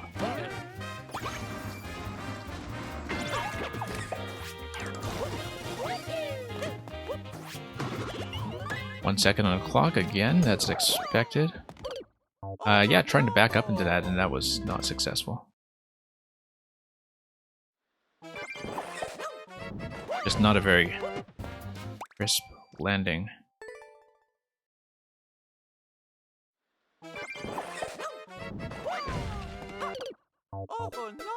That's something that might take a little bit of practice in terms of how I'm going to come to the dead stop there.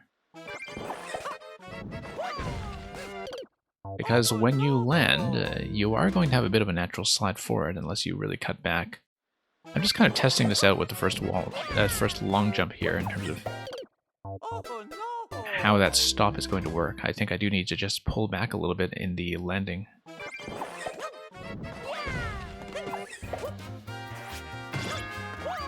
That's going to be part of the challenge that I hadn't quite kept in mind, and we'll have to see how we're doing for time as well, in terms of, you know, doing a fairly complex series of tasks on the final jump if I'm adjusting the landing and preparing the input due to high spin.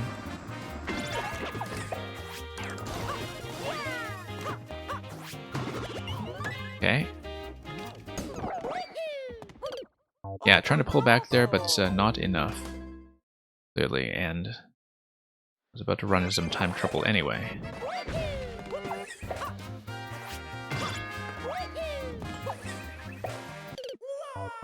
So we'll just have to get back there and see. The more time I can buy myself, the better, of course.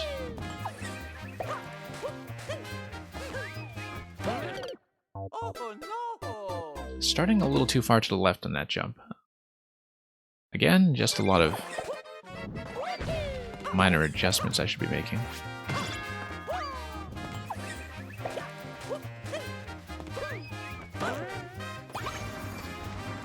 Okay. Wow, missed the entrance once again.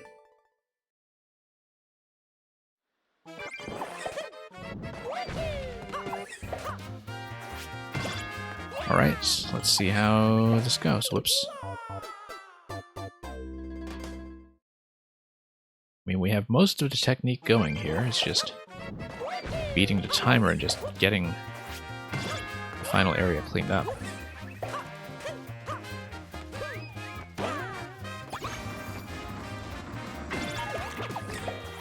Okay. Well, that's going to be fine. 1 second on the clock once again. And, nope, still going to be a bit far. You did pull back from the last long jump near the end. I think maybe I just need to go instantly upon the landing. That's the thing, is that I don't actually have time to stop, really, before the jump. And so I just need to prepare the input, perhaps, before the landing gets done. I don't know, it's a very quick long jump into high jump. It's an input that I think I actually need to practice a little bit in advance. Like that. Let me just burn a few attempts on that, actually, just to make sure I get the button priority straightened out there, because as you can see, there's going to be some risk of just accidentally doing a standard jump instead if you don't have the input ready to go. Yeah. Because I'm trying to do the high spin coming out of that.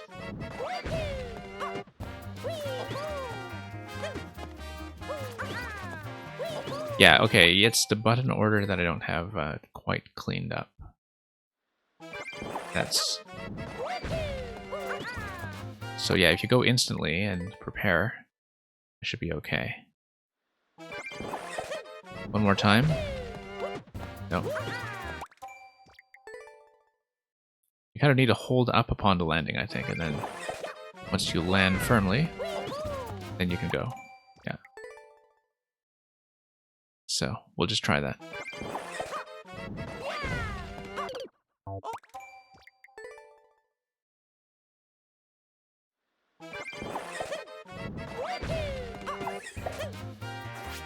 Just so Twilight knows, I know I did say that I would give your thing a last playtest. I would still like to do it, but there's some possibility that I may have to cut off early, just due to circumstances on my end. I will try to get to it. But there's a reason that I try not to guarantee too much about the bonus queue, because sometimes I am called away early.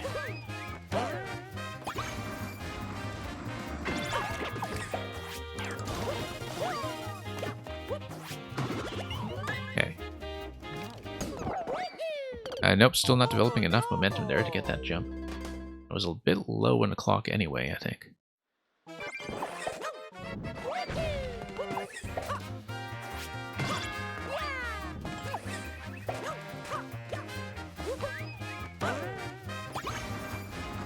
Okay.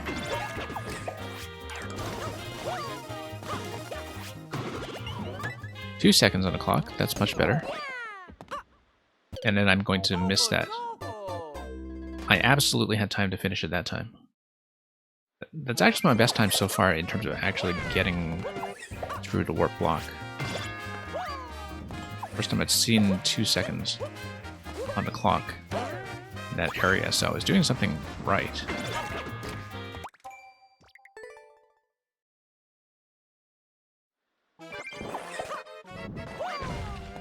Okay. Getting closer.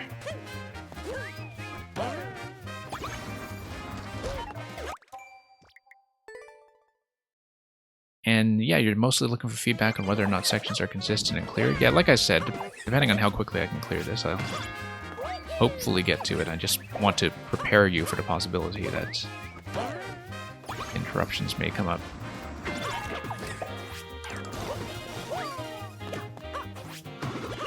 A few seconds again on this, and of course, just a bit of a weak sauce long jump over there without the proper acceleration. Okay.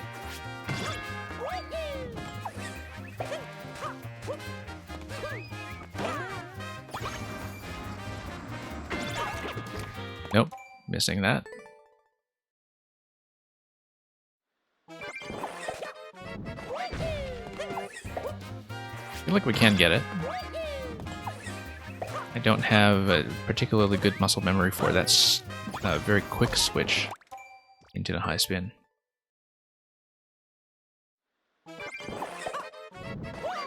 But if I switch to the high spin accurately, and I get into that warp block with 2 seconds on the clock, I think that's enough to do it.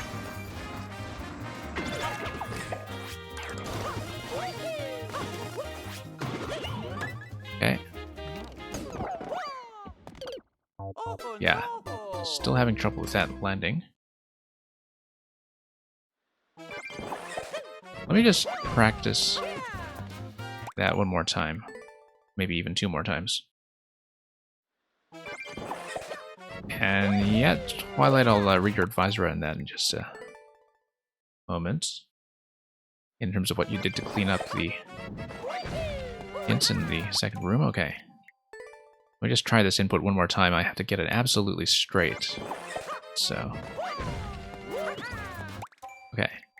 I think we can do it. It's just that, you know, things can get a bit strange going into the actual final attempt.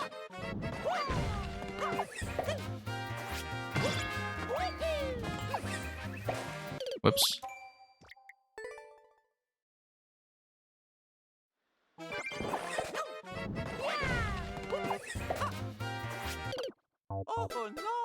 Oh, that's an unusual way to die, but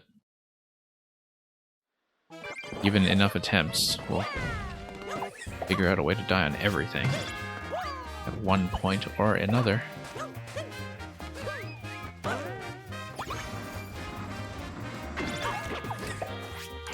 Okay. Now let's... Nope, still not doing it. Don't know what it is about cutting off the landing that I'm not quite doing correctly. We gotta really test this. I think I just need to let go of every button, really. It may actually be the dash button that's causing the issue here. Whoops.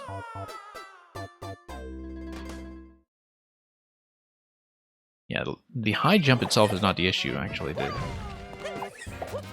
dead stop is much more of a problem. And you're just spending the whole level accustomed to going right really quickly. Yeah, Twilight, as far as stumbling onto the correct path that goes, I tend to do that a lot with troll levels. Like, it's not necessarily a failure signaling on your part, it's also just my playstyle. I have, on multiple occasions, just kind of immediately reached the goal without actually following the clues. Whoa. Okay, actually did get a dead stop that time.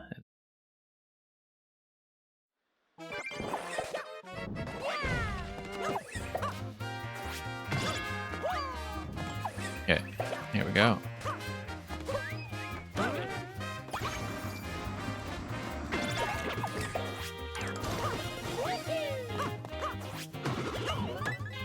Let's see if we can do it. Okay, bit of a long conversion there. I can do it, but we need to do this switch kind of instinctively and just anticipate that I am going to land as expected rather than waiting to read it. That is the closest attempt we've seen so far, though.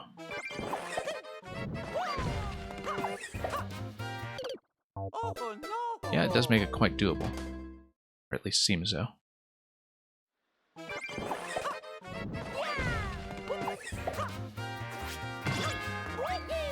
Okay. Nope. Didn't like that entrance.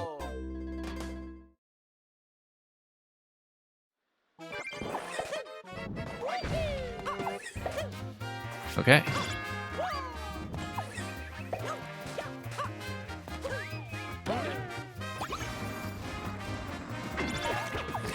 Down we go. And up.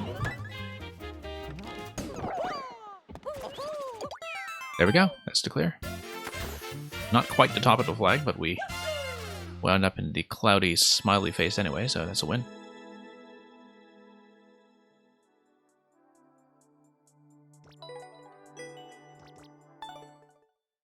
Just barely under the cut, but I'll take it. And yeah, quite a record from Merlin there, who managed to get this down really quickly, twice.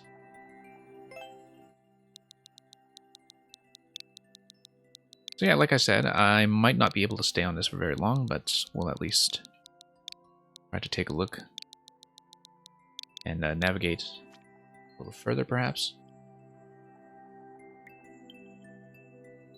Version 1.5.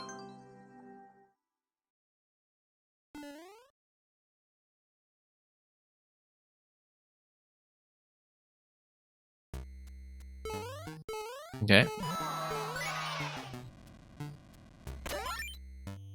Let's get through this quickly. Hopefully the mechanism is somewhat consistent. Oh, I see. So that's been changed.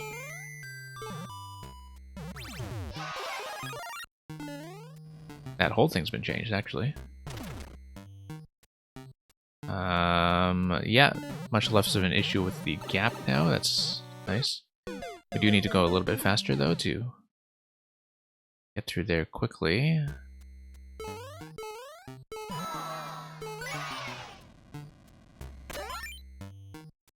And we'll just see what's going on.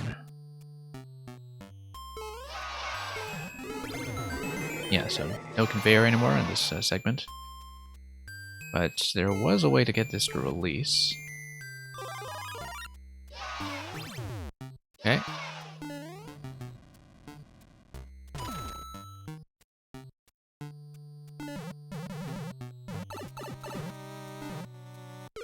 Ah, okay, yeah, because if you fall into that gap with a 2-tile height, you can't actually wait until you get pushed by the camera, because that will be death, since you don't have enough time to get on top of the donut block.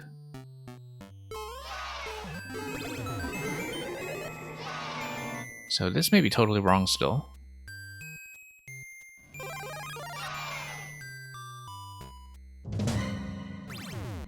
Yeah, nice little threat from the Chomp there. We want flour past this segment. And get past that as soon as possible. And yeah, so that will avoid the issue. Whoops. I see now how you're trying to force the small state, so I actually have to engage with that room.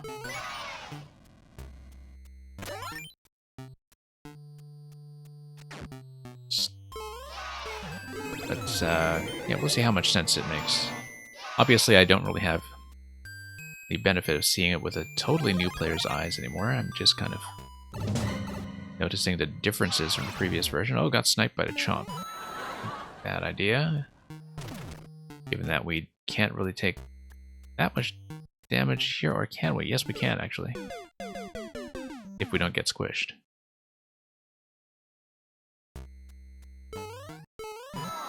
Okay. Oh, whoops.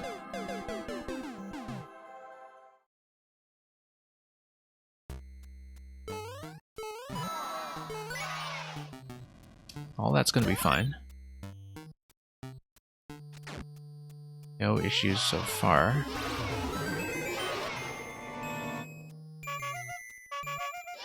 We'll stand on the right to avoid the Chomp. And then there should be a switch activation fairly soon. There we go.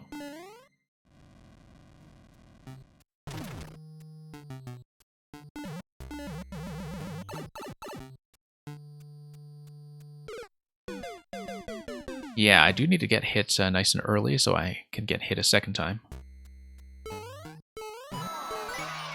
That I'm not sure is going to be totally clear, but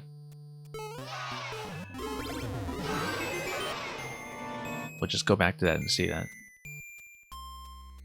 I mean, it's much more controlled segment now, but it does feel a bit weirder in some ways.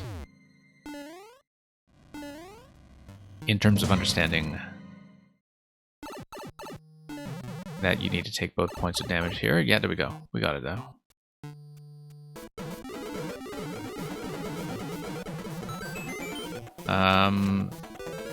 There we go. Yeah, I just needed to stand at that location. On-off switch seems to have killed the Master Sword, though. That's new. So something else is going on now. That we needed SMB2 for, and moreover, we needed the Master Sword. Because Master Sword's not going to respawn in that location.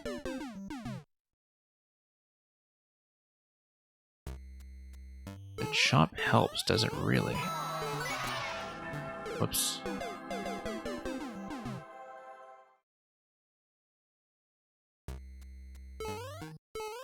Okay.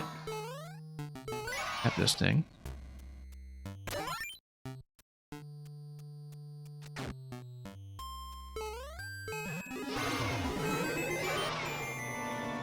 Yeah, because I guess if I release this to the off state, I want to do it again somehow. And possibly that's the thing that depends on Chomp, given that getting through that segment with just a mushroom is actually just fine. It would perhaps be easier, so maybe getting Chomp by the Chomp is the right idea.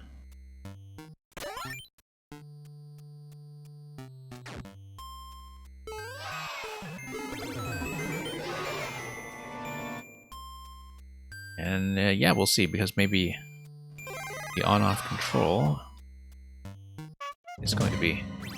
oh, we missed that. Do we have to? Because I can always just jump into this guy here, and that'll be fine. Assuming I have time, which I don't, but if we miss a Chomp, that's actually one way to do it, if I can execute quickly.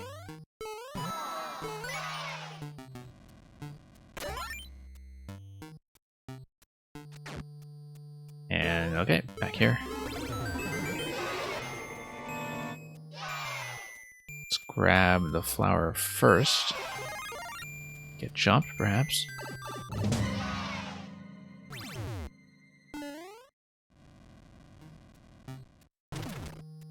And we'll go through. Whoops, we'll go through. No, too late.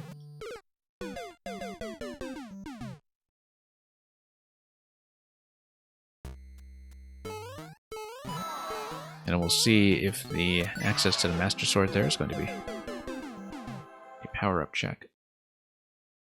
Yeah, so we'll at least see the first few rooms. I may not continue very long beyond that, but this way we can at least assess some of the changes and just give you a picture of how that plays out now. Whoops.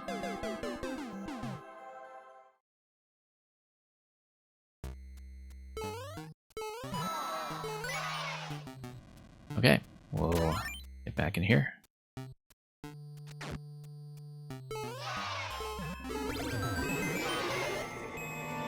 And wait for the flower drop. So yeah, I need to do the crouch this time. It's much better than when you had the one-tile gap that you could fall through, though. That was definitely something that was perhaps excessively execution-based for this kind of level. I still need to be a bit accurate there, of course.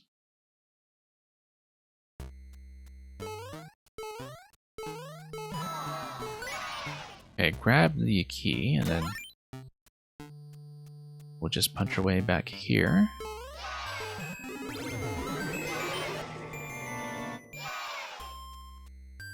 Wait for everything to drop.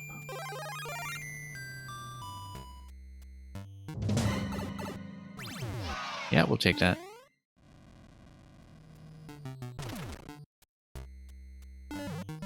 Okay, much more efficient this time.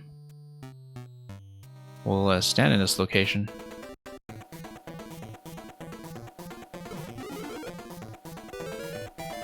Okay. That's going to be fine, except we still have the on-off problem with the Master Sword as before.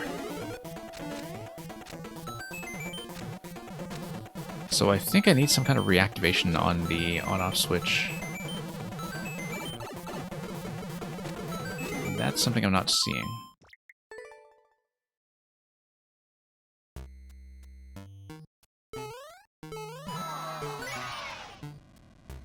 Yeah, because I may need to get everything back into the correct on-off states. And of course, I'm doing this because I knew from the previous version that the Master Sword may be there. I don't know if it actually is in this version. And of course, somebody who's seeing it for the first time would have no way of guessing at that, apart from just looking at the on-off and thinking that something might be up.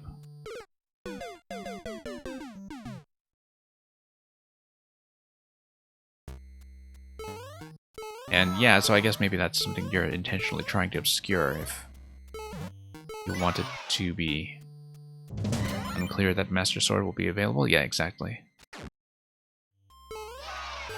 It is sort of prior knowledge that I'm bringing in with me that doesn't really necessarily apply. In which case, of course, the things that jump out at me immediately are going to be the things you can do if you manage to keep the SMB2 mushroom. Forgot about the fire flower thing this time.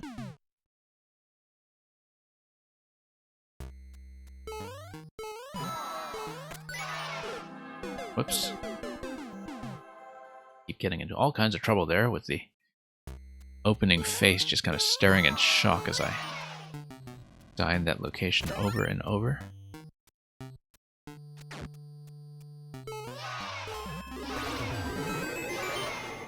Yeah, we'll just wait.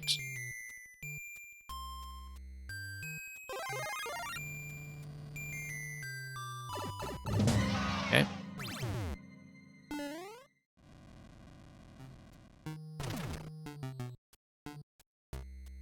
And let's just go through here. That's going to be a mushroom check. Muncher is going to come down in a moment, so let's get out of here. I thought I'd check that.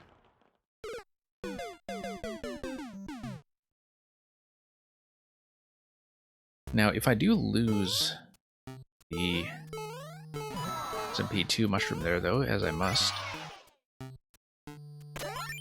with that Goomba coming in, then yeah, this is something I'll need to think about, because without the SMB2 mushroom, I don't have access to anything involving the clouds, so the question is, could I, for example, be in some kind of damaged state and get past the Goomba by collecting the SMB2 mushroom and surviving with it?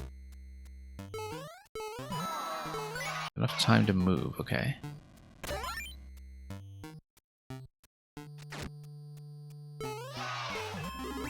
We'll just try to get back there. And we'll see how it goes.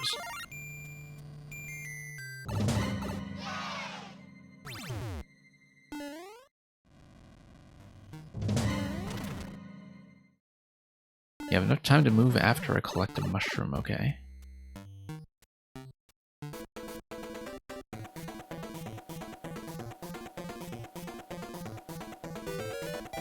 Yeah, you know what? That's right.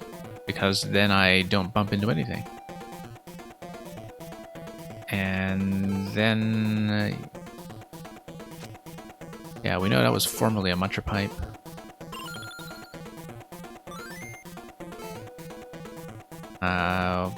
We can check this.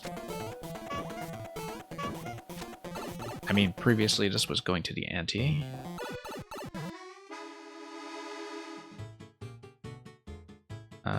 Yeah, Master Sword on that end.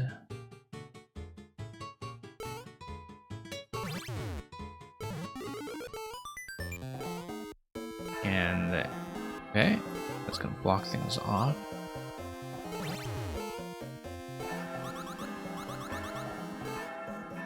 Oddly enough, I think I jump here with SMB2 will do the trick.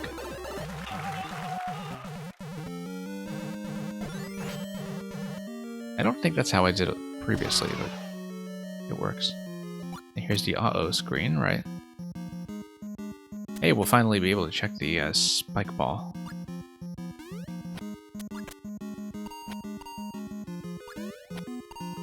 Just to see what happens with the type.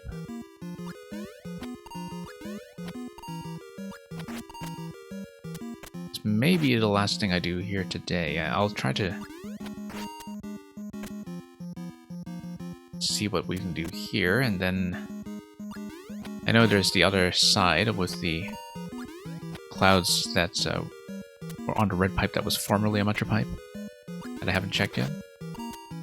Oh, the spike ball leads nowhere, okay. Alright, we'll take your word for it. Was the hint in that room any more clear? Which room? Oh, you mean the room that shows you the diagram of this room here?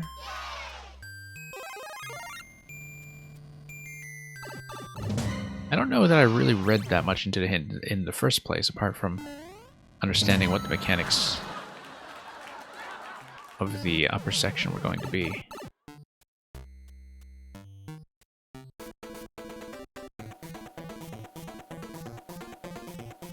Anyway. Yeah, it seems like you've got SMB2 mushroom pointing down low. That's more or less what we've been using.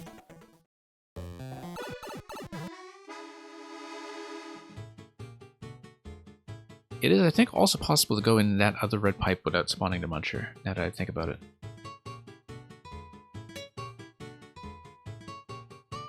Looks like it should be possible anyway. No fire flower. Well, we don't.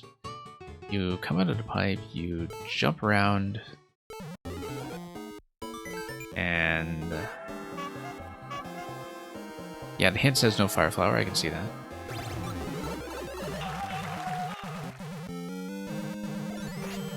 We'll see what goes on here. Oh yeah, that's just the auto room, never mind.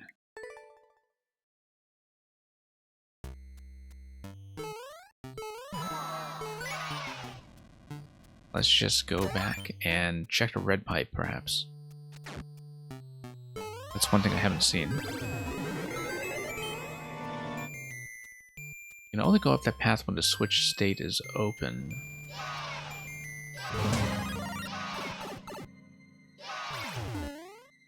Oh, you mean like this?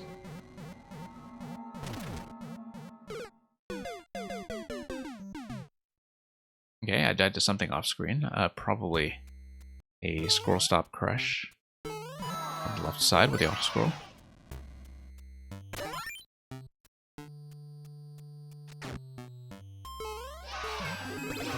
No fire flower? Yeah. Oh, no fire flower at all, so we can't do anything with it.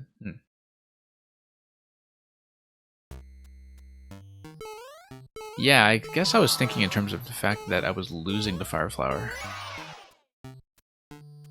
as qualifying as no fire flower, but I guess not.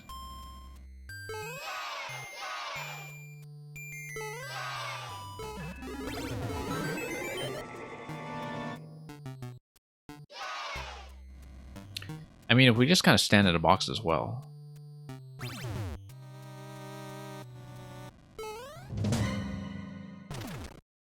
Then we just start out small. Oh, spike's gonna be a problem here.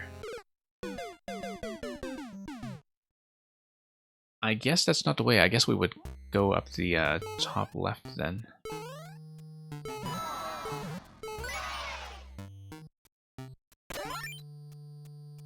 It might be cryptic, it might also be that I'm just trying stuff. That's...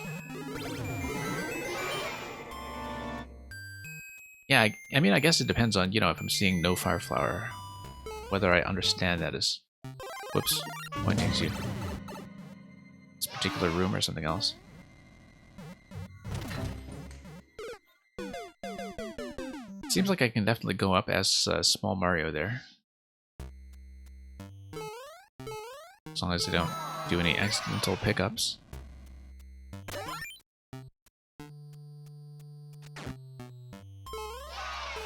Yeah, let's just tap this. Let the flower come down. Dodge the flower, come up here. Whoops, nope.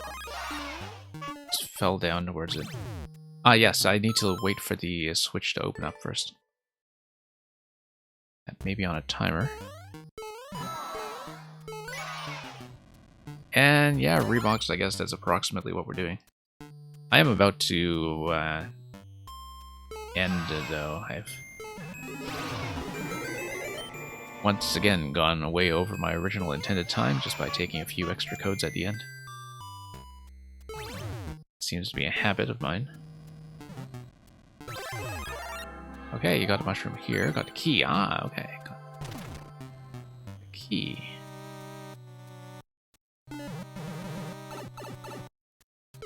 Yeah, that seems a bit of a tight timing now, but we'll try to get that in. Attempt that at least once now that we have a rough idea of what to do.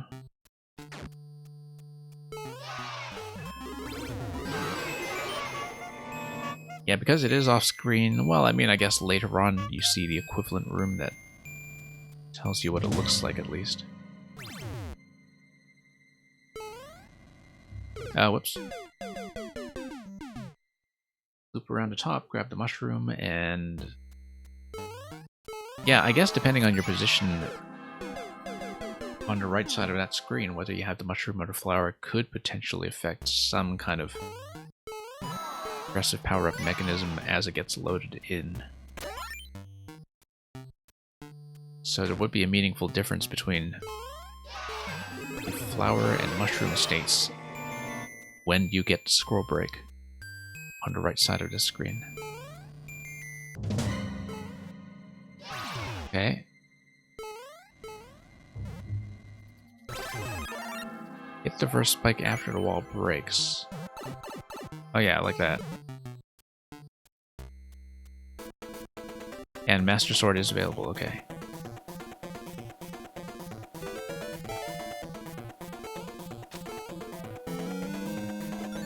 Alright, we'll tap that.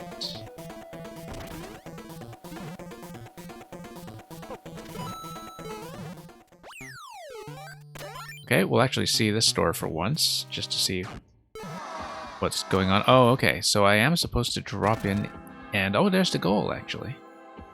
It's just that I do need to have some kind of power up at that point, but if it is the goal, I can just come down here.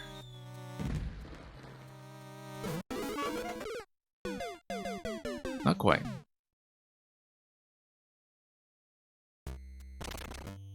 But I did hit checkpoints, which is potentially important here.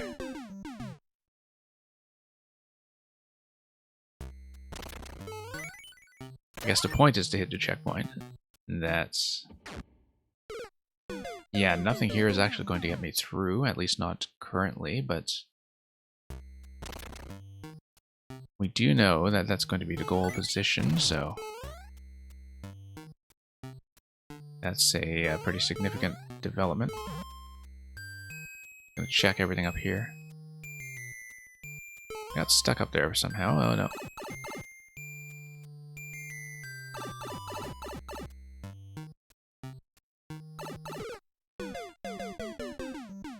I see, there is a door up there. Like when you come through, you see the door as well as the P-switch gate on the blue pipe up top, so... I at least did get a chance to see what's up there. Nope. Wait for the pokey.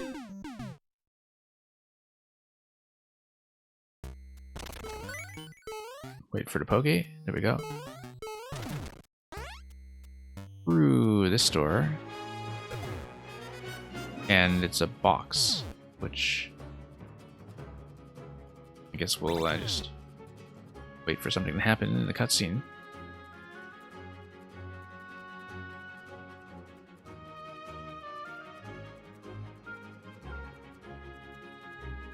Yeah, eventually that will just sort itself out. Okay, that's a reasonably entertaining room. I guess we would need some kind of P activation in order to get the blue pipe all the way to the left, though. So let me think about that.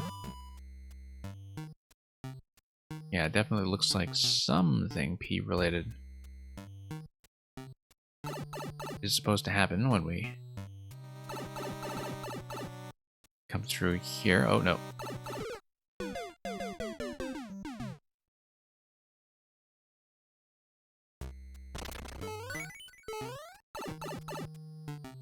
We'll just check some of this.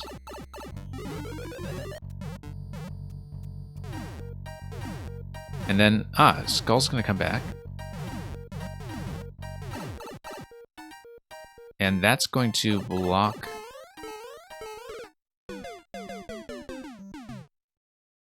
Now, I was trying to go for the blue pipe there, but clearly I wasn't able to do so yet.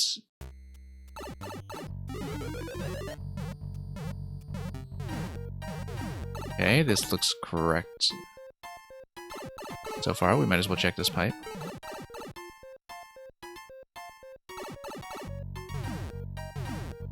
Infinite P-switch. And a door over there. We might as well check the door.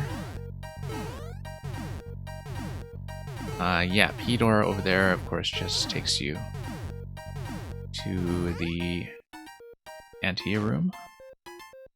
Shield. Okay, so it's when we get Link, we need to shield something.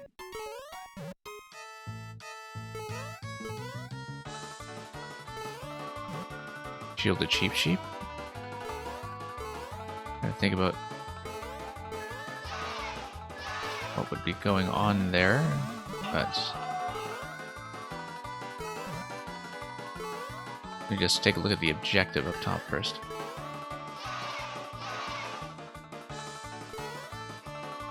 Don't go into the blue pipe. This is, yeah, I can tell this is another Ante. And anyway, this is going to give me a clue. Given that Link is before first checkpoint, I should think about how to use him.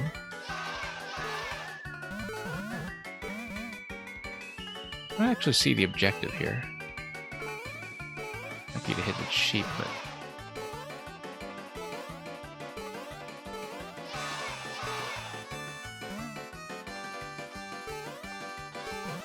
wasn't sure about his hitbox there on the track, so.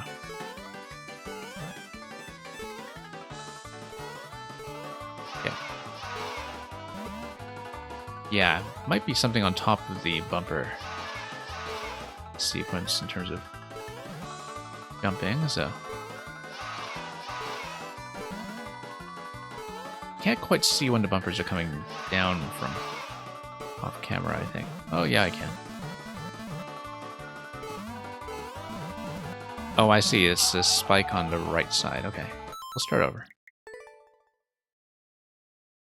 And I'll just take a quick look to see what the Cheep Sheep could possibly be from Master Sword.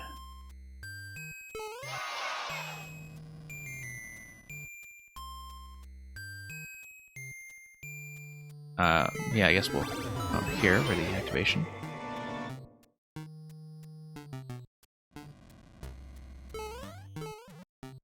Oh, whoops. Let's not run into this.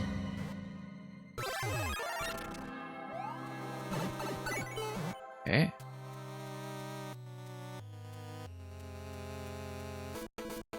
So if I need to shield into a Cheep, what I should not be doing... Whoa. Yeah, that was a mistake. That's okay. Got out. I need to shield into a Cheep.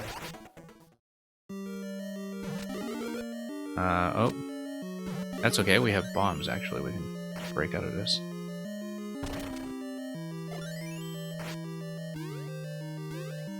Nope. Mistake. Well, that is just death.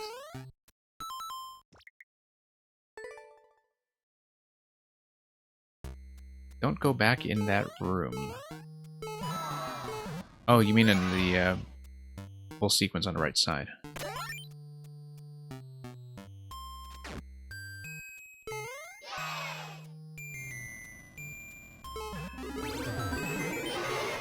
Yeah, I mean, I guess if you're sort of implicitly supposed to understand that as a clue room, you proceed. Maybe. I don't know what the shield is telling me, what the shield clue is telling me about a cheap though. The shield room was a troll, okay. So it's not telling me anything about that then, okay.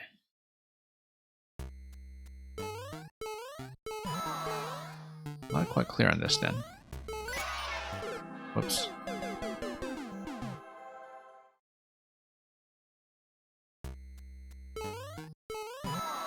Okay, because I was wondering if it was actually trying to tell me something.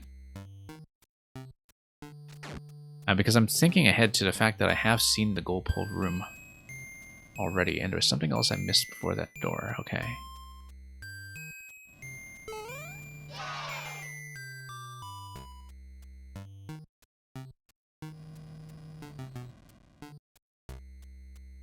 Let's check this.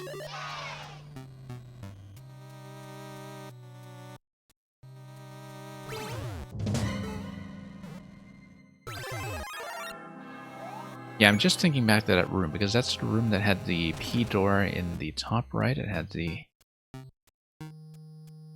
whoops.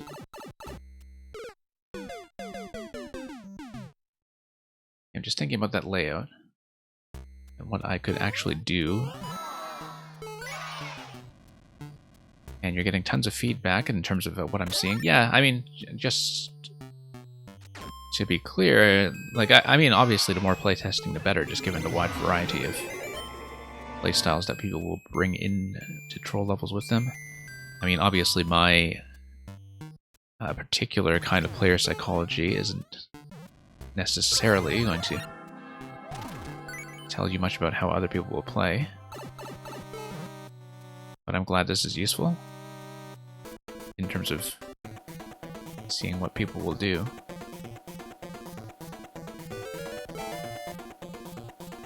I'm definitely curious, actually, about like being potentially able to check that segment to the left there in the red pipe. I mean, I feel like it can be done. It's not a particularly smart idea given the Muncher spawn, but you don't need to spawn the Muncher to get through here, right? Oh, except maybe you have some one-way issues.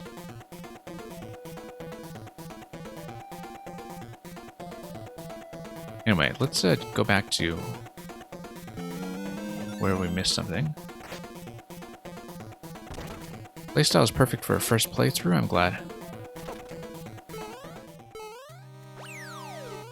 Okay, we got a checkpoint. Getting the checkpoint doesn't make too much of a difference, actually. You still need to be able to clear it, so... Let's check this. Let's do the P-switch thing and then go up the green pipe room. So I'm looking at that clock and the right arrow and not sure what that's telling me. I guess I should have looked for a clock decoration somewhere.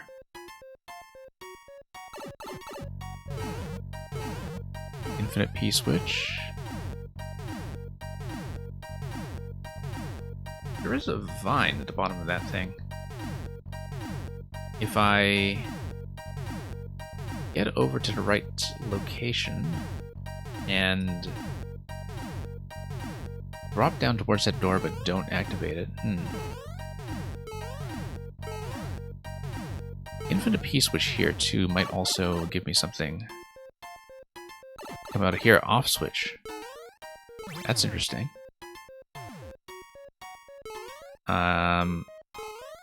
On-off switch is going to do what?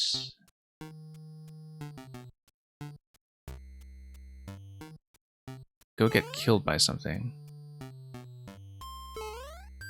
Oh, because of a checkpoint respawn? Like, because when I respawn from checkpoint, the state is going to default to on anyway, right? So, on-off switch here might not really be doing that much for me. Yeah, because you're sort of in the off state initially.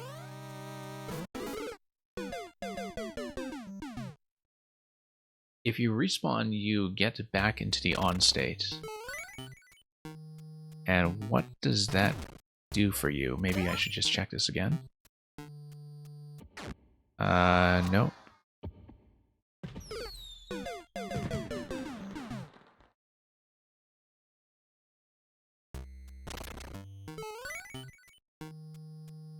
Well, if the state has switched,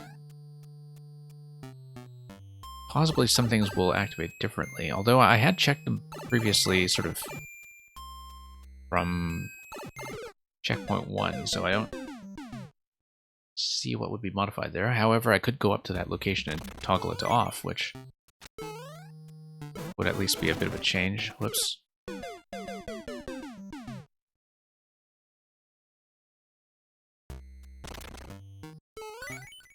Yeah, because supposing I get up here, trying to get back to that vine I saw. Oh, you mean the one over the door that was to the left? Unless you mean this one here. Infinite P switch, infinite P door.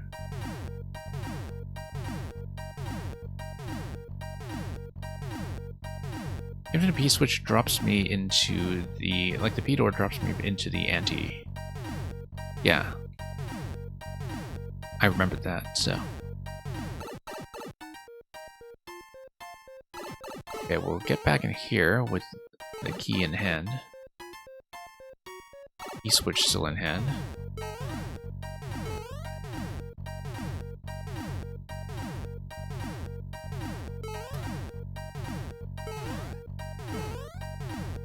Let me just check this.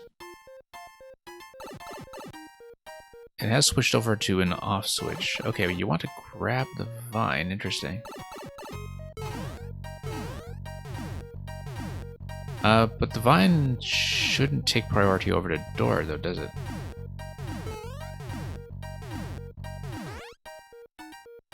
No.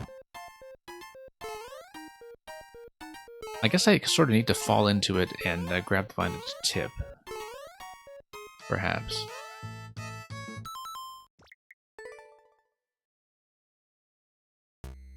Okay, let's try this again.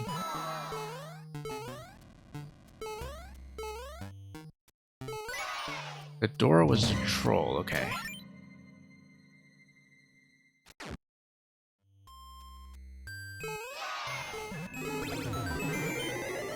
I'm not exactly sure I see what that's getting at, because the idea is that... Yeah, I know this was kind of a change from Maker 1 to Maker 2 as well, that you have the vine blocking the door as something that had sort of been fixed up. And I grabbed the vine by holding up while falling. Yeah, exactly, so I don't actually hit the ground before I have anything happen there. I guess something will sort of happen to activate a drop by proximity.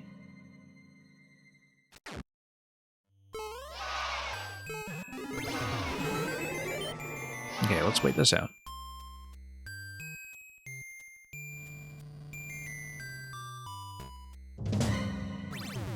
Okay, that's going to go. And yeah, let's hit things quickly this time. Wait in this location.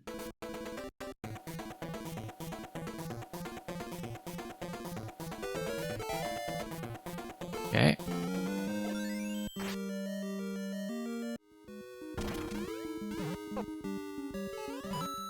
Yeah, I can see the blocks I'm falling towards now. So let's try to redo this. Nope, not like that. That was a mistake. But that's okay, we'll be doing it from CP1 anyway.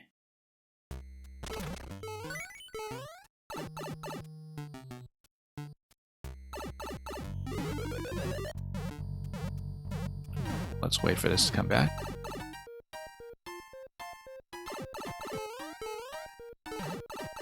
And then we'll try to get around to the other side here. Whoops. hoping P-Switch lasts a while. Lasts infinitely, in fact.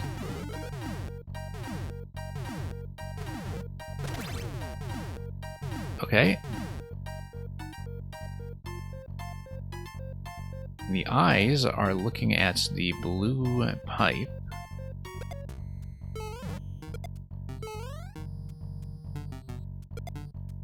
Just trying to read what's going on with the spike here, and the P-Switch being bumped up to the Muncher.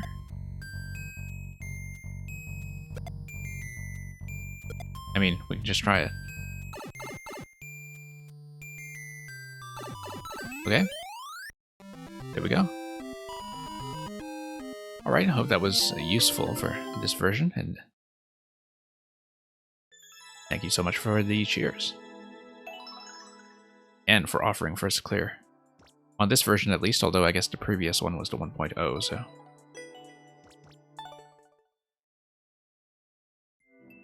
yeah, I hope that's going to be useful for future revisions to come. And that is definitely going to be it for this stream, which I guess I sort of reopened for a bonus view over an hour ago, but, you know, we took our time when we got to see this properly, so... I'll be looking around very quickly for somebody to send you off to. And, yeah, in the meantime, schedule-wise, we do run viewer levels at a fairly regular clip in this time block today, as well as yesterday, so Friday to Saturday and Saturday to Sunday, depending on your time zone. Sometimes we have some midweek maker programming as well. I don't know if I'll be doing the same thing as usual this week, but usually we do some kind of maker feature or puzzle night or something to that effect, if I'm not also streaming other games. And with that, I will send you on, so thanks for watching. Have a good night or morning or afternoon, evening. We try to cover the whole globe if we can. I'll pass you on to somebody else shortly, so good day to you all, and fare thee well.